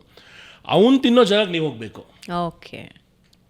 ಇಲ್ಲೇನಾದೆ ಅಂದರೆ ಇಂಡಿಯನ್ ಫುಡ್ ಫಾರಿನ್ ಅಂತೂ ಚೆನ್ನಾಗಿರೋಕ್ಕೆ ಸಾಧ್ಯನೇ ಇಲ್ಲ. ಯಾಕಂದರೆ ಅವ್ರು ಇಲ್ಲಿಯ ಇಂಗ್ರೀಡಿಯೆಂಟ್ ಸೋರ್ಸ್ ಮಾಡೋಕ್ಕಾಗಲ್ಲ. ಅಲ್ಲಿಯ ಲೋಕಲ್ ಡೊಮೆಸ್ಟಿಕ್ ಫುಡ್ಡನ್ನು ಬೆಸ್ಟ್ ಜಾಗದಲ್ಲಿ ಹೋಗಿ ತಿನ್ನಬೇಕು. ಲೋಕಲ್ ಜಾಗದಲ್ಲಿ ಇಟ್ಸ್ ನಾಟ್ ಲೈಕ್ ಅವ್ರು ತೋರಿಸೋ ರೆಸ್ಟೋರೆಂಟ್ಗಳಲ್ಲ. ನಿಮಗೆ ಟೂರಿಸ್ಟ್ ಪ್ಯಾಕೇಜಲ್ಲಿ ಹೋದರೆ ಅವರು ಯಾವುದೋ ಒಂದು ರೆಸ್ಟೋರೆಂಟ್ ಫಿಕ್ಸ್ ಮಾಡಿರ್ತಾರೆ, ಎಲ್ಲರನ್ನೂ ಹಿಂಗೆ ಕೂರಿಸ್ತಾರೆ, ಊಟ ಕೊಡ್ತಾರೆ, ಕಳಿಸ್ಬಿಡ್ತಾರೆ ಬುಫೇಲಿ. ಲೋಕಲ್ ಜನಗಳು, ಯಾಕಂದರೆ ಎಲ್ಲಿ ಬಿಸಿ ಬಿಸಿ ಊಟ ಇರುತ್ತೆ, ಎಲ್ಲಿ ತುಂಬ ಜನ ಇರ್ತಾರೆ, ಅಲ್ಲಿ ಸ್ಟೇಲ್ ಫುಡ್ ಸಿಗೋಕ್ಕೆ ಸಾಧ್ಯನೇ ಇಲ್ವಲ್ಲ, ಮೂವ್ ಆಗ್ತಾನೆ ಇರುತ್ತಲ್ಲ. ಇಲ್ಲೂ ಅಷ್ಟೇ, ಈಗ ಬಿಸಿ ಬಿಸಿ ಎಲ್ಲಿರುತ್ತೆ 5 ನಿಮಿಷ ಸಿಗಲ್ವಲ್ಲ ಆದಮೇಲೆ. ಸೊ ಅದು ಅಲ್ಲಿ ಪ್ರಾಬ್ಲಮ್ಮೂ ಆಗಲ್ಲ, ಆರೋಗ್ಯನೂ ಕೆಡಲ್ಲ, ಏನೂ ತೊಂದರೆನೂ ಆಗಲ್ಲ. ಸೊ ಲೋಕಲ್ಸ್ನ ಕೇಳಿ ಸೋಲೋ ಟ್ರಾವೆಲ್ ಮಾಡಿದಾಗ ಲೋಕಲ್ಸ್ ಪ್ರಕಾರ ನಡ್ಕೊಳ್ಳಿ ಅನ್ನೋದು ನನ್ನ ಒಂದು ಚಿಕ್ಕ ಟಿಪ್. ಯಾವಾಗಾದ್ರೂ ತುಂಬ ಸ್ಟ್ರಗಲ್ ಮಾಡಿದ್ದಿದೆಯಾ ಊಟಕ್ಕೆ? ಮಂಗೋಲಿಯಲ್ಲಿ ತುಂಬ ಸ್ಟ್ರಗಲ್ ಮಾಡಿದೆ. ಯಾಕಂದರೆ ಅಲ್ಲಿ ಬುಡಕಟ್ಟು ಜನಾಂಗಗಳ ಜೊತೆಗೆ ಬದುಕ್ತಾ ಇದೆ. ಅಲ್ಲಿ 6 ತಿಂಗಳಿಗಾಗಷ್ಟು ಮಾಂಸನ ಒಂದೇ ಸರಿ ಕಡಿದು ಆಚೆ ಕಡೆ ಹಿಂಗೆ ಜೋಡಿಸ್ಬಿಡ್ತಾರೆ. -45 ಇರುತ್ತೆ ಅಲ್ಲಿ. ಫ್ರಿಜ್ ಇಲ್ಲ ಅಲ್ಲಿ ದೇಶದಲ್ಲಿ, ಆಚೆ ಕಡೆನೇ ಜೋಡಿಸ್ತಾರೆ ಊಟ ತಿಂಡಿ, ಹಾಲು ಮೊಸರು ಎಲ್ಲ ಮನೆಯಿಂದ ಆಚೆ ಇರುತ್ತೆ. ಏನಾದ್ರು ಊಟ ಹಣ ಹಸುವಾಗ್ತಾ ಇದೆ ಅಂದರೆ ಒಂದು ಇಡೀ ಕುರಿನ ನೀರಲ್ಲಿ ಬೇಯಿಸ್ಬಿಟ್ಟು ಹಿಂಗೆ ಇಟ್ಬಿಡ್ತಾನೆ ಅಷ್ಟೇ. ಎಲ್ಲರೂ ಕೂತ್ಕೋತಾರೆ, ಕುರಿನ ಹಿಂಗೆ ತಿಂತಾರೆ, ತಲೆ ಬುಡ ಏನೂ ಇಲ್ಲ, ಎಲ್ಲನೂ ಇಂಟೆಸ್ಟೈನ್ಸಿಂದ ಹಿಡಿದು ಇಷ್ಟು ಹಿಂಗೆ ಇಟ್ಬಿಡ್ತಾರೆ. ಅದ್ರ ಜೊತೆ ಏನೂ ಸಿಗೋಲ್ಲ ನಿಮಗೆ, ಯಾಕಂದರೆ ಅದು ಬಿಟ್ಟು ಬೇರೆ ಏನೂ ಸಿಗೋಲ್ಲ ನಿಮಗೆ. ಒಂಚೂರು ನೀರು ಟೀ ಕೊಡ್ತಾರೆ, ಮಂಜಿನಿಂದ ಮಾಡಿದಂತಹ ನೀರು ಟೀ. ಅದೆಲ್ಲ ಆ ಥರ ಬದುಕೋದು ತುಂಬ ಕಷ್ಟ ಇದೆ. 1 ದಿವಸ 1-2 ದಿವಸ ಬದುಕ್ಬೋದು, 1-2-3 ದಿವಸ ಆಮೇಲೆ ತಲೆಗೆ ಕೊಡೋಕ್ಕೆ ಶುರು ಆಗುತ್ತದು. ಆಮೇಲೆ ಒಂದು ನೀರು ಕುಡಿಯೋಕ್ಕೂ ತುಂಬ ಕಷ್ಟ ಇದೆ. ನೀರು ತರಬೇಕಂದ್ರೂ ಇಷ್ಟೋ ದೂರ ಹೋಗ್ಬಿಟ್ಟು ಐಸ್ ಬ್ಲಾಕ್ಸ್ನ ಹೊಡಿತಾರೆ. ಆಮೇಲೆ ಐಸ್ ಬ್ಲಾಕ್ಸ್ನ ಗಾಡಿಗಳಲ್ಲಿ ಹಾಕೊಂಡ್ಬಂದು ಒಂದೊಂದು ಮನೆಗೇ ಕೊಡ್ತಾರೆ. ಆ ಐಸ್ ಬ್ಲಾಕ್ಸ್ನ ನೀವು ಕರಗಿಸ್ಕೊಂಡು ನೀರೇ ಸಿಗಲ್ಲ ನಿಮಗೆ. ಈಗ ಆ ಎಲ್ಲ ಐಸ್, ಇಡೀ ಊರೇ ಐಸ್ ಆಗಿಬಿಟ್ಟಿರುತ್ತೆ, ನೆಲ ಐಸು, ಮೇಲಿಂದ ಐಸು. ಹೆಂಗೆ ಬದುಕೋದು? ಅಂದರೆ ಚಿಕ್ಕ ಚಿಕ್ಕ ವಿಷಯಗಳಿಗೂ ಮಹತ್ವ ಕೊಡೋದನ್ನು ಕಲಿತೆ ನಾನು. ಅಲ್ಲಿ ಮಕ್ಕಳು ಅಷ್ಟೇ ಹೆಂಗೆ ಬದುಕ್ತಾರೆ, ಅಲ್ಲಿ ಮಕ್ಕಳು ಆ ಒಂದು ಕ್ಲೈಮೇಟ್ಗೆ ಹೆಂಗೆ ಅಡ್ಜಸ್ಟ್ ಆಗ್ತಾರೆ. ಅಲ್ಲಿಯ ತಂದೆ ತಾಯಿಯಂದರು ಚಿಕ್ಕ ವಯಸ್ಸಿಂದನೇ ತಮ್ಮ ಮಕ್ಕಳನ್ನ ಆ ಕೋಲ್ಡಿಗೆ ಎಕ್ಸ್ಪೋಸ್ ಮಾಡ್ತಾರೆ. ನಾವೆಲ್ಲ ಹೆದರ್ಕೋತೀವಲ್ಲ, ಅಯ್ಯೋ ಮಳೆ ಬಂದುಬಿಡ್ತು, ಅಯ್ಯೋ ಗಾಳಿ ಬಂದುಬಿಡ್ತು, ಅಯ್ಯೋ ಆಟ ಆಡ್ಬೇಡ, ಅಯ್ಯೋ ಮಣ್ಣು ಮುಟ್ಬಿಡ, ಇನ್ಫೆಕ್ಷನ್ ಆಗ್ಬಿಟ್ಟಿದೆ. ಇತ್ತೀಚೆಗಂತೂ ಓವರ್ ಆಗ್ಬಿಟ್ಟಿದೆ ಇದು. ಬಟ್ ನಾವೆಲ್ಲ ಬದುಕಿದ್ದು ಮಣ್ಣಿನ ಮಕ್ಕಳಾಗೇನೆ, ಎಲ್ಲ ಕೆಸರು ಮಣ್ಣು. ನಮ್ಮ ಅಮ್ಮ ಫಡ ಹೊಡೆಯೋರು, ಯಾಕಂದರೆ ಬಿಳಿ ಬಟ್ಟೆ ಹಾಕಿ ಕಳಿಸಿದ್ರು ವಾಪಸ್ ಬಂದಾಗ ಅದಕ್ಕೆ ಫುಲ್ ಮಣ್ಣಾಗಿರೋದು ಅಲ್ವಾ. ಬಟ್ ಅಲ್ಲಿಯ ಮಕ್ಕಳನ್ನ ಹೆಂಗೆ ಮಾಡ್ತಾರೆ ಅಂದರೆ ಡೆಲಿಬ್ರೇಟ್ಲಿ 3 ತಿಂಗಳಿಂದನೇ ಈಗ ಅಪ್ಪ ಅಮ್ಮಂದರು ಹೋಟ್ಲು ಒಳಗೆ ಊಟಕ್ಕೆ ಹೋದ್ರು ಅಂದರೆ ಸ್ಟ್ರೋಲರ್ಸಲ್ಲಿ ಆಚೆ ಇಟ್ಬಿಟ್ಟು ಹೋಗ್ತಾರೆ ಚಳಿಲಿ. ಹೌದು, 3 ತಿಂಗಳು. ಹೌದು ಕವರ್ ಮಾಡಿರ್ತಾರೆ ಎಲ್ಲನೂ, ಬಟ್ ಆಚೆ ಕಡೆ ಬಿಡ್ತಾರೆ ಅದನ್ನು. ಯಾಕಂದರೆ ಆ ವಾತಾವರಣಕ್ಕೆ ಅವ್ರು ಅಡ್ಜಸ್ಟ್ ಆಗಬೇಕು ಚಿಕ್ಕ ವಯಸ್ಸಿಂದನೇ. ಓವರ್ ಪ್ರೊಟೆಕ್ಷನ್ ಇದೆಯಲ್ಲ, ಅದನ್ನೇ ನಮ್ಮನ್ನ ಹಾಳು ಮಾಡೋದು. ಅದು ಚಿಕ್ಕವರಾಗಿದ್ದಾಗಲಿ ದೊಡ್ಡವರಾಗಿದ್ದಾಗಲಿ ಅಷ್ಟೇ. ಅದಕ್ಕೆ ಹೇಳೋದು, ಆಗಾಗ ನಾವು ನಮ್ಮ ಕಂಫರ್ಟ್ ಲೆವೆಲ್ಲು ಅದನ್ನು ಬಿಟ್ಟು ಹೊರಗೆ ಹೋಗಬೇಕು. ಒಂದೇ ಏನೋ ಮಾಡ್ತಾ ಇರ್ತೀವಿ ಅಂದರೆ, ಈಗ ನಾನು ಅಷ್ಟೇ ಒಂದೇ ಥರ ದೇಶ ನೋಡ್ತಾ ಇರಲ್ಲ ನಾನು. ಅದಕ್ಕೆ ಈಗ ಒಂದು ದೇಶಕ್ಕೆ ಹಿಂಗೋದ್ರೆ ಇನ್ನೊಂದು ದೇಶ ಟೋಟಲ್ ಆಪೋಸಿಟ್ ಹೋಗ್ತೀನಿ ನಾನು. ಈಗ ಡೆನ್ಮಾರ್ಕ್ ಹೋದರೆ ನೆಕ್ಸ್ಟ್ ಹೋಗಿ ನೇಪಾಳಕ್ಕೆ. ಈಗ ಕಾಂಟ್ರಾಸ್ಟ್ ನೋಡಬೇಕಲ್ಲ, ಈ ಎಕ್ಸ್ಟ್ರೀಮ್ ನೋಡಿದಾಗಲೇ ಗೊತ್ತಾಗೋದು, ಈಗ ಇಷ್ಟು ಕರಪ್ಷನ್ ಇರೋದನ್ನ ನೋಡಿದಾಗಲೇ ಗೊತ್ತಾಗೋದು ಉತ್ತಮವಾದ ದೇಶ ಕೂಡ ಹೆಂಗೆ ಮಾಡಬೇಕು ಅಂತ. ಈ ಉತ್ತಮವಾದ ದೇಶ ನೋಡಿದ್ಮೇಲೆ ಇನ್ನೊಂದು ಯಾವುದೋ ಬೇರೆ ರೀತಿಯ ದೇಶವನ್ನು ನೋಡಬೇಕು, ಅವಾಗ ಅಲ್ಲಿ ಗೊತ್ತಾಗತ್ತೆ. ಈ ರೀತಿ ಒಂದು ಕಾಂಟ್ರಾಸ್ಟೇ ನಮ್ಗೆ ಅರ್ಥ ಮಾಡಿಸೋದು ಪ್ರತಿಯೊಂದನ್ನು. ಈ ದುಡ್ಡು ಹೊಂದಾಣಿಕೆ ಈ ಸ್ಟ್ರಗಲ್ಸ್ ಹೆಂಗಿರುತ್ತೆ ಅಂದರೆ, ಒಂದು ದೇಶಕ್ಕೆ ಟಿಕೆಟ್ ಬುಕ್ ಮಾಡಬೇಕು ಅಂದರೆ ಭಾಳನೇ ಎಕ್ಸ್ಪೆನ್ಸಿವ್ ಇರುತ್ತೆ. ನೀವು ಹೇಳಿದ್ರಿ ತಿಂಗಳಿಗೊಂದಿಷ್ಟು ಎತ್ತಿಟ್ಕೊಳ್ಳೋದು ಅಂತ, but that doesn't work sometimes. ನನ್ನ ವಿಚಾರಕ್ಕೆ ಅಥವಾ ನಿಮ್ಮ ವಿಷಯ, ಬ್ಲಾಗರ್ ವಿಷಯ ತುಂಬ ಕಷ್ಟ. ಎಸ್ಪೆಷಲಿ ಅದಕ್ಕೆ ಯಾಕೆ ಇವತ್ತವರೆಗೂ ಯಾರು ಕಾಂಪಿಟೇಷನ್ಗೆ ಬಂದಿಲ್ಲ ಯೋಚನೆ ಮಾಡ್ಬೋದು ನೀವು ಅದಕ್ಕೆ. ಈಗ ಕರ್ನಾಟಕದಲ್ಲಿ 3 ಜನ ಇರೋದು ನಾವು, ಇಂಟರ್ನ್ಯಾಷನಲ್ ಟ್ರಾವೆಲ್ ಬ್ಲಾಗರ್ಸ್ ಅಂತ. 4ನೇವರು ಇನ್ನೊಂದಿಬ್ಬರು ಬರ್ತಾ ಇದ್ದಾರೆ, ಬಟ್ ಯಾರಿಗೂ ಅಂದರೆ ಎಕ್ಸ್ಟ್ರೀಮ್ ಕಂಟ್ರೀಸ್ ಮಾಡೋಕ್ಕಾಗ್ತಾಯಿಲ್ಲ. ತುಂಬ ದುಡ್ಬೇಕು. ಪ್ರತಿ ದಿವಸ ಗಾಲ್ಫ್ ಆಡ್ದಂಗೆ. ಈಗ ಹೇಳ್ತಾರಲ್ಲ, ಗಾಲ್ಫು ಟೆನ್ನಿಸ್ ಆಡೋದು ತುಂಬ ಕಷ್ಟ. ಯಾಕೆಂದರೆ ಪ್ರತಿ ದಿವಸ ಟೆನ್ನಿಸ್ ಬಾಲ್ ಕೊಂಡ್ಕೋಬೇಕು, ಆ ಕೋರ್ಟು, ಆ ಗ್ರಾಸು, ರ್ಯಾಕೆಟು ಎಲ್ಲ ಸಿಕ್ಕಾಬಿಟ್ಟೆ, ಕೋಚಿಂಗ್ ಕಾಸ್ಟ್ಲಿ ಅಂತ. ಅದೇ ರೀತಿ ಇಂಟರ್ನ್ಯಾಷನಲ್ ಟ್ರಾವೆಲ್ ಬ್ಲಾಗಿಂಗ್ ಅಷ್ಟೇ. ಬಟ್ ಏನಂದರೆ ಇದೊಂದು ದಾರಿ, ಇದೊಂದು ದಾರಿಲಿ ಒಂದು ಯಾರೂ ಹೋಗಿಲ್ದಿರೋ ದಾರಿಲಿ ನಡೆದಾಗ ಒಂದೇನೋ ಬೇರೆ ಥರ ಖುಷಿ, ಮತ್ತು ಯಾರಿಗೂ ಸಿಗದಿರೋಂತಹ ಒಂದು ಆ ಜ್ಞಾನ ಪ್ರತಿಯೊಂದು ದಿವಸನೂ ಸಿಗ್ತಾ ಏನೋ ಅನುಭವ ಸಿಗ್ತಾ ಇರುತ್ತಲ್ಲ, ಅದನ್ನು ಬಿಡೋಕ್ಕಾಗ್ತಾಯಿಲ್ಲ. ಸೊ ಇದು ದುಡ್ಡಿಗೋಸ್ಕರ ನಾನು ಮಾಡ್ತಾಯಿಲ್ಲ. ದುಡ್ಡಿಗೋಸ್ಕರ ಮಾಡೋದಾಗಿದ್ದರೆ ನಾನು ಇವಾಗ ಇಮಿಡಿಯೇಟ್ಲಿ ಬೇರೆ ಕಡೆ ಶಿಫ್ಟ್ ಆಗ್ಬೋದಿತ್ತು, ಯಾಕಂದರೆ ಆಲ್ರೆಡಿ ಬ್ರ್ಯಾಂಡ್ ಆಗಿದ್ದೀನಿ ಒಂದು ರೀತಿ. ಬಟ್ ನನ್ನ ಥಾಟು ನಿಜವಾಗ್ಲೂ ಒಂದು ಕನ್ನಡ ಪರ ಇದೆ, ಇನ್ನೊಂದು ಎಲ್ಲೋ ಒಂದು ಕಡೆ ನನ್ನ ಸ್ವಂತ ಜ್ಞಾನಾರ್ಜನದ ಕಡೆ ಇದೆ. ಆ ಒಂದು ಹಸಿವಿದೆ ನನಗೆ, ಕಲಿಬೇಕು ಅಂತ. ಎಷ್ಟು ದಿವಸ ಆಗುತ್ತೋ ನನಗೆ ಗೊತ್ತಿಲ್ಲ, ಬಟ್ ನನ್ನ ಕೈಲಿ ಆಗೋಷ್ಟು ಏನು ನನ್ನ ಹತ್ರ ದುಡ್ಡೇ ಇರಲಿಲ್ಲ ಶುರು ಮಾಡಿದಾಗ. ಕೋವಿಡಲ್ಲಿ ದುಡ್ಡಿರಲಿಲ್ಲ, ನಂದೇನೋ ಒಂದು ಸಮಸ್ಯೆ ಆಗಿತ್ತು ಪರ್ಸ್ದಲ್ಲಿ. ನನ್ನ ಕಾರ್ ಇತ್ತು ಒಂದೇ ಒಂದು, ಆ ಕಾರ್ ಮಾರಿ ಶುರು ಮಾಡಿದ್ದು ನನ್ನ ಚಾನಲ್ನ. ಇವತ್ತು 50 ದೇಶಕ್ಕೆ ಹೋಗಿದ್ದೀನಿ. ಸೊ ದುಡ್ಡೇ ಇಲ್ಲದೆ ಶುರು ಮಾಡಿ 50 ದೇಶ ನೋಡಿದ್ದೀನಿ. ಬಟ್ ಇವಾಗ ಯೂಟ್ಯೂಬಿಂದ ಕೂಡ ಅರ್ನಿಂಗ್ಸ್ ಬರ್ತಾಯಿದೆ. ಕರೆಕ್ಟಾಗಿ ಪ್ಲ್ಯಾನ್ ಮಾಡಿಕೊಂಡ್ರೆ ಸೋಷಿಯಲ್ ಮೀಡಿಯಲ್ಲಿ ಕೂಡ ಅರ್ನಿಂಗ್ಸ್ ಬರುತ್ತೆ ಚೆನ್ನಾಗೇ, ಒಂದು ಒಳ್ಳೆ ಸ್ಯಾಲ್ರಿ ಥರ ಬರುತ್ತೆ. ಬಟ್ ಏನಂದರೆ ನಮ್ಮದು ಇಂಟರ್ನ್ಯಾಷನಲ್ ಟ್ರಾವೆಲ್ ಆಗಿರೋದ್ರಿಂದ ಈ ಫ್ಲೈಟ್ ಟಿಕೆಟು, ವೀಸಾ, ಈಗ ನೋಡಿ ಸಡನ್ನಾಗಿ ಏನೇನೋ ಖರ್ಚು ಬರುತ್ತೆ. ಮೊನ್ನೆ ನೇಪಾಳದಲ್ಲಿ ಡ್ರೋನ್ ಕಳೆದೋಯ್ತು, 1 ಲಕ್ಷ ಪಟ್ಟಂತು ಹೋಯ್ತು. ಮೌಂಟೇನ್ಸಲ್ಲಿ ಸಿಗಾಕೊಂಡ್ಬಿಡ್ತು, ಎಷ್ಟೇ ಹುಡುಕಿದ್ರೂ ಸಿಗಲಿಲ್ಲ. ಅದಾದಮೇಲೆ ಮೈಕ್ ಕಳೆದೋಯ್ತು, ಯಾವುದೋ ಮಾರ್ಕೆಟಲ್ಲಿ ಓಡಾಡಬೇಕಾದ್ರೆ. ಏನು ಹೆಂಗೆ ಕಂಟ್ರೋಲ್ ಮಾಡ್ತೀರಾ? ನಮ್ಗೆ ಕೆಲವು ಸರಿ ಗೊತ್ತಾಗಲ್ಲ, ಅದೇನು ಮಾಡೋಕ್ಕಾಗಲ್ಲ. ಆ ಥರ ಸುಮಾರು ಸರಿ ಏನೇನೋ ಕಳೆದೋಗಿದೆ. ಈಗ 1.5 ಲಕ್ಷ ಹೋಯ್ತು ನನ್ನ ದುಡ್ಡು. ಈಗ ಅದನ್ನು ಮತ್ತೆ ಹೊಂದಿಸಿ ಮತ್ತೆ ಹೊಸ ತೊಗೋಬೇಕು, ಅದ್ರ ಜೊತೆಗೆ ಟ್ರಾವೆಲ್ ಮಾಡಬೇಕು. ತುಂಬ ಚಾಲೆಂಜಿಂಗು. ಬಟ್ ಏನಂದರೆ ನನ್ನ ಪ್ರೀತಿಯ ಗ್ಲೋಬಲ್ ಕನ್ನಡಿಗರು ತುಂಬ ಸಪೋರ್ಟ್ ಮಾಡ್ತಾಯಿದ್ದಾರೆ. ಹಾಗೆಯೇ ನಾ ಎಲ್ಲೊಂದು ಕಡೆ ನಾನು ಚಿಕ್ಕದಾಗಿ ಮ್ಯಾನೇಜ್ ಮಾಡ್ತೀನಿ. ಮತ್ತು ಹೋದಾಗಲೂ ತುಂಬ ಆಡಂಬರದಲ್ಲಿ ಏನೂ ಮಾಡಲ್ಲ, ಎಷ್ಟಾಗತ್ತೋ ಅಷ್ಟು ಉಳಿತಾಯದಲ್ಲೇ ಮಾಡ್ತೀನಿ. ಬಟ್ ಅನುಭವ ಕಮ್ಮಿ ಆಗಿಲ್ಲ. ಬಟ್ ನಾನು ಬದುಕ್ತಾ ಇರೋ ರೀತಿ ಎಷ್ಟು ಸಾಧ್ಯ ಆಗುತ್ತೋ ಅಷ್ಟು ಕಮ್ಮಿಯಲ್ಲಿ, ಎಷ್ಟು ಹಂಬಲ್ ಇರುತ್ತೋ ಅಷ್ಟು ಯೂಸ್ಫುಲ್ ಆಗುತ್ತೆ ಅಂತ. ಯಾಕಂದರೆ ಇವತ್ತೊಂದು ದಿವಸ ಮಜಾ ಮಾಡ್ಬಿಡ್ಬೋದು, ನಾಳೆ ಇನ್ನೊಂದು ದೇಶಕ್ಕೂ ಹೋಗ್ಬೇಕಲ್ಲ. ಒಂದು ಮಿಷನ್ 197 ಇದೆಯಲ್ಲ. ಓಕೆ, ಈಗ ದೇಶಗಳನ್ನು ಸುತ್ತಕೊಂಡು ಬಂದ ಮೇಲೆ ನಿಮ್ಮೂರಿನ ಬಗ್ಗೆ ಏನು ಅನ್ಸುತ್ತೆ? ನಮ್ಮ ಊರು, ನಮ್ಮ ನಾಡು, ನನ್ನ ಭಾಷೆ, ನನ್ನ ನೆಲ, ನನ್ನ ತಾಯಿ, ನನ್ನ ಹೆಮ್ಮೆ. ಯಾವತ್ತಿದ್ರೂ ಅದು ನಮ್ಮದೇ. ಬಟ್ ಇಲ್ಲಿರುವಂತಹ ಕೆಲವು ವಿಚಾರಗಳು ನೋವು ತರುತ್ತೆ, ಅದನ್ನೇ ಸರಿ ಮಾಡ್ಬೇಕು ನಾವು ಎಲ್ಲರೂ ಸೇರಿ. ನೆಕ್ಸ್ಟ್ ದೇಶ ಯಾವುದು? ನೆಕ್ಸ್ಟ್ ದೇಶ ಈಗ ಅಫ್ಘಾನಿಸ್ತಾನ್ಗೆ ಹೋಗ್ತಾ ಇದ್ದೀನಿ. ಓಕೆ. ಈಗ ಅಫ್ಘಾನಿಸ್ತಾನ್ಗೆ ಹೋಗಿ ಈಗ ಸ್ವಲ್ಪ ಅಲ್ಲೂ ಕೂಡ ಸೆನ್ಸಿಟಿವ್ ವಾತಾವರಣ ಇದೆ. ಮುಂಚೆಯಿಂದನೂ ಹೋಗಬೇಕು ಅಂತ ಆಸೆ ಇತ್ತು, ಬಟ್ ಹೋಗೋಕ್ಕಾಗಿಲ್ಲ. 2-3 ಸಲ ಮಿಸ್ ಆಗಿತ್ತು. ಸುತ್ತಮುತ್ತ ಎಲ್ಲ ನೋಡಿದ್ದೀನಿ. ಪಾಕಿಸ್ತಾನ ನೋಡಿದ್ದೀನಿ. ಪಾಕಿಸ್ತಾನ ತೋರಿಸಿದಂತಹ ಮೊಟ್ಟ ಮೊದಲ ಕನ್ನಡಿಗ. ಹಾಗೆ ಈಗ ಇಂಡಿಯಾ ನೋಡ್ತಾ ಇರ್ತೀರಿ, ಭಾರತದಲ್ಲಿ ಪಾಕಿಸ್ತಾನದ ಬಗ್ಗೆ ಏನೋ ಒಂದು ಪರ್ಸೆಪ್ಷನ್ ಇದೆ ಅಂತ. ಪಾಕಿಸ್ತಾನಿಯರಿಗೆ ಭಾರತದ ಬಗ್ಗೆ ಏನಿದೆ? ಇದು ತುಂಬ ಒಳ್ಳೆ ಅಭಿಪ್ರಾಯ ಇದೆ ಅವರಿಗೆ. ಹೌದಾ? ನಾನು ದಾರಿ ತಪ್ಪಿದ ದೇಶ ಅಂತ ಕರೆಯೋದು ಆ ದೇಶನ. ದಾರಿ ತಪ್ಪಿದ ಮಕ್ಕಳು ಇರ್ತಾರಲ್ಲ ಆ ಥರ. ಈಗ ಇವು ಬಟ್ವಿನ್ಸ್ನ ಪ್ಯಾರೆಟ್ ಸ್ಟೋರಿ ಇದೆಯಲ್ಲ, ಒಳ್ಳೆ ಬುದ್ಧಿ ಹೇಳ್ಕೊಟ್ಟೋರು ಒಳ್ಳೆ ಕಡೆ ಹೋದ್ರು, ಕೆಟ್ಟ ಬುದ್ಧಿ ಹೇಳಿದ್ರು ಹಾಳೋದ್ರು ಅಂತ. ಆ ಥರ ಅವ್ರು ಹಾಳಾಗೋಗಿರೋರು. ಬಟ್ ಸರ್ವೇ ಸಾಮಾನ್ಯ ಮನುಷ್ಯ ಅಲ್ಲೂ ನಮ್ಮ ಥರನೇ, ಕೂಲಿ ಕಾರ್ಮಿಕ ಅಲ್ಲೂ ನಮ್ಮ ಥರನೇ. ಅಲ್ಲಿ ನಾರ್ಮಲ್ ಜನ ಅಂತ ಏನು ಹೇಳ್ತಾರೆ, ಅವರೆಲ್ಲ ನಾರ್ಮಲ್ ಥರನೇ ಇದ್ದಾರೆ. ಅವ್ರು ಯಾರೋ ಅವ್ರಿಗೂ ತುಂಬ ಕಷ್ಟಪಡ್ತಾರೆ, ತುಂಬ ಹಿಂಸೆ, ಊಟ ಇಲ್ಲ, ತಿಂಡಿ ಇಲ್ಲ, ಪ್ರಾಬ್ಲಮ್ಸ್ ತುಂಬ ಇದೆ. ನಾರ್ಮಲ್ ಜನಗಳನ್ನ ನಾನು ಮೀಟ್ ಮಾಡಿದ್ದು. ಮತ್ತು ದೇವಸ್ಥಾನದ ವಿಸಿಟಿಗೆ ನಾನು ಹೋಗಿದ್ದು. ಬಹಳ ಅತ್ಯದ್ಭುತವಾದ ದೇವಸ್ಥಾನ ಇದೆ, ಕಟಾಸ್ ರಾಜ್ ಅಂತ, ಹಿಂದೂ ದೇವಾಲಯ. ಆ ದೇವಾಲಯದಲ್ಲಿ ಶಿವಪೂಜೆ ಮಾಡೋದಕ್ಕೆ ಶಿವಲಿಂಗ ಇದೆ ಅಲ್ಲಿ, ಶ್ರೀಕೃಷ್ಣ ಪರಮಾತ್ಮ ಸ್ಥಾಪನೆ ಮಾಡಿರೋದು. ಅವತ್ತು ಹೋಗಿ ನಮ್ಮ ಶಿವರಾತ್ರಿ ದಿವಸ ಹೋಗಿ ಶಿವಪೂಜೆ ಮಾಡಿ ಬಂದೆ. ಅದೊಂದು ಭಾಳ ಹೆಮ್ಮೆ ವಿಚಾರ. ಹಾಗೆ ಇಡೀ ರಾಜಧಾನಿ ಕೂಡ ಹೋಗಿದ್ದೀನಿ. ಇಸ್ಲಾಮಾಬಾದ್, ಲಾಹೋರು ಹೋಗಿದ್ದೀನಿ, ರಾವಲ್ಪಿಂಡಿ ನೋಡಿದ್ದೀನಿ, ಕಟಾಸ್ ರಾಜ್ ನೋಡಿದ್ದೀನಿ, ಸಾಕಷ್ಟು ನೋಡಿದ್ದೀನಿ ಪಾಕಿಸ್ತಾನದಲ್ಲಿ. 7 ದಿವಸ ಇದ್ದೆ. ನನಗೆ ಪಾಲಿಟಿಕ್ಸ್ ಬಗ್ಗೆ ಮಾತಾಡೋಕ್ಕೆ ಯಾಕಂದರೆ ಆ ಥರ ಜನಗಳು ನನಗೆ ಅಲ್ಲಿ ಸಿಕ್ಕೇ ಇಲ್ಲ. ನಂಗೆ ಸಿಕ್ಕಿದ್ದು ಸರ್ವೇ ಸಾಮಾನ್ಯ ಮನುಷ್ಯರು. ಬಟ್ ಪಾಕಿಸ್ತಾನವನ್ನು ನಾನು ಯಾವತ್ತೂ ಆಸ್ ಎ ದೇಶ ಸಪೋರ್ಟ್ ಮಾಡೋದೇ ಇಲ್ಲ. ಅವ್ರು ತೊಗೊಂಡಿರುವಂಥ ನಡೆ ಬಹಳ ಒಂಥರ ಬೆನ್ನಿಗೆ ಚೂರಿ ಹಾಕೋ ರೀತಿಲಿ. ಈ ರೀತಿ ಯಾವತ್ತೂ ಮಾಡಬಾರ್ದು. ಅವರು ಅವರ ಪ್ರಗತಿ ಬಗ್ಗೆ ಯೋಚನೆ ಮಾಡದೆ ಬರೀ ಇನ್ನೊಬ್ರಿಗೆ ನೋವು ಕೊಡುವಂತಹ ಸನ್ನಿವೇಶವನ್ನೇ ತರ್ತಾ ಇದ್ದಾರೆ. ಅದಕ್ಕೆ ಎಲ್ಲ ಕನ್ನಡಿಗರ ಧಿಕ್ಕಾರ, ಭಾರತೀಯರ ಧಿಕ್ಕಾರ ಇದ್ದೇ ಇರುತ್ತೆ. ಅದಾದಮೇಲೆ ಭಾರತ ಸಖತ್ತಾಗಿ ಪಾಠ ಕಲಿಸ್ತು ಅವ್ರಿಗೆ. ಇನ್ಯಾವತ್ತೂ ಮುಟ್ಟು ನೋಡ್ಕೋಬೇಕು ಆ ಥರ. ಮತ್ತು ಇನ್ಯಾವತ್ತೂ ಬಂದರೂ ಕೂಡ ನಾನು ಪಾಕಿಸ್ತಾನದ ನೆಲದಲ್ಲೇ ಈ ಮಾತನ್ನು ಹೇಳಿದ್ದೆ, ಭಾರತೀಯರನ್ನ ಎದುರಾಕೊಂಡ್ರೆ ನಿಮ್ಗೆ ಉಳಿಗಾಲ ಇಲ್ಲ ಅಂತ ಪಾಕಿಸ್ತಾನದಲ್ಲಿ ನಿಂತ್ಕೊಂಡು ಹೇಳಿದ್ದೆ ಈ ಮಾತನ್ನು. ನನ್ನ ವಿಡಿಯೋಲಿ ನೀವು ನೋಡ್ಬೋದು. ಅದಾದಮೇಲೂ ಅಷ್ಟೇ, ಅಲ್ಲಿ ನಿಂತ್ಕೊಂಡಾಗಲೂ ಅಷ್ಟೇ ನಾನು ಸರ್ವೇ ಸಾಮಾನ್ಯ ಮನುಷ್ಯ, ನಾನು ಭಾರತದ ಬಾವುಟ ಹಾಕೊಂಡು ಹೋಗಿದ್ದೆ ಅಲ್ಲಿ. ಹೌದೌದು ಹಾಕೊಂಡು ಹೋಗಿದ್ದೆ. ನೋಡೋಣ ಹೆಂಗೆ ರಿಯಾಕ್ಟ್ ಮಾಡ್ತಾರೆ ಜನಗಳು ಅಂತ. ಸರ್ವೇ ಸಾಮಾನ್ಯ ಮನುಷ್ಯರು ಏನು ಜಾಸ್ತಿ ತಲೆ ಕೆಡಿಸ್ಕೊಳ್ಳಿಲ್ಲ. ಪೊಲಿಟಿಕಲ್ ತುಂಬ ಇದೆ, ಮತ್ತು ಅವ್ರ ಉದ್ದೇಶ ಸರಿ ಇಲ್ಲ. ಈಗೇನು ರಾಜಕೀಯದ ಉದ್ದೇಶಗಳು ತುಂಬ ಕೆಟ್ಟದಾಗಿದೆ. ಅವ್ರು ಹೆಂಗೆ ಅಂದರೆ ಇಡೀ ನಮ್ಮನ್ನು ಟಾರ್ಚರ್ ಕೊಟ್ಟನೇ ಅವ್ರು ಎಲ್ಲಿಗೂ ಹೋಗ್ತಾ ಇಲ್ಲ, ಇನ್ನೂ ಹಾಳಾಗ್ತಾ ಇರೋ ಎಲ್ಲಿಗೂ ಹೋಗ್ತಾ ಇಲ್ಲ ಅವರು. ಬಟ್ ನಾವು ಎಲ್ಲೋ ಒಂದು ಕಡೆ ನಮ್ಮಲ್ಲಿ ಸಮಸ್ಯೆ ಇದೆ, ಆದರೆ ನಮ್ಮದು ಡೆವಲಪ್ಮೆಂಟ್ ಇದ್ದೇ ಇದೆ. ಎಲ್ಲೋ ಒಂದು ಕಡೆ ಒಂದು ಚೂರಾದರೂ ನಾವು ಮುಂದಕ್ಕೆ ಹೋಗ್ತಾ ಇದ್ದೀವಿ. ಈ ಜೆನ್ಜಿ ಎರಾನ ಹೆಂಗೆ ನೀವು ನೋಡ್ತೀರಾ? ಮಡಗಾಸ್ಕರ್, ನೇಪಾಳ ಬೇಸತ್ತೋಗಿದ್ದಾರೆ ಸರ್ವೇ ಸಾಮಾನ್ಯ ಮನುಷ್ಯ. ಇದಕ್ಕೊಂದು ಹಾಡು ಮಾಡಿದ್ವಿ, ನಾನು ನೋಡ್ಕೊಳ್ದೆ ಹೇಳ್ಬೋದು, ಆದರೂ ನೋಡ್ಕೊಂಡು ಹೇಳ್ತೀನಿ ತಪ್ಪಾಗಬಾರ್ದು ಅಂತ.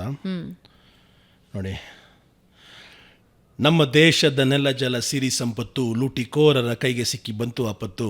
ದೇಶ ಸೇವೆ ಈಶ ಸೇವೆ ಅಂದರು ಅವತ್ತು, ಅಂತ ಮಾತಿಗೆಲ್ಲ ₹1 ಇಲ್ಲ ಕಿಮ್ಮತ್ತು. ಬಿಡ್ತಾರೆ ಬೊಗಳೆ ನಾವೆಂದು ನಿಮ್ಮಯ್ಯ ಸೇವಕ, ಆದರೆ ಭ್ರಷ್ಟಾಚಾರ ಮಾಡೋದೇ ನಿಮ್ಮಯ್ಯ ಕಾಯಕ. ಲಂಚಕೋರರು ಆದರೂ ಉದ್ಧಾರ, ದೇಶ ಭಕ್ತರಿಗೆ ಇನ್ಯಾರು ಆಧಾರ. ನಮ್ಮ ಹಕ್ಕಿಗೆ ಯಾರು ಇಲ್ಲಿ ದಿಕ್ಕು, ಅಡಗಿಸಬೇಕು ನಾವು ಅವರ ಸೊಕ್ಕು. ನಮ್ಮ ಹಕ್ಕಿಗೆ ಯಾರು ಇಲ್ಲಿ ದಿಕ್ಕು, ನಾವೇ ಎಲ್ಲವ ಕೇಳಿ ಪಡೆಯಬೇಕು. ಬಡವನ ಸಿಟ್ಟು ದವಡೆಗೆ ಮೂಲ, ಅಂತ ಕುಳಿತರೆ ನಮಗಿಲ್ಲ ಕಾಲ. ಬದಲಾವಣೆ ಈ ಜಗದ ನಿಯಮ, ಬದಲಾಯಿಸದಿದ್ದರೆ ಅದು ನಮ್ಮ ಕರ್ಮ. ನಮ್ಮ ಓಟು ಅವರ ಕೈಗೆ ಜೊಟ್ಟು, ಅವರ ಕೇಳಿ ಪಡೆಯಬೇಕು ಹೊಟ್ಟೆಗಿಟ್ಟು. ಕೇಳಂಗಿಲ್ಲ ಅವರ 5 ವರ್ಷ, ಮಾಡುತ್ತಾರೆ ನಮ್ಮ ಸರ್ವನಾಶ. ಈ ಥರ ಆಗೋಗಿದೆ. ಇದನ್ನು ಬದಲಾಯಿಸಬೇಕು ಅಂದರೆ ಎಲ್ಲೋ ಒಂದು ಕಡೆ ಜನ್ಜಿ ಮನಸ್ಸಲ್ಲಿರೋ ಮಾತುಗಳಿವೆಲ್ಲ ಸಾಕಾಗಿದೆ. ಎಷ್ಟು ಅಂತ ತಡ್ಕೊತೀರ ಪ್ರತಿಯೊಂದು ವಿಷಯದಲ್ಲೂ. ಸೊ ಅದನ್ನು ಬದಲಾವಣೆ ಸಮಯ ಎಲ್ಲ ಕಡೆ ಬಂದಿದೆ. ಫಿಲಿಪೀನ್ಸ್ ನೋಡ್ತಾ ಇದ್ದೀರಾ, ತೈವಾನ್, ಫಿಲಿಪೀನ್ಸ್ ನೋಡಿದ್ರಿ, ಇಂಡೋನೇಷ್ಯಾ ನೋಡಿದ್ರಿ, ಬಾಂಗ್ಲಾದೇಶ ನೋಡಿದ್ರಿ, ಶ್ರೀಲಂಕಾ ನೋಡಿದ್ರಿ, ನೇಪಾಳ ನೋಡಿದ್ರಿ, ಮಡಗಾಸ್ಕರ್ ನೋಡಿದ್ರಿ. ಭಾರತ ದೇಶದಲ್ಲಿ ಆಗಬಾರ್ದು ಅಂತ ಕೂಡ ನಾನು ಹೇಳ್ತೀನಿ. ಭಾರತ ದೇಶದಲ್ಲಿ ಎಲ್ಲರೂ ಅವರವರೇ ಅರ್ಥ ಮಾಡ್ಕೊಂಡು ಸರಿ ಮಾಡಬೇಕು. ಅಲ್ಲ, ಇರೋ ವ್ಯವಸ್ಥೆ ನೋಡಿದ್ರೆ ಆಗುತ್ತೆ ಅಂತ ಅನ್ಸುತ್ತೆ ನಿಮಗೆ? ಆಗಲೇಬೇಕು. ಜೆನ್ಜಿ ಪ್ರೊಟೆಸ್ಟ್ ಆಗಬಾರ್ದು. ಆಗದಿರೋ ರೀತಿಲಿ ನಮ್ಮ ಸರ್ಕಾರಗಳು ನೋಡ್ಕೋಬೇಕು ನಮ್ಮನ್ನು, ಅವ್ರ ಮನೆ ಮಕ್ಕಳ ಥರ. ಮನೆ ಮಕ್ಕಳು ಈಗ ಮಕ್ಕಳನ್ನ ಚೆನ್ನಾಗಿ ನೋಡ್ಕೊಂಡ್ರೆ ಯಾರು ಗಲಾಟೆ ಮಾಡ್ತಾರೆ ರೀ? ಟೀನೇಜಲ್ಲಿ ಒಂದಿಷ್ಟು ವರ್ಷಗಳು ರಕ್ತ ಕುದೀತಾ ಇದ್ದಾಗ, ಈಗ ನಾನು ಅಷ್ಟೇ ನಮ್ಮ ಅಪ್ಪನ ಜೊತೆ ಜಗಳ ಮಾಡಿದ್ದೀನಿ. ಈಗ ಯಾಕೆ ಜಗಳ ಮಾಡಿದ್ದೀನಿ ಯೋಚನೆ ಮಾಡಿ. ಈಗ ನಾವೊಬ್ಬ ಕಾಮನ್ ಮ್ಯಾನು, ನಮ್ಮಪ್ಪ ನಂಗೆ ಸೈಕಲ್ ಕೊಡಿಸು ಅಂತ ಕೇಳಿದಾಗ 2 ವರ್ಷ ಬಿಟ್ಟು ಕೊಡಿಸಿದ್ರು. ಅದು ಸೆಕೆಂಡ್ ಹ್ಯಾಂಡ್ ₹800 ಸೈಕಲ್. ಕಾಲೇಜಲ್ಲಿದ್ದಾಗ ಬೈಕ್ ಫಸ್ಟ್ ಇಯರ್ PUC ಕೇಳಿದ್ರೆ ಫೈನಲ್ BCom ಕೊಡಿಸಿದ್ರು. ಯಾಕೆಂದರೆ ನಮ್ಮಪ್ಪ ಒಬ್ಬ ನಾರ್ಮಲ್ ಮನುಷ್ಯ, 10,000, 15,000, 20,000 ಸಂಬಳ ನ್ಯಾಯವಾಗಿ ದುಡಿದು ನ್ಯಾಯವಾಗಿ ಸರ್ಕಾರಕ್ಕೆ ITRನ ಫೈಲ್ ಮಾಡಿ ಬದುಕ್ತಾ ಇದ್ದಂತಹ ಮನುಷ್ಯ. ಆದರೆ ನಮ್ಮ ಕಾಲೇಜಲ್ಲಿ ನಾವು ನೋಡ್ತಾ ಇದ್ದಂತಹ ರಾಜಕಾರಣಿಗಳ ಮಕ್ಕಳು BMW ಫೆರಾರಿಲಿ ಬರೋರು. ಅದು ದುಡ್ಡು ಎಲ್ಲಿಂದ ಬಂತು ಅಂತ ನಮ್ಗೆ ಗೊತ್ತಾಗ್ತಾ ಇರಲಿಲ್ಲ ಅವಾಗ. ನಾವು ಅನ್ಕೋತಾ ಇದ್ವಿ, ಇವರೆಲ್ಲ ಇಷ್ಟೊಂದು ಇವರಪ್ಪ ಇಷ್ಟೊಂದೆಲ್ಲ ಹೆಂಗೆ ದುಡಿದ್ರು, ನಮ್ಮಪ್ಪ ಯಾಕೆ ದುಡಿತಾರ, ನಮ್ಮಪ್ಪ ಯಾಕೆ ನನಗೆ ಕೊಡಿಸ್ತಾಯಿಲ್ಲ ಈ ಥರ ಗಾಡಿಗಳು ಈ ಥರ ಅಂತ. ಇವತ್ತು ಅರ್ಥ ಆಗ್ತಾಯಿದೆ, ನಮ್ಮಪ್ಪ ಯಾಕೆ ನನಗೆ ಕೊಡಿಸ್ಲಿಲ್ಲ ಅಂದರೆ ಅವ್ನು ನ್ಯಾಯವಾಗಿ ದುಡಿದವರು. ಅನ್ಯಾಯ ದುಡ್ಡಲ್ಲಿ ಯಾರು ಬೇಕೋ ಗಾಡಿ ಇಳಿಸ್ಬೋದು, ಅದೆಲ್ಲ ನಮ್ಮ ಗಾಡಿಗಳು. ಈಗ ಯುರೋಪ್ ಕಂಡದವರು ಭಾರತ ದೇಶಕ್ಕೆ ಕೊಳ್ಳೆ ಹೊಡೆದು ಕೊಯ್ನೂರು ಡೈಮಂಡಿಂದ ಹಿಡಿದು UK ಎಲ್ಲ ನಮ್ಮದೇ ದೋಚಿ ಇಡೀ ವರ್ಲ್ಡನ್ನ ದೋಚಿ ತಮ್ಮ ದೇಶವನ್ನು ಸಾಹುಕಾರ ದೇಶ ಮಾಡಿಕೊಂಡ್ರು. ಅವ್ರು ಸಾಹುಕಾರಲ್ಲ, ಲೂಟಿಕೋರವರು. ಲೂಟಿಕೋರನ್ನ ಸಾಹುಕಾರ ಅಂತ ಹೆಂಗೆ ಕರಿತೀರಾ? ನಾವು ಅಂದ್ಕೊಂಡ್ವಿ ಇವರೆಲ್ಲ ಒಳ್ಳೆ ಲೆವೆಲಿರೋರು ಅಂತ. ಒಳ್ಳೆ ಲೆವೆಲ್ಗೆ ಹೆಂಗೆ ಬಂದರು? ನಮ್ಮ ದುಡ್ಡಲ್ಲಿ ಅವರು ಒಳ್ಳೆ ಲೆವೆಲ್ಗೆ ಬಂದರು. ನ್ಯಾಯವಾಗಿ ಸಾಹುಕಾರರಾಗಿರೋರನ್ನ ನಾವು ಅಪ್ರಿಷಿಯೇಟ್ ಮಾಡ್ತೀವಿ, ತಪ್ಪಿಲ್ಲ. ಕಂಪ್ನಿ ಕಟ್ಟಿ ಒಂದಿಷ್ಟು ಜನಕ್ಕೆ ಎಂಪ್ಲಾಯ್ಮೆಂಟ್ ಕೊಟ್ಟು ಅವರು ಬೆಳೆದು ಬೇರೆಯವ್ರನ್ನೂ ಬೆಳೆಸಿ ಉದ್ಧಾರ ಆದವರು ನಿಜವಾದ ಸಾಹುಕಾರ ಅಥವಾ ನಿಜವಾದ ಮನುಷ್ಯರು. ಎಲ್ಲರ ತಲೆ ಹೊಡೆದು ಮೇಲೆ ಬಂದು ನಮ್ಮ ಟ್ಯಾಕ್ಸ್ ದುಡ್ಡಲ್ಲಿ ಅವ್ರು ಐಷಾರಾಮಿ ಜೀವನ ನಡೆಸ್ತಾ ಇರೋದು ಇದು ಯಾವುದು? ಇದು ಲೂಟಿಗೋರರು. ಸೊ ನಂಗೆ ಇವತ್ತು ಅರ್ಥ ಆಗ್ತಾಯಿದೆ. ಸೊ ಇವತ್ತಿನ ಜೆನ್ಜಿ ಅರ್ಥ ಮಾಡ್ಕೋಬೇಕಾದ್ರೆ ಇದೇ ವಿಷಯ. ನಿಮ್ಮಪ್ಪ ನಿಮ್ಗೇನಾದ್ರು ಕೊಡಿಸಿಲ್ಲ ಅಂದರೆ ಅದು ಅವ್ರು ತಪ್ಪಲ್ಲ.